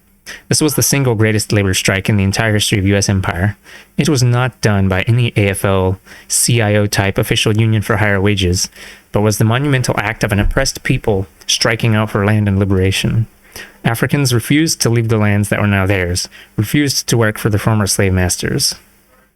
U.S. General Rufus Saxon, former head of the Freedmen's Bureau in South Carolina, reported to a congressional committee in 1866 that African field workers in that state were arming themselves and refusing to submit quietly to the return of settler rule. Even the pro-U.S. African petite bourgeoisie there, according to Saxon, was afraid they were losing control of the masses.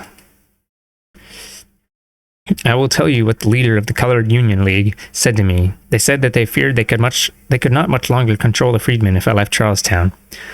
They feared the freedmen would attempt to take their cause in their own hands. Pro-U.S. African petite bourgeoisie? I can't believe bro would be like that. Okay. The U.S. Empire's strategy for re-enslaving their African colony involved two parts. 1. The military repression of the most organized and militant African communities. 2. Pacifying the African nation by neocolonialism, using elements of the African petite bourgeoisie to lead their people into embracing U.S. citizenship as the answer to all problems. Instead of nationhood and liberation, the neo-colonial agents told the masses that their democratic demands could be met by following the northern settler capitalists, i.e. the Republican Party, and looking to the federal government as the ultimate protector of African interests. So all across the African nation, the occupying Union Army, supposedly the saviors and emancipators of Africans, invaded the most organized, most politically conscious African communities. In particular, all those communities where the African masses had seized land in a revolutionary way came under Union Army attack. In those areas, the liberation of the land was a collective act, with the workers from many plantations holding meetings and electing leaders to guide the struggle.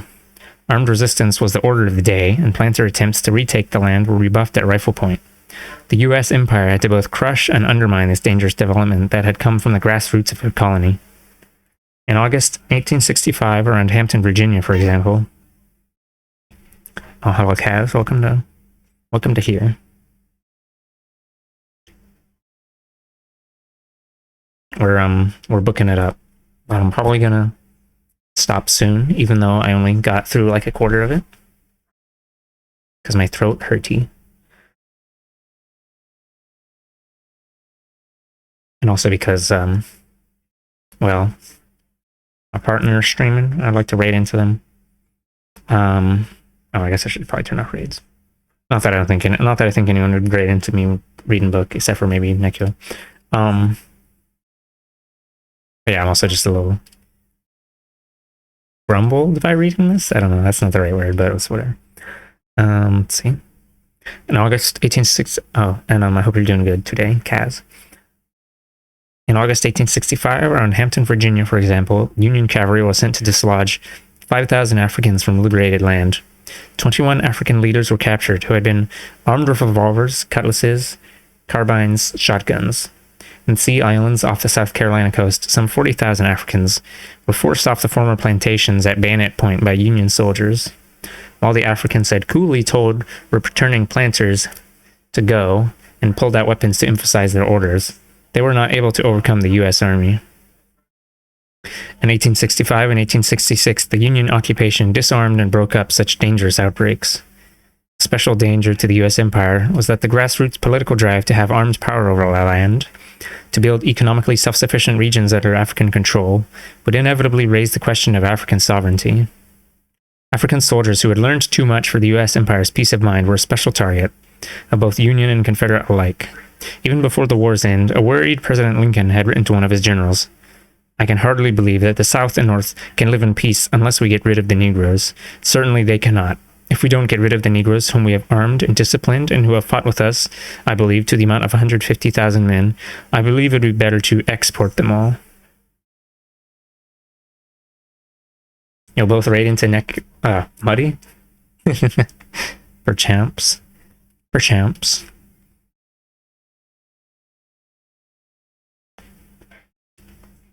By export, what they mean is good old ethnic cleansing / genocide. Okay. African U.S. Army units were hurriedly disarmed and disbanded, or sent out of the South, out west to serve as colonial troops against the Indians, for example. The U.S. Freedmen's Bureau said in 1866 that the new secret white terrorist organizations in Mississippi placed a special priority on murdering returning African veterans of the Union Army. In New Orleans, some members of the U.S. 74th Colored Infantry were arrested as vagrants the day after they were mustered out of the Army. Everywhere in the occupied African nation, an emphasis was placed on defusing or wiping out the political guerrillas and militia of the African masses. The U.S. Empire's second blow was more subtle. The northern settler bourgeoisie sought to convince Africans that they could and should want to become citizens of the U.S. Empire. To this end, the 14th Amendment to the Constitution involuntarily made all Africans here paper U.S. citizens. This neo-colonial strategy offered African colonial subjects the false democracy of paper citizenship in the empire that oppressed them and held their nation under armed occupation. While the U.S. empire had regained its most valuable colony, it had major problems. The Union armies militarily held the territory of the African nation, but the settlers who had formerly garrisoned the colony and overseen its economy could no longer be trusted. Even after their attempted rival empire had been ended, the southern settlers remained embittered and dangerous enemies of the U.S. bourgeoisie. The African masses, whose labor and land provided the wealth that the empire extracted from their colony, were rebellious and unwilling to peacefully submit to the old ways. The empire needed a loyalist force to hold and pacify the colony. The U.S. empire's solution was to turn their African colony into a neo-colony. This phase was called Black Reconstruction.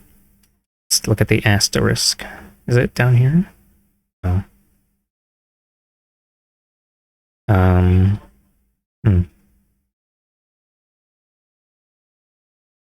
Okay, I'll just ignore it. Africans were promised democracy, human rights, self-government, and popular ownership of the land, but only as loyal citizens of the U.S. empire. Under the neo-colonial leadership of some petit bourgeois elements, Africans became the loyalist social base. By petit bourgeois elements, they mean like some rich Africans. TM. Not only were they enfranchised en masse, but Africans were... Sorry, I used Africans because that's the term being used in this book. Not only were they enfranchised en masse, but Africans were participants and leaders in government. African jurors, judges, state officials, militia captains, governors, congressmen, and even several African U.S. senators were conspicuous. This regional political role for Africans produced results that would be startling in the empire today, and by the settler standards of a century ago were totally astonishing. The white supremacist propagandist James Pike reports angrily of state government in South Carolina, a state with the largest African presence in government. Oh, it's yeehaw time. The members of the assembly issued forth from the state house. About 3/4 of the crowd belonged to the African race. They were such a looking body of men as might pour out of a market house or a courthouse at random in any southern state. Every Negro type and physiognomy was here to be seen, from the genteel serving man to the rough-hewn customer from the rice or cotton field. Their dress was as varied as their countenances. There was the second-hand black frock coat of infirm gentility, glossy and threadbare. There was the stovepipe hat of many ironings and departed styles. There was also to be seen a total disregard of the proprieties of costume in the coarse and dirty garments of the field. Oh, it keeps going. The speaker is black, the clerk is black, the doorkeepers are black, the little pages are black, the chairman of the Ways and Means is black, and the chaplain is coal black. Wow, this guy's so pissed off. At some of the desks sit colored men whose types would be hard to find outside the Congo. It was not all sham nor all burlesque. They have a genuine interest and a genuine earnestness in the business of the assembly, which we are bound to recognize and respect. They have an earnest purpose, born of conviction that their conditions are not fully assured, which lends a sort of dignity to their proceedings. This dramatic reversal outraged the Confederate masses, who saw their former property now risen over them.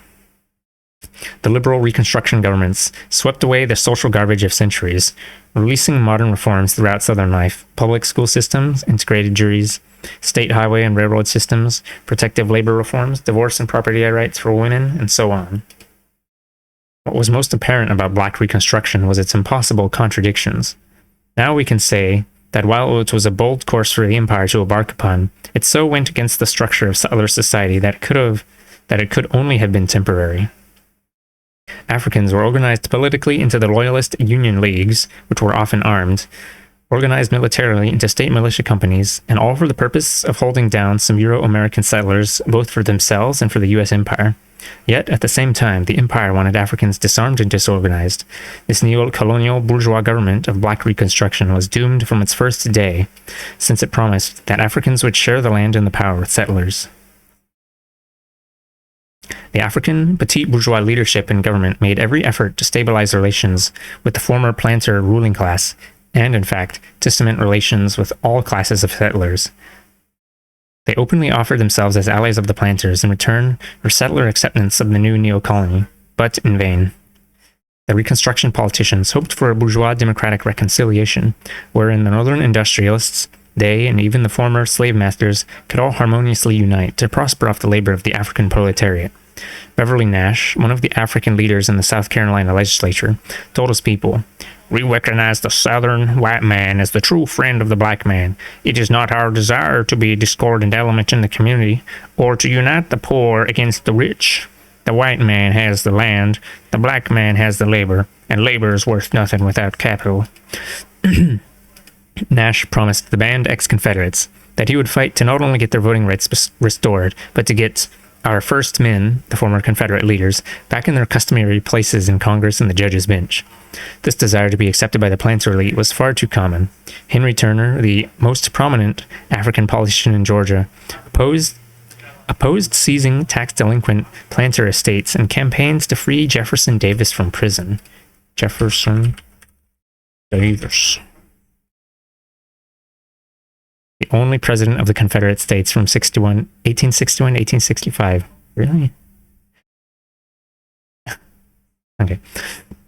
But Reconstruction fell. Its foundations eroded away by the ever-growing mass terror against the African population by settler reaction, which was militarily overthrown by the secret planter paramilitary groups of the Ku Klux Klan, White Caps, White Cross, White Legion, and so on.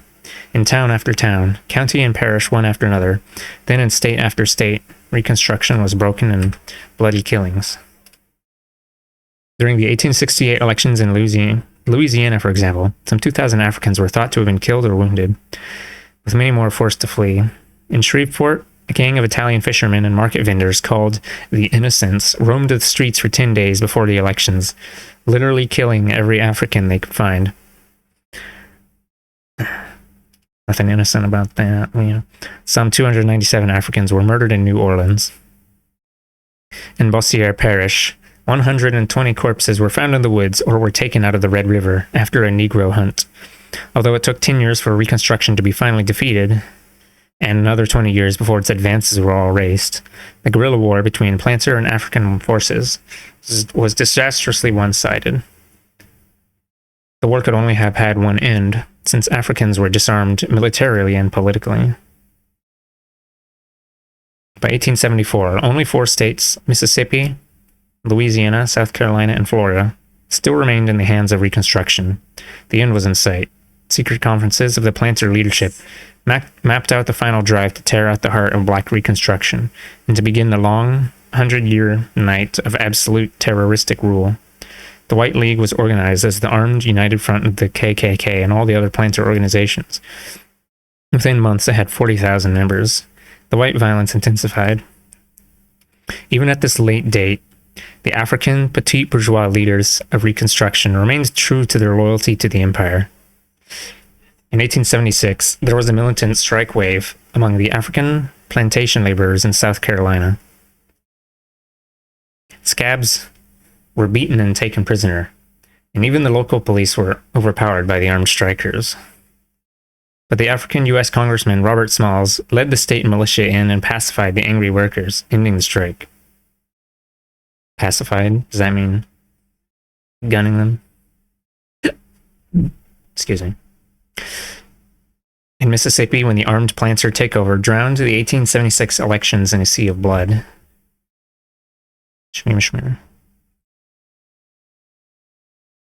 In Mississippi, when the armed planter takeover drowned the 1876 elections in a sea of blood, African U.S. Congressman John Lynch, who had just lost his seat through vote fraud at gunpoint, reminded everyone to remain loyal to the empire. "You certainly cannot expect to resort to mob law and brute force, or to use what may be milder language, inaugurate a revolution. My opinion is that revolution is not the remedy to be applied in such cases." Oh, he's doing the respectability politics all the way in the 19th century.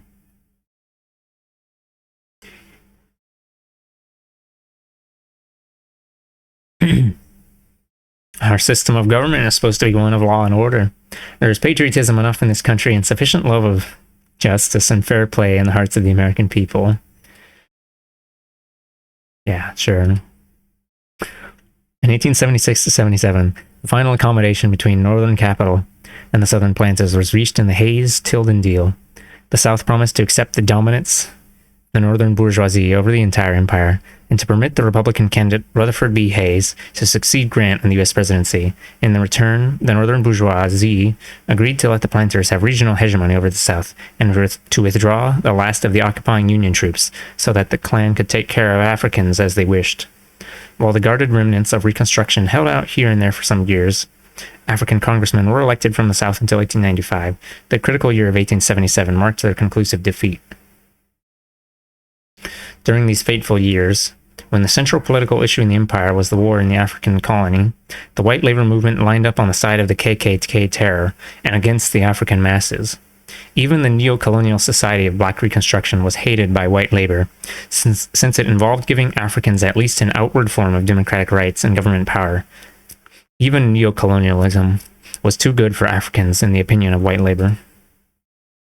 Some may consider it unusual that white workers opposed Black Reconstruction, particularly since Black Reconstruction not only bent over backwards to treat the entire white community, from planters to poor whites, with great respect, but introduced social reforms which gave a real boost upwards to poor whites. Poor whites were able to send their children to the new public schools, and for the first time in much of the South, they were able to vote and hold minor public offices. During the slave power reign, stiff property qualifications barred many whites from having political rights. These gifts failed to win the gratitude of poor whites. Karl Marx and Friedrich Engels saw that the mean whites, as they called them, of the South were hopeless politically. Damn. The overseas white boys knew that the American white boys were pathetic. Sorry. The mean whites, as they called them, of the South were hopeless politically. They felt that nothing could be done with them but to render them powerless until they died out of old age. This was not a unique observation. Wendell Phillips, the great radical abolitionist, bluntly pleaded in 1870, "Now is the time to guarantee the South against the possible domination or the anger of the white race. We adhere to our opinion that nothing or not much except hostility can be expected of 2/3 of the adult white men. They will go to their graves unchanged. No one of them should ever again be trusted with political rights, and all the elemental power of civilization should be combined and brought into play to counterwork the anger and plots of such foes."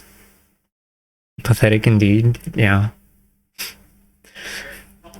No sooner had the Planter Confederacy been struck down than poor whites began responding to the appeals of the KKK and the other planter guerrilla organizations. This was a mass phenomenon. Their motivation was obvious. They desired to keep Africans as colonial subjects below even wage labor. Du Bois relates, when, then, he faced the possibility of being himself compelled to compete with a Negro wage laborer, while both were hirelings of a white planter, his whole soul revolted. He turned, therefore, from war service to guerrilla warfare, particularly against Negroes. He joined secret organizations like the Ku Klux Klan, which fed his vanity by making him co-worker with the white planter, and gave him a chance to maintain his race superiority by killing and intimidating inwards. And even in secret forays of his own, he could drive away the planters' black help, leaving the land open to white labor, or he could murder 2 successful freedmen. North or south, east or west, Euro-American working men were intent on driving out or pushing further down all subject labor, whether African, Mexicano, or Chinese. In fact, despite the divisions of the Civil War, there were a few qualitative differences between northern and southern white labor. In part, this is because there was considerable merging through migration within the empire. So when Euro-American labor, greatly revived by the massive reinforcements immigrating from old Europe, reorganized itself during the Civil War, it was not any strengthening of democratic forces. Rather, it added new formations of oppressors, new blows being directed against the oppressed. Just as the petit bourgeois working men's movements of the 1840s and 50s, these were white unions for settlers only.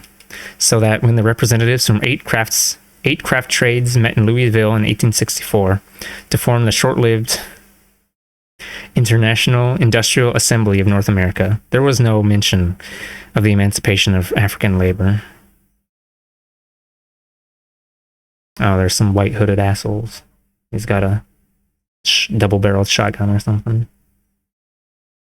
This says registration something something. Policemen watching as you sign up to vote. Shmimmer. Similarly, when the National Labor Union was formed in 1866, Most of its members and leaders clearly intended to simply push aside African labor. The NLU was the first major labor federation of white workers, the forerunner of today's AFL-CIO. Delegates from 59 trade unions and craft organizations took part in its first Baltimore meeting, with observers from much of the rest of the settler craft unions joining into the heady talking and planning. The most advanced settler unionists strongly argued for unity with African workers. It was repeatedly pointed out how the capitalists had used African workers to get around strikes and demands for higher wages by white workmen. But rather than let Africans compete in the job market against settlers, it was urged to restrain them by taking them into the NLU. As Du Bois pointed out, here was a first halting note. Negroes were welcome to the labor movement not because they were laborers, but because they might be competitors in the market, and the logical conclusion was either to organize them or guard against their actual competition by other methods. It was to this latter alternative that white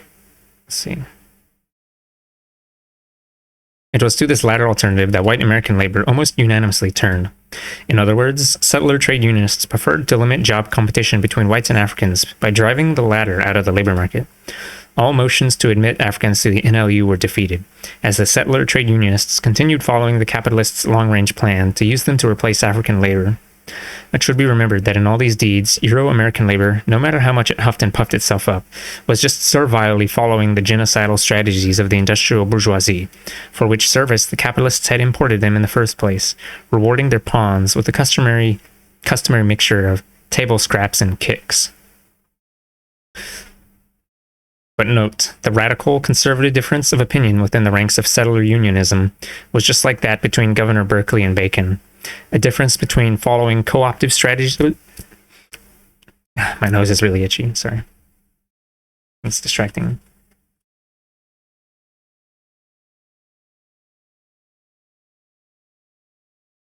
Yeah.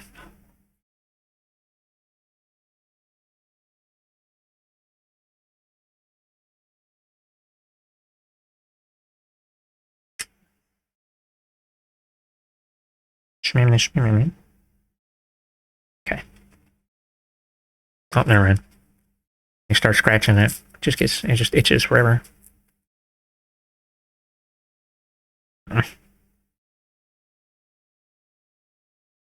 Okay. Roll it up. A thing of paper towel.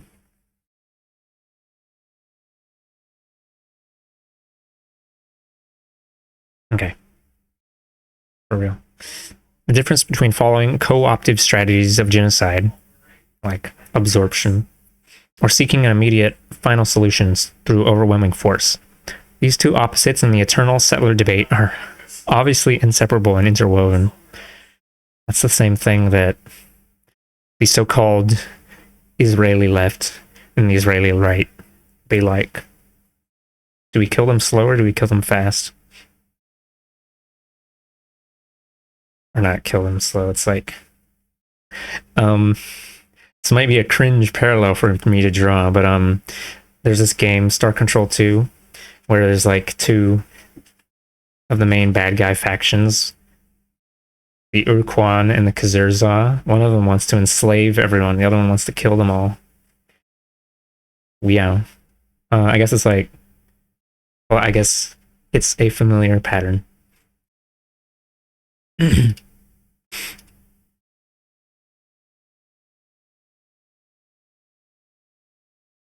Oh my god, talking about video games during serious time? So sorry. In that game, the point of that game is like getting different alien races to unite under some liberation force, and then the point of the other bad guy faction, because the Urquan are the one that rule most of everything, because they're just so good at enslaving, I guess. But then the point of the other, so they're the main bad guys, and then the point of the other faction is that they serve as like a failure state, because if you take too long, the other guys come in and kill everyone.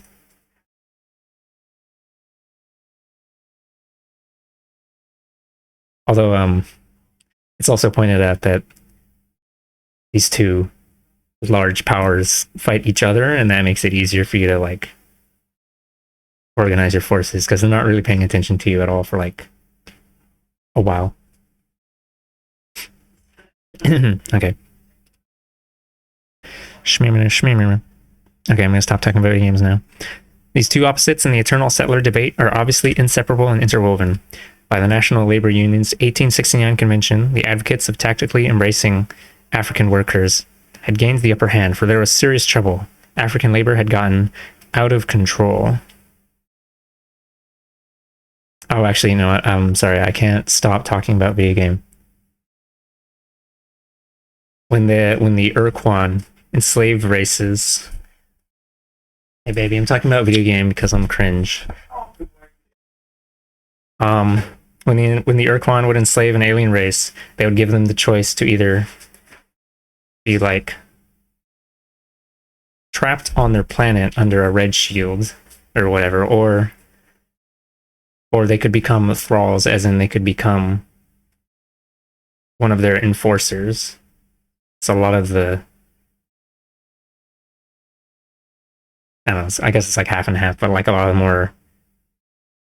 of the more like alien races that were already kind of prejudiced or violent or whatever were like, yeah, sounds great.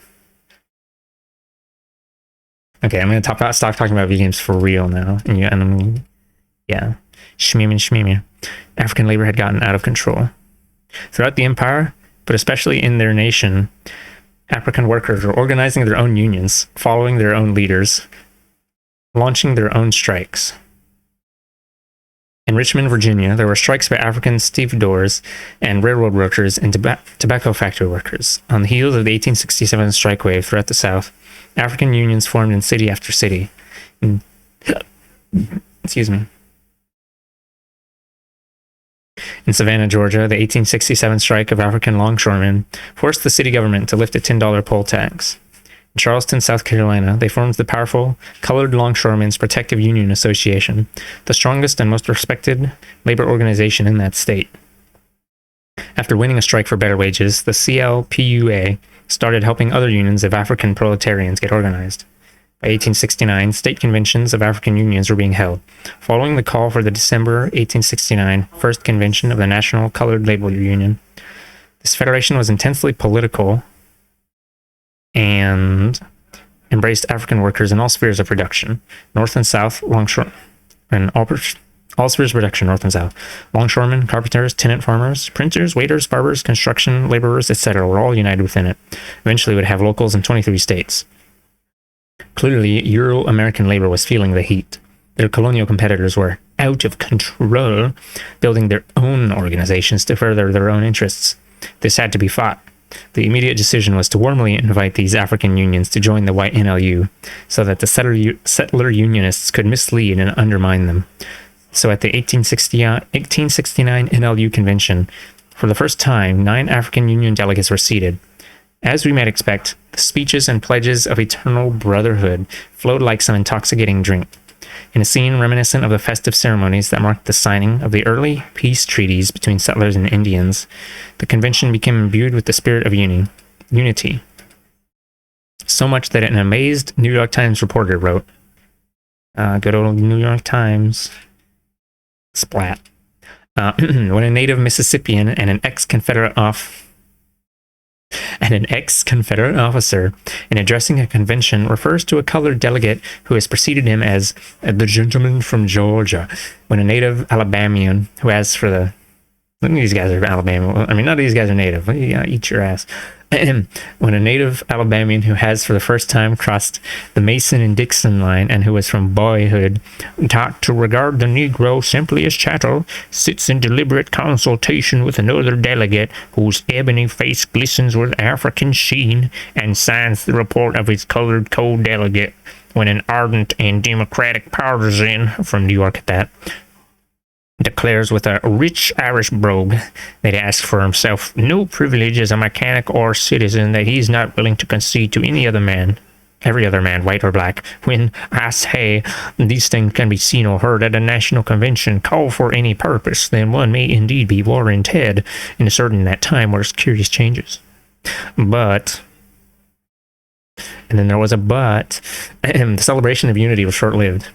The white trade unionists were, of course, only attempting to deceive African workers. A damn white boy was at it again. Okay, their invitation to join the NLU simply meant that Africans would promise to honor all white strikes and organizing drives. In return, they would have the privilege of being consoled as white labor savagely and relentlessly annexed their jobs. The second aspect of this unity was that Africans would be expected to follow European labor. Oh, gotta blow this guy up. Shmima. The second aspect of this unity was that Africans would be expected to follow European labor in opposing democratic demands in the South and helping to restore the chains around their legs. The integration of the NLU meant not only submission to European hegemony, but was virtually suicidal. Small wonder that Africans quickly parted ways with the NLU. Oh. Asterisk. From New York at that. The reporter remarks on this because the Democratic Party was the pro-slavery party, and New York was infamous as the seat of some of the most vicious and violent anti-African mass sentiment. While the NLU had granted African organizations the privilege of affiliating with it as a federation, Africans themselves were barred out of the individual white trade unions. Every advance, therefore, of European trade unionism meant the clearing of African workers out of another mill, factory, railroad, warehouse, or dock. The capitalist attack on African labor, begun in the early 1830s, continued and gathered momentum. Hold on, I want to see how much longer this goes for. I was on page 46. Yeah, it's okay. I can just... Well, I don't want to end in the middle of a thing. Okay. I only got like 7 more pages. The capitalist attack on African labor, begun in the early 1830s, continued and gathered momentum. In the most celebrated single case, Lewis Douglas, the son of Frederick Douglass, was repeatedly denied admission to the Typographers Union. A printer at the government printing office, Douglass was not only denied by the local, but his appeals were turned down by 2 successive conventions of the Typographers Union, and even by the entire NLU convention. It is important to realize how strongly and overwhelmingly Euro-American workers in the Civil War period supported the concept of a settler empire, particularly as applied to guaranteeing white workers the right to annex the jobs that African, Chinese, Mexicano, and other oppressed labor had created. Of the 130 labor newspapers started between 1863 to 73, and the great upsurge of white labor, exactly one... Of the 130 labor newspapers, exactly one supported even bourgeois democratic equality for Africans. These insurgent journals represented the best, the most advanced trade unionists in the settler empire, yet only one out of 130 supported democratic rights for Africans. That lone journal, the Boston Daily Evening Voice of the Boston Printing Trades, opposed to President Johnson, supported African ambition to the unions, backed the demand for free land for Africans, and so on. Such principled views lost them so many subscribers that, in a last vain effort to stay afloat, the editors promised their readers that the newspaper would stop writing about Reconstruction and the problems of Africans, saying that, anyway, that issue is practically solved. Much more typical was the St. Louis Daily Press, again an alternative newspaper started by local printers during a strike. The press was quite progressive, that is, it advocated the 8-hour day, the Irish Revolution, equal rights for white women, the unity of European workers around the world, even printing long Marxist documents sent by the First International in Europe. And then womp womp. It also opposed democratic rights for Africans and called on white labor to drive the inwards out of all desirable jobs. No one is above the reality of history. Even the masses themselves are tested in the crucible, forged, tempered, or broken in the class struggle, and not in side skirmishes or paper debates either, but in great battles upon which the future waits. The attempted rising of the African colonial masses, protracted, bitter, involving millions of desperate combatants, was such a pivotal event. As the war raged on, carrying with it the hopes of whatever democratic forces existed within the empire, thousands upon thousands of Africans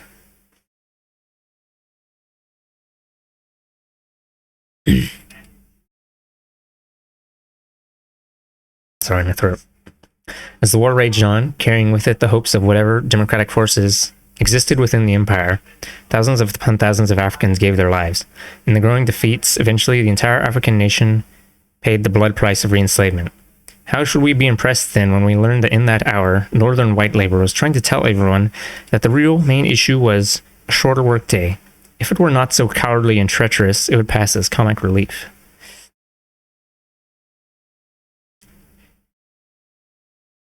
Hello, Dumbfungled. This is a book about settler history of America. And when it talks about the African nation, it means the enslaved peoples of America. But hello, welcome to here. I'm not. I'm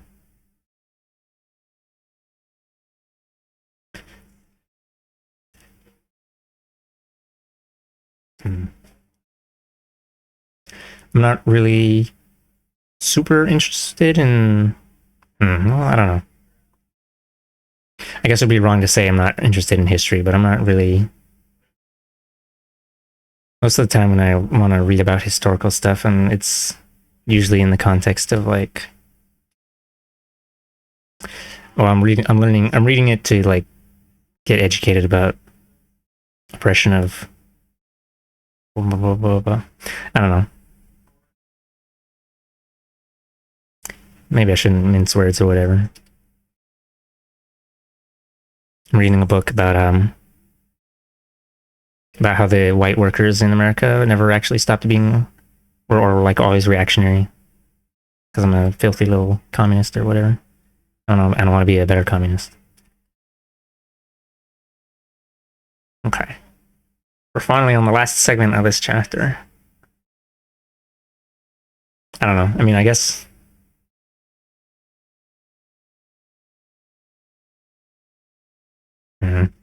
I don't know. I don't think I've actually really watched much of like documentary sort of things, or like, I don't know. I'm not doing it for entertainment, I guess is how I would put it.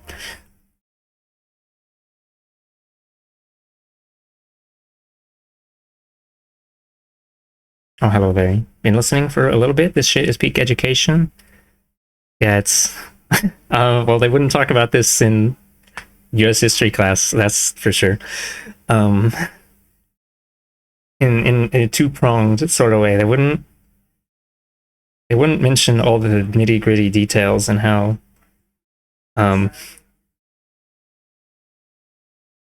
super racist and only like materially concerned, the materially selfish the white people, white labor, whatever it is, and then also just like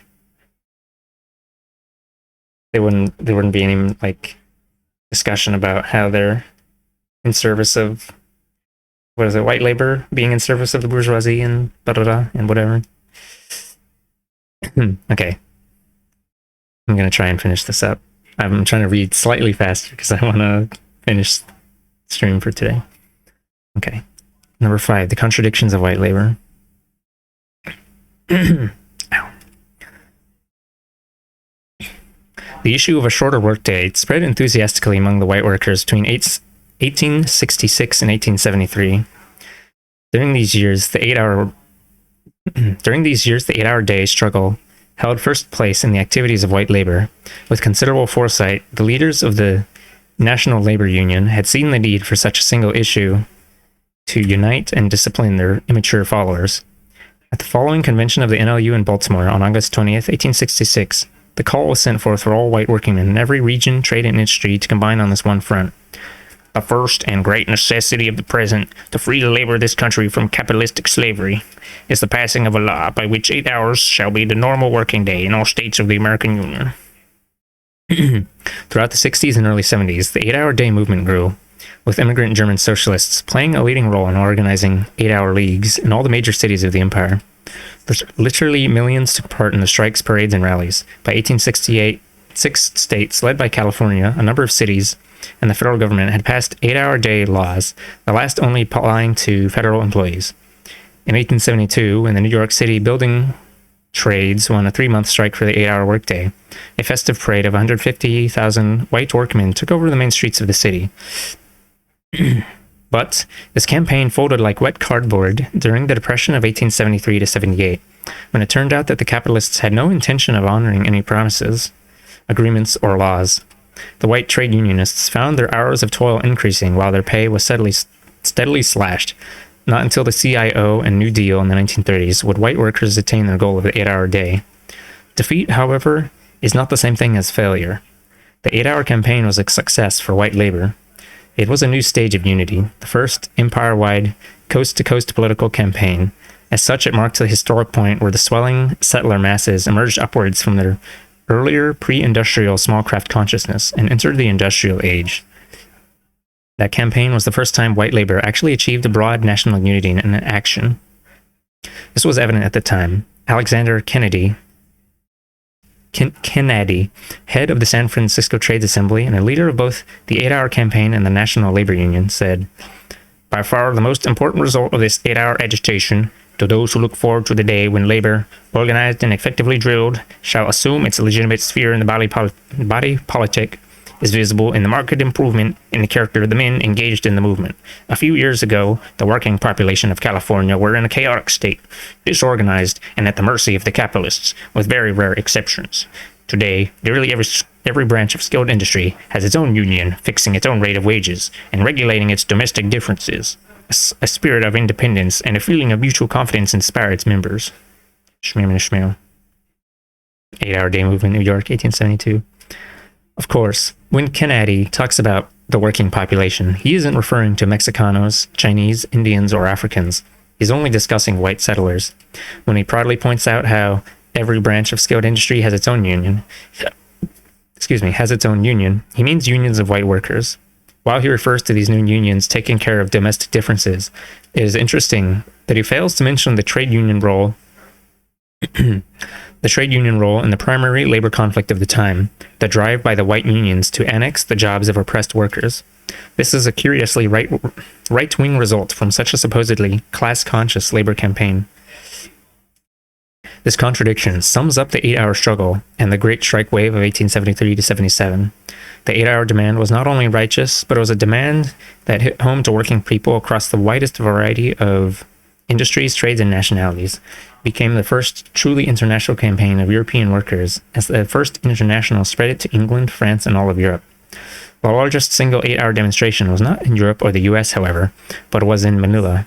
Filipino workers defied the Spanish colonial authorities and struck in a massive rally of 1 million. Many Africano, Mexicano, and Chinese workers responded militantly to the call for the 8-hour struggle, and in some areas, African workers took an early lead in stirring up action. But the campaign, instead of uniting working people, furthered disunity. I gotta sneeze.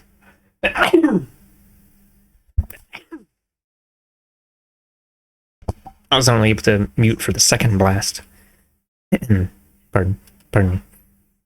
It was no coincidence that no sooner had the early victories of the 8-hour campaign I gotta sneeze again.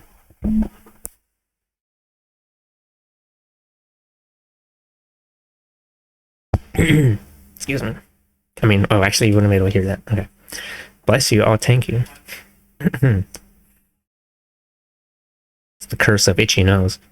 It was no coincidence, then, that no sooner had the early victories of the 8-hour campaign unified and strengthened white labor in California, then they began stepping up the attack against Chinese workers.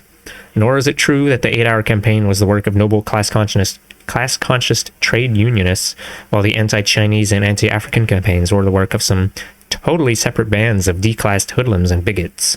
Both were the acts of the same hands. All of the individual craft unions, the large federations such as the National Labor Union and the Knights of Labor, the local trades assemblies, the labor press, the left organizations such as the Socialist Labor Party and the communist-led General German Workingmen's Association were involved in these white supremacist offensives.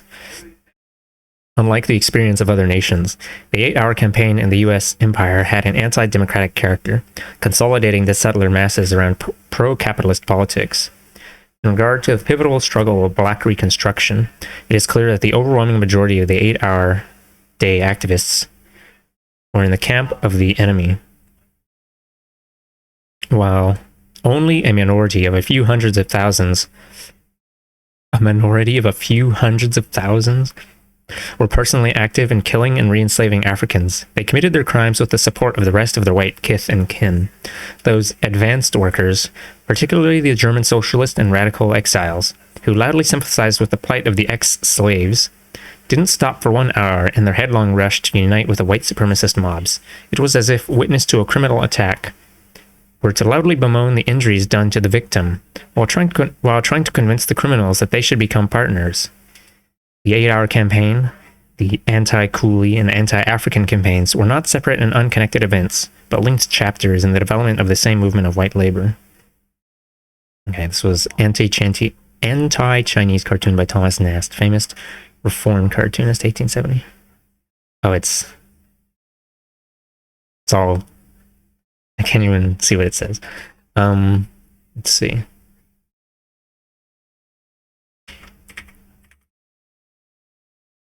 Oh, here it is. Comment.jpg.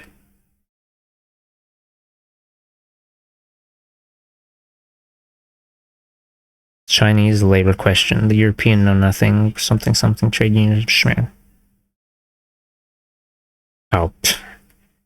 The comment is like a Chinese guy. Chinese caricature.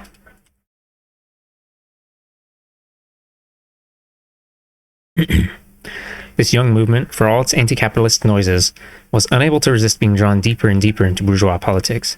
As the National Labor Union was having its first convention and first issuing the call for the 8-hour campaign, 5 representatives of the new organization were meeting with President Andrew Johnson to solicit his support, and when he threw out a gesture toward white labor, by ordering the workday for government printers cut to 8 hours, he was hailed as the true friend of the white masses. The leading union newspaper, National Workman of New York City, praised his practical sympathy with labor. The Philadelphia Trades Council described his administration as for the benefit of the working classes. When the NLU attacked Black Reconstruction, it was clearly carrying out its part of an unholy alliance with President Johnson, who was the newfound champion of the defeated planter class. The National Labor Union had begun life with an uncertain attitude toward class struggle and a desire for the quick fix of bourgeois political deals. By 1872, it was wholly given over to these illnesses. It completely abandoned mass struggle. Instead, the NLU promoted a National Labor Reform Party to compete with the Democrats and Republicans. This abortive party was so opportunistic and malformed. It was so opportunistic and malformed that it nominated Charles O'Connor, a well-known advocate of slavery, as its presidential candidate in the 1872 elections. The NLU itself perished in this fiasco, but the class outlook it represented continued and flourished. In this period, white labor, although still young, took definite shape. Euro-American labor increasingly found itself pressed to organize, to fight the employers, to demand from the bourgeois state some relief from exploitation and some democratic rights. At the same time, these white working men were also part of settler society and felt their welfare tied up with the supremacy of the empire. Further, pressed downward by capital, they sought to establish a stranglehold on jobs by ruthlessly degrading or eliminating colonial labor. This consciousness was very sharply manifested in the 1870s, when these white working men became the eager tools of various factions in the bourgeoisie in the mass drives to re-enslave Africans and drive out Chinese, at the same time engaging in the most vigorous and militant strike waves against the bourgeoisie. This was a middle position between the colonial proletariat and the settler bourgeoisie, and it had its roots in the middle position of these white masses in the class structure. It is important to see why white labor could only unite on a petite bourgeois and opportunistic basis. While white labor had tacked together a precarious political unity based on the commonalities of wage status and settlerism, it was as yet so divided that it did not even constitute a class. In brief, we can point to 4 main aspects of this. 1. White working men were sharply divided by nationality. 2. The upper stratum of workmen, which contained most of the native-born Americans, had a definite petite bourgeois character, a little business guy character. 3. Even the bottom, most exploited layer, who were largely new European immigrants. The use of this word is the original definition. Whatever, I'll just auto-replace. Who were largely new European immigrants, were politically held back by the fact that their wages were considerably higher than in old Europe. 4. Immigrant labor did not constitute a single united proletarian class itself, because they were part of separate national communities, German, Swedish, etc., each headed by their own bourgeois leaders. The native-born settlers, as the citizen descendants of the original English invasion force, still kept for themselves a high general level of privileges.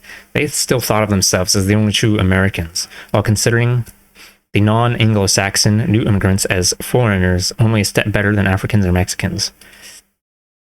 Among these native-born settlers, petite bourgeois property owning and small tradesman status was the norm, and even wage laborers confidently expected to move upwards once they mastered the knack of exploiting others. Engels noted in 1886, there were two factors which for a long time prevented the inevitable consequences of the capitalist system in America from being revealed in their true light. These were the access to ownership of cheap land and the flood of immigrants. They enabled the great mass of indigenous Americans, not indigenous like actually indigenous, the great mass of indigenous Americans for years on end to retire from wage labor at an early age and to become farmers, dealers, or even entrepreneurs, whereas the hard lot of the wage laborer with his status of proletarian for life fell mostly on the immigrant.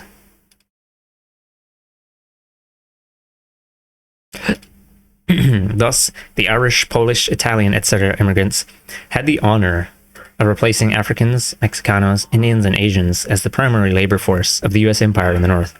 But the position of native-born Anglo-Saxon settlers changed little, if at all.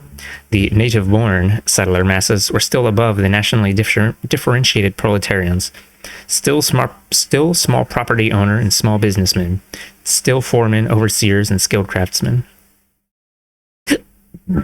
Excuse me. I'm full of burps. It's part of being a good streamer, I guess. The European immigrant workers, who were promoted to be the new, more loyal proletariat of the U.S. Empire, were themselves very divided and confused. America, as it entered the industrial age, was a literal Tower of Babel. In the hellish brutality of the mines, mills, and factories, the bourgeoisie had assembled gangs of workers from many different nations, torn away from their native lands, desperate, and usually not even speaking a common language with each other. Engels noted the importance of these national barriers. Immigration divides the workers into groups, native and foreign-born, and the latter into Irish, German, and many small groups, the members of each of which can only understand one another, namely Czechs, Poles, Italians, Scandinavians, etc. And then we must add the Negroes. Sometimes there is a powerful elan. What does that mean? Not that.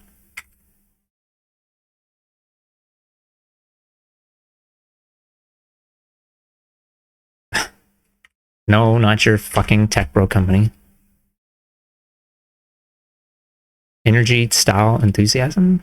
Okay.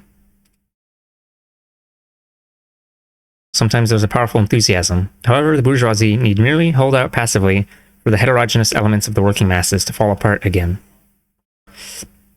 And as wretched and bitter as life in America was for white workers on the bottom of settler society, it was still far, far better than life back in old Europe. The Irish, for example, who became the bulk of the unskilled white labor, were used up under virtually inhuman conditions. Contemporary accounts of the 19th century usually emphasize how Irish laborers on the New York canals, the coal pits of Pennsylvania, the railroads across the Plain States, etc., were kept drunk on cheap whiskey by labor contractors and overseers so that they could endure their miserable lives. Along the Mississippi, gangs of Irish laborers drained malarial swamps and built levees for $1 per day in whiskey. An overseer explained, it was much better to have the Irish do it, who cost nothing to the planter if they died, than to use up good field hands in such severe employment. While it is hard for us today to imagine that this could be better than life in colonial Ireland, it was. In 1846 alone, some 1 million Irish died from famine. Those who immigrated did so under sure sentence of death as the alternative. Even for those on the bottom stratum of white wage labor, the actual wages were significantly higher than in old Europe. Rural farm laborers, usually the worst paid of workers, earned a much better wage in the U.S. Empire. Marx, as we remember, pointed out in this period that, now, all of you know that the average wages of the American agricultural laborer amounted to more than double that of the English agricultural laborer. Further, as European immigrants or poor Euro-Americans, as European immigrants or poor Euro-Americans, they were still eligible for the privileges of settlerism, and if not for them, then for their children. While this was markedly true for poor whites in the South, it applied with a few modifications throughout the empire. Dubois points out, it must be remembered that the white group of laborers, while they received a low wage, were compensated in part by a sort of public and psychological wage. They were given public deference and titles of courtesy because they were white. They were admitted freely with all classes of white people to public functions, public parks, and the best schools. The police were drawn from their ranks, and the courts, dependent upon their votes, treated them with such leniency as to encourage lawlessness. Their vote selected public officials, and while this had small effect upon the economic situation, it had great effect upon their personal treatment and the deference shown them. The other powerful moderating force upon the bottom immigrant layers of white wage labor is that they were part of immigrant national minority communities here in the New World, and these communities had their own culture, class structure, and leadership. The German and Scandinavian immigrant communities were on the whole fairly prosperous, with a very high degree of business and property ownership. The vast farming lands of the upper Midwest and the Plains states were in large measure settled by these two nationalities. The 1900 census revealed that there were 700,000 German and Scandinavian-owned farms in the empire then, more than 3 times the number owned by native-born Anglo-Saxon Americans. The question of the bourgeois leadership of immigrant workers is very clearly shown by the Irish here, nor was this disconnected with settlerism. The community leaders of the Irish national minority here were not revolutionary proletarians, but ward politicians, police chiefs, mayors, the Roman Catholic Church, etc. It is hardly a secret that during the mid-1800s, the Irish workers of the North, under the leadership of the Church and other bourgeois elements, were surpassed by none in their vicious hatred of Africans. The Archdiocese of New York City, for example, publicly opposed emancipation and undoubtedly helped create the anti-African riots that took thousands of lives during the Civil War. It is interesting that Irish patriots, themselves engaged in the bloody armed struggle to throw off British colonialism, saw from across the Atlantic that their countrymen here were being led into taking the reactionary road. In 1841, some 70,000 Irish patriots signed a revolutionary petition to Irish Americans. Irishmen and Irishwomen, treat the colored people as your equals, as brethren. By all your memories of Ireland, continue to love liberty, hate slavery, cling by the abolitionists, and in America you will do honor to the name of Ireland. Despite mass meetings organized to degenerate support for this message of international solidarity, the full weight of the Catholic Church and Irish ward politicians and trade union leaders kept the Irish immigrant masses firmly loyal to reaction. Reaction, like reactionary, like getting angry and beating up people. Because, yeah, okay. There was, of course, then as now, a powerful national tie here toward their captive homeland. Twice, the Fenian Brotherhood tried military invasions of Canada in 1866 and 1870, trying to force loose the British death grip on Ireland.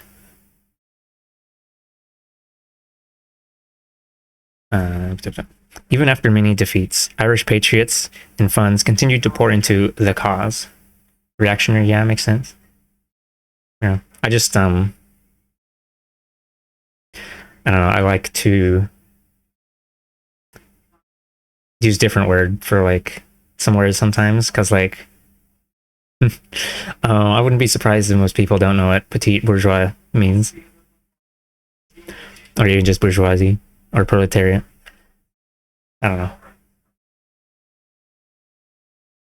Although proletariat is a little doesn't map exactly onto working class, so whatever. I don't know. See. Trying to force loose the British death grip on Ireland. Even after many defeats, Irish patriots and funds continued to pour into the cause. The modern submarine, for example, was developed by the secret Irish clan here, and only later turned over to the U.S. Navy.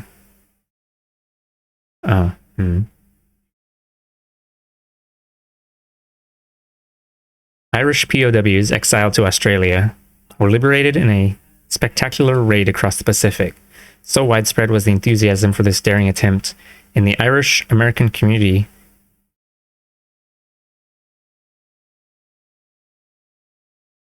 I feel like there's a punctuation missing there.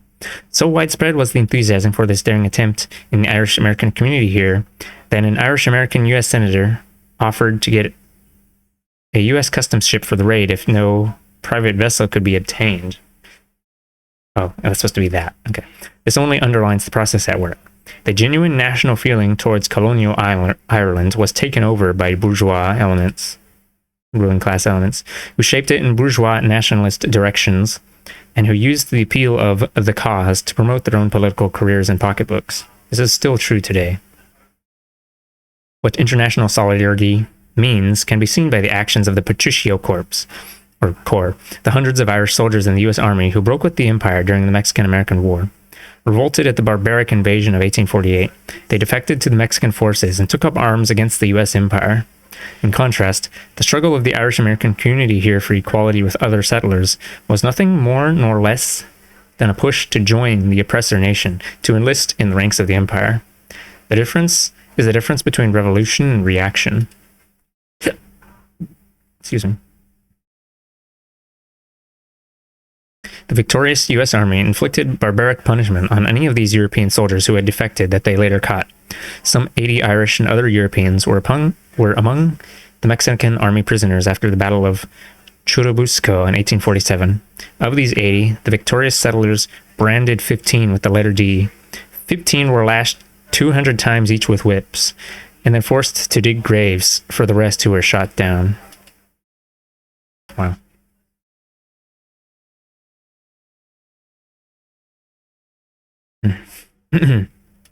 The U.S. Empire, then, at the dawn of industrialization, had two broad strata of white wage labor. One, a true Euro-American labor aristocracy. Labor aristocracy meaning, like, it usually just refers to, like, imperial core labor. They get the treats, so they don't care about the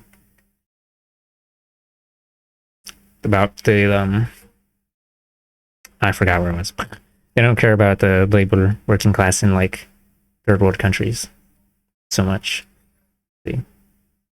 One, a true Euro-American labor aristocracy, totally petite bourgeois, small business pilled in life and outlook. The second, an ethnic, nationally differentiated stratum of immigrant Europeans and poor whites of the defeated Confederacy, who were both heavily exploited and yet given the bare privileges of settlerism to keep them loyal to the U.S. Empire. Once nationally oppressed labor was under the bourgeoisie's brutal thumb, then white wage labor could be put into its proper place. In the wake of the Great Strike Wave of 1873 to 77, the white unions were severely repressed and broken up. The mass organizations of white labor, once so sure of their strength when they were dining at the White House and attacking African, Mexicano, and Chinese labor at the bidding of the capitalists, now found themselves powerless when faced with the blacklist, the lockout, and the deadly gunfire of company police and the National Guard. In taking over the tasks of the colonial proletariat, the new white laboring masses found themselves increasingly subject to the violent repression and exploitation that capitalism inexorably subjects the proletariat to. Thus, the industrial age developed here with this crucial contradiction. The U.S. Empire was founded as a European settler society of privileged conquerors, and the new white masses could not be both savagely exploited proletarians and also loyal privileged settlers. As the tremendous pressures of industrial capitalism started molding them into a new proletariat, which we'll examine in the next section, a fundamental crisis was posed for American capitalism. The experience of early trade unionism in the U.S. is extremely valuable to us. Oh, it's summary time. Time to get out the notebook. It showed that 1. Trade unionism cannot bridge the gap between oppressor and oppressed nations. 2. Moreover, that even among Euro-Americans, unionism, political movements, etc., inescapably have a national character, like nationalism. Yeehaw. 3. The organization of nationally oppressed workers into or allied with the trade unions of the settler masses was only an effort to control and divide us. Okay.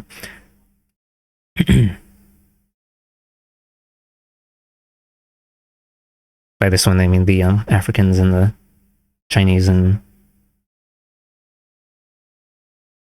native indigenous. Okay, number 4.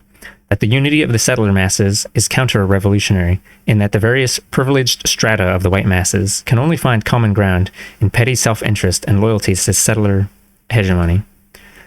5. That whatever advanced or democratic-minded Euro-Americans do exist need to be disunited from their fellow settlers, rather than welded back into the whole lockstepping reactionary white mass by the usual reform movements.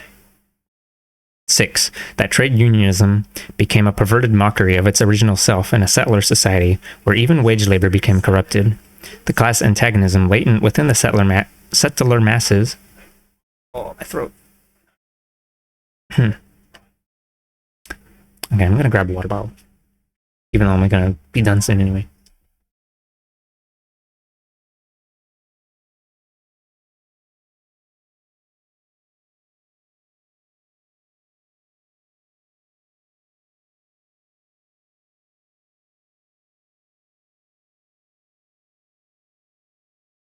Oh, jeez.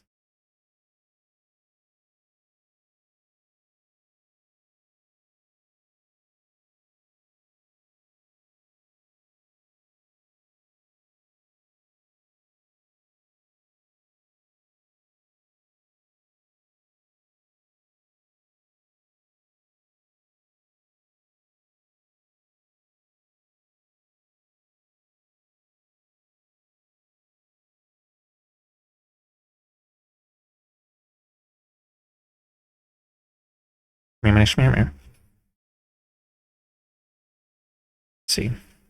Perverted mockery of its original self in a settler society where even wage labor became corrupted. The class antagonism latent within the settler masses had, in times of crisis, been submerged in the increased oppression of the colonial peoples. Capitalistic settlerism drastically reworked the very face of the land. A continent that was at the dawn of the 19th century primarily populated by the various oppressed nations was at the end of the 19th century the semi-sterilized home of a new Europe. And in this cruel, bloody transformation, history forced everyone to choose, and thus to complete the realization of their class identity.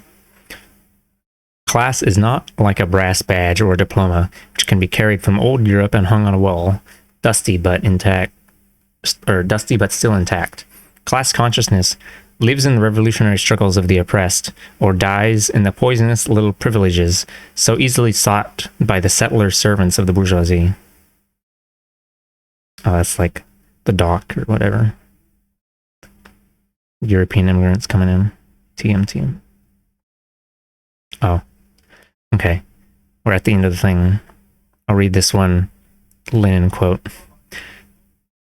I think it's not part of the... whatever. Even if it's part of the other thing, I'll just read it.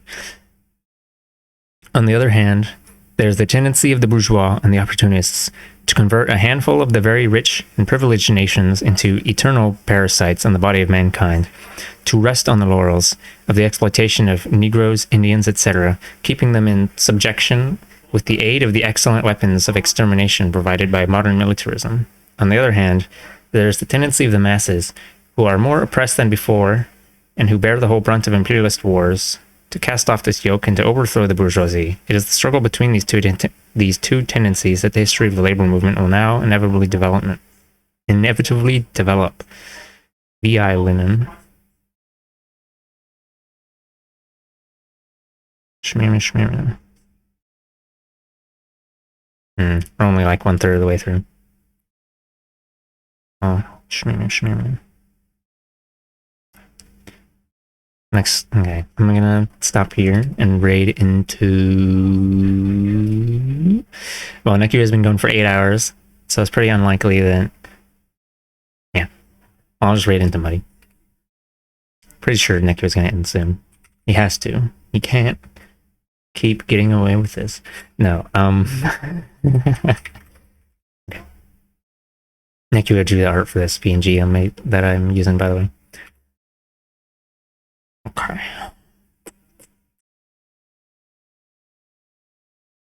Shmear. Awesome fucking stream. Shame I wasn't able to come earlier. Well, if you want, you can always look back at the VOD. You can hear the version of me captured in time or whatever. This PNG is peakers. Adds such an aura to this reading.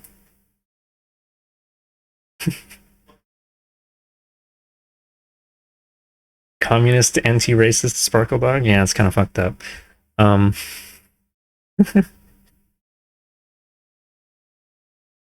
Okay. Yeah, Muddy's doing art right now. I'm gonna like I don't know. I'm gonna chill and play video gamers for a couple hours or something after this.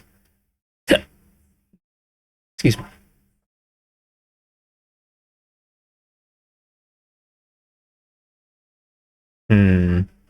Actually, well, I mean, I guess I could raid into Nikia. I mean, let me check Muddy. Check Muddy's stream. Muddy's got plenty of chatters chatting. Muddy's not gonna get upsetty and explode. Okay, I'm gonna raid into Nekua, and I think Nekua will probably raid into Muddy anyway, so. Wait, let's see who's online on my following thing. Yeah. Okay. I don't usually get to raid Nekua, I just wanna. Yes, it turned off. Okay, I guess I'm gonna raid my bot. I guess he's gonna end. I guess Nekua is gonna end in a bit too. Okay.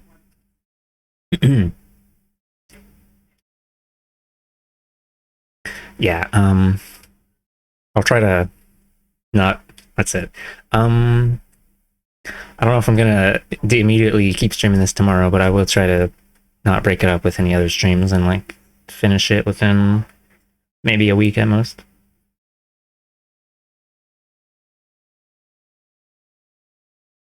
Yeah. If you wanna, oh, hold on. If you wanted to read this book on your own, there's a website some guy made. I don't know who some guy is, but there's a website dedicated just to this book. And you can download a PDF or read it on the web. And yeah, it was in the pinned link, but there's the thing. Yeah, don't forget to sleep. That's kind of important. No, don't forget to brush your teeth and take your showers, and don't forget to squeeze your friends, and don't forget your pills. Yeah. Okay. Bye bye. Good night. Right.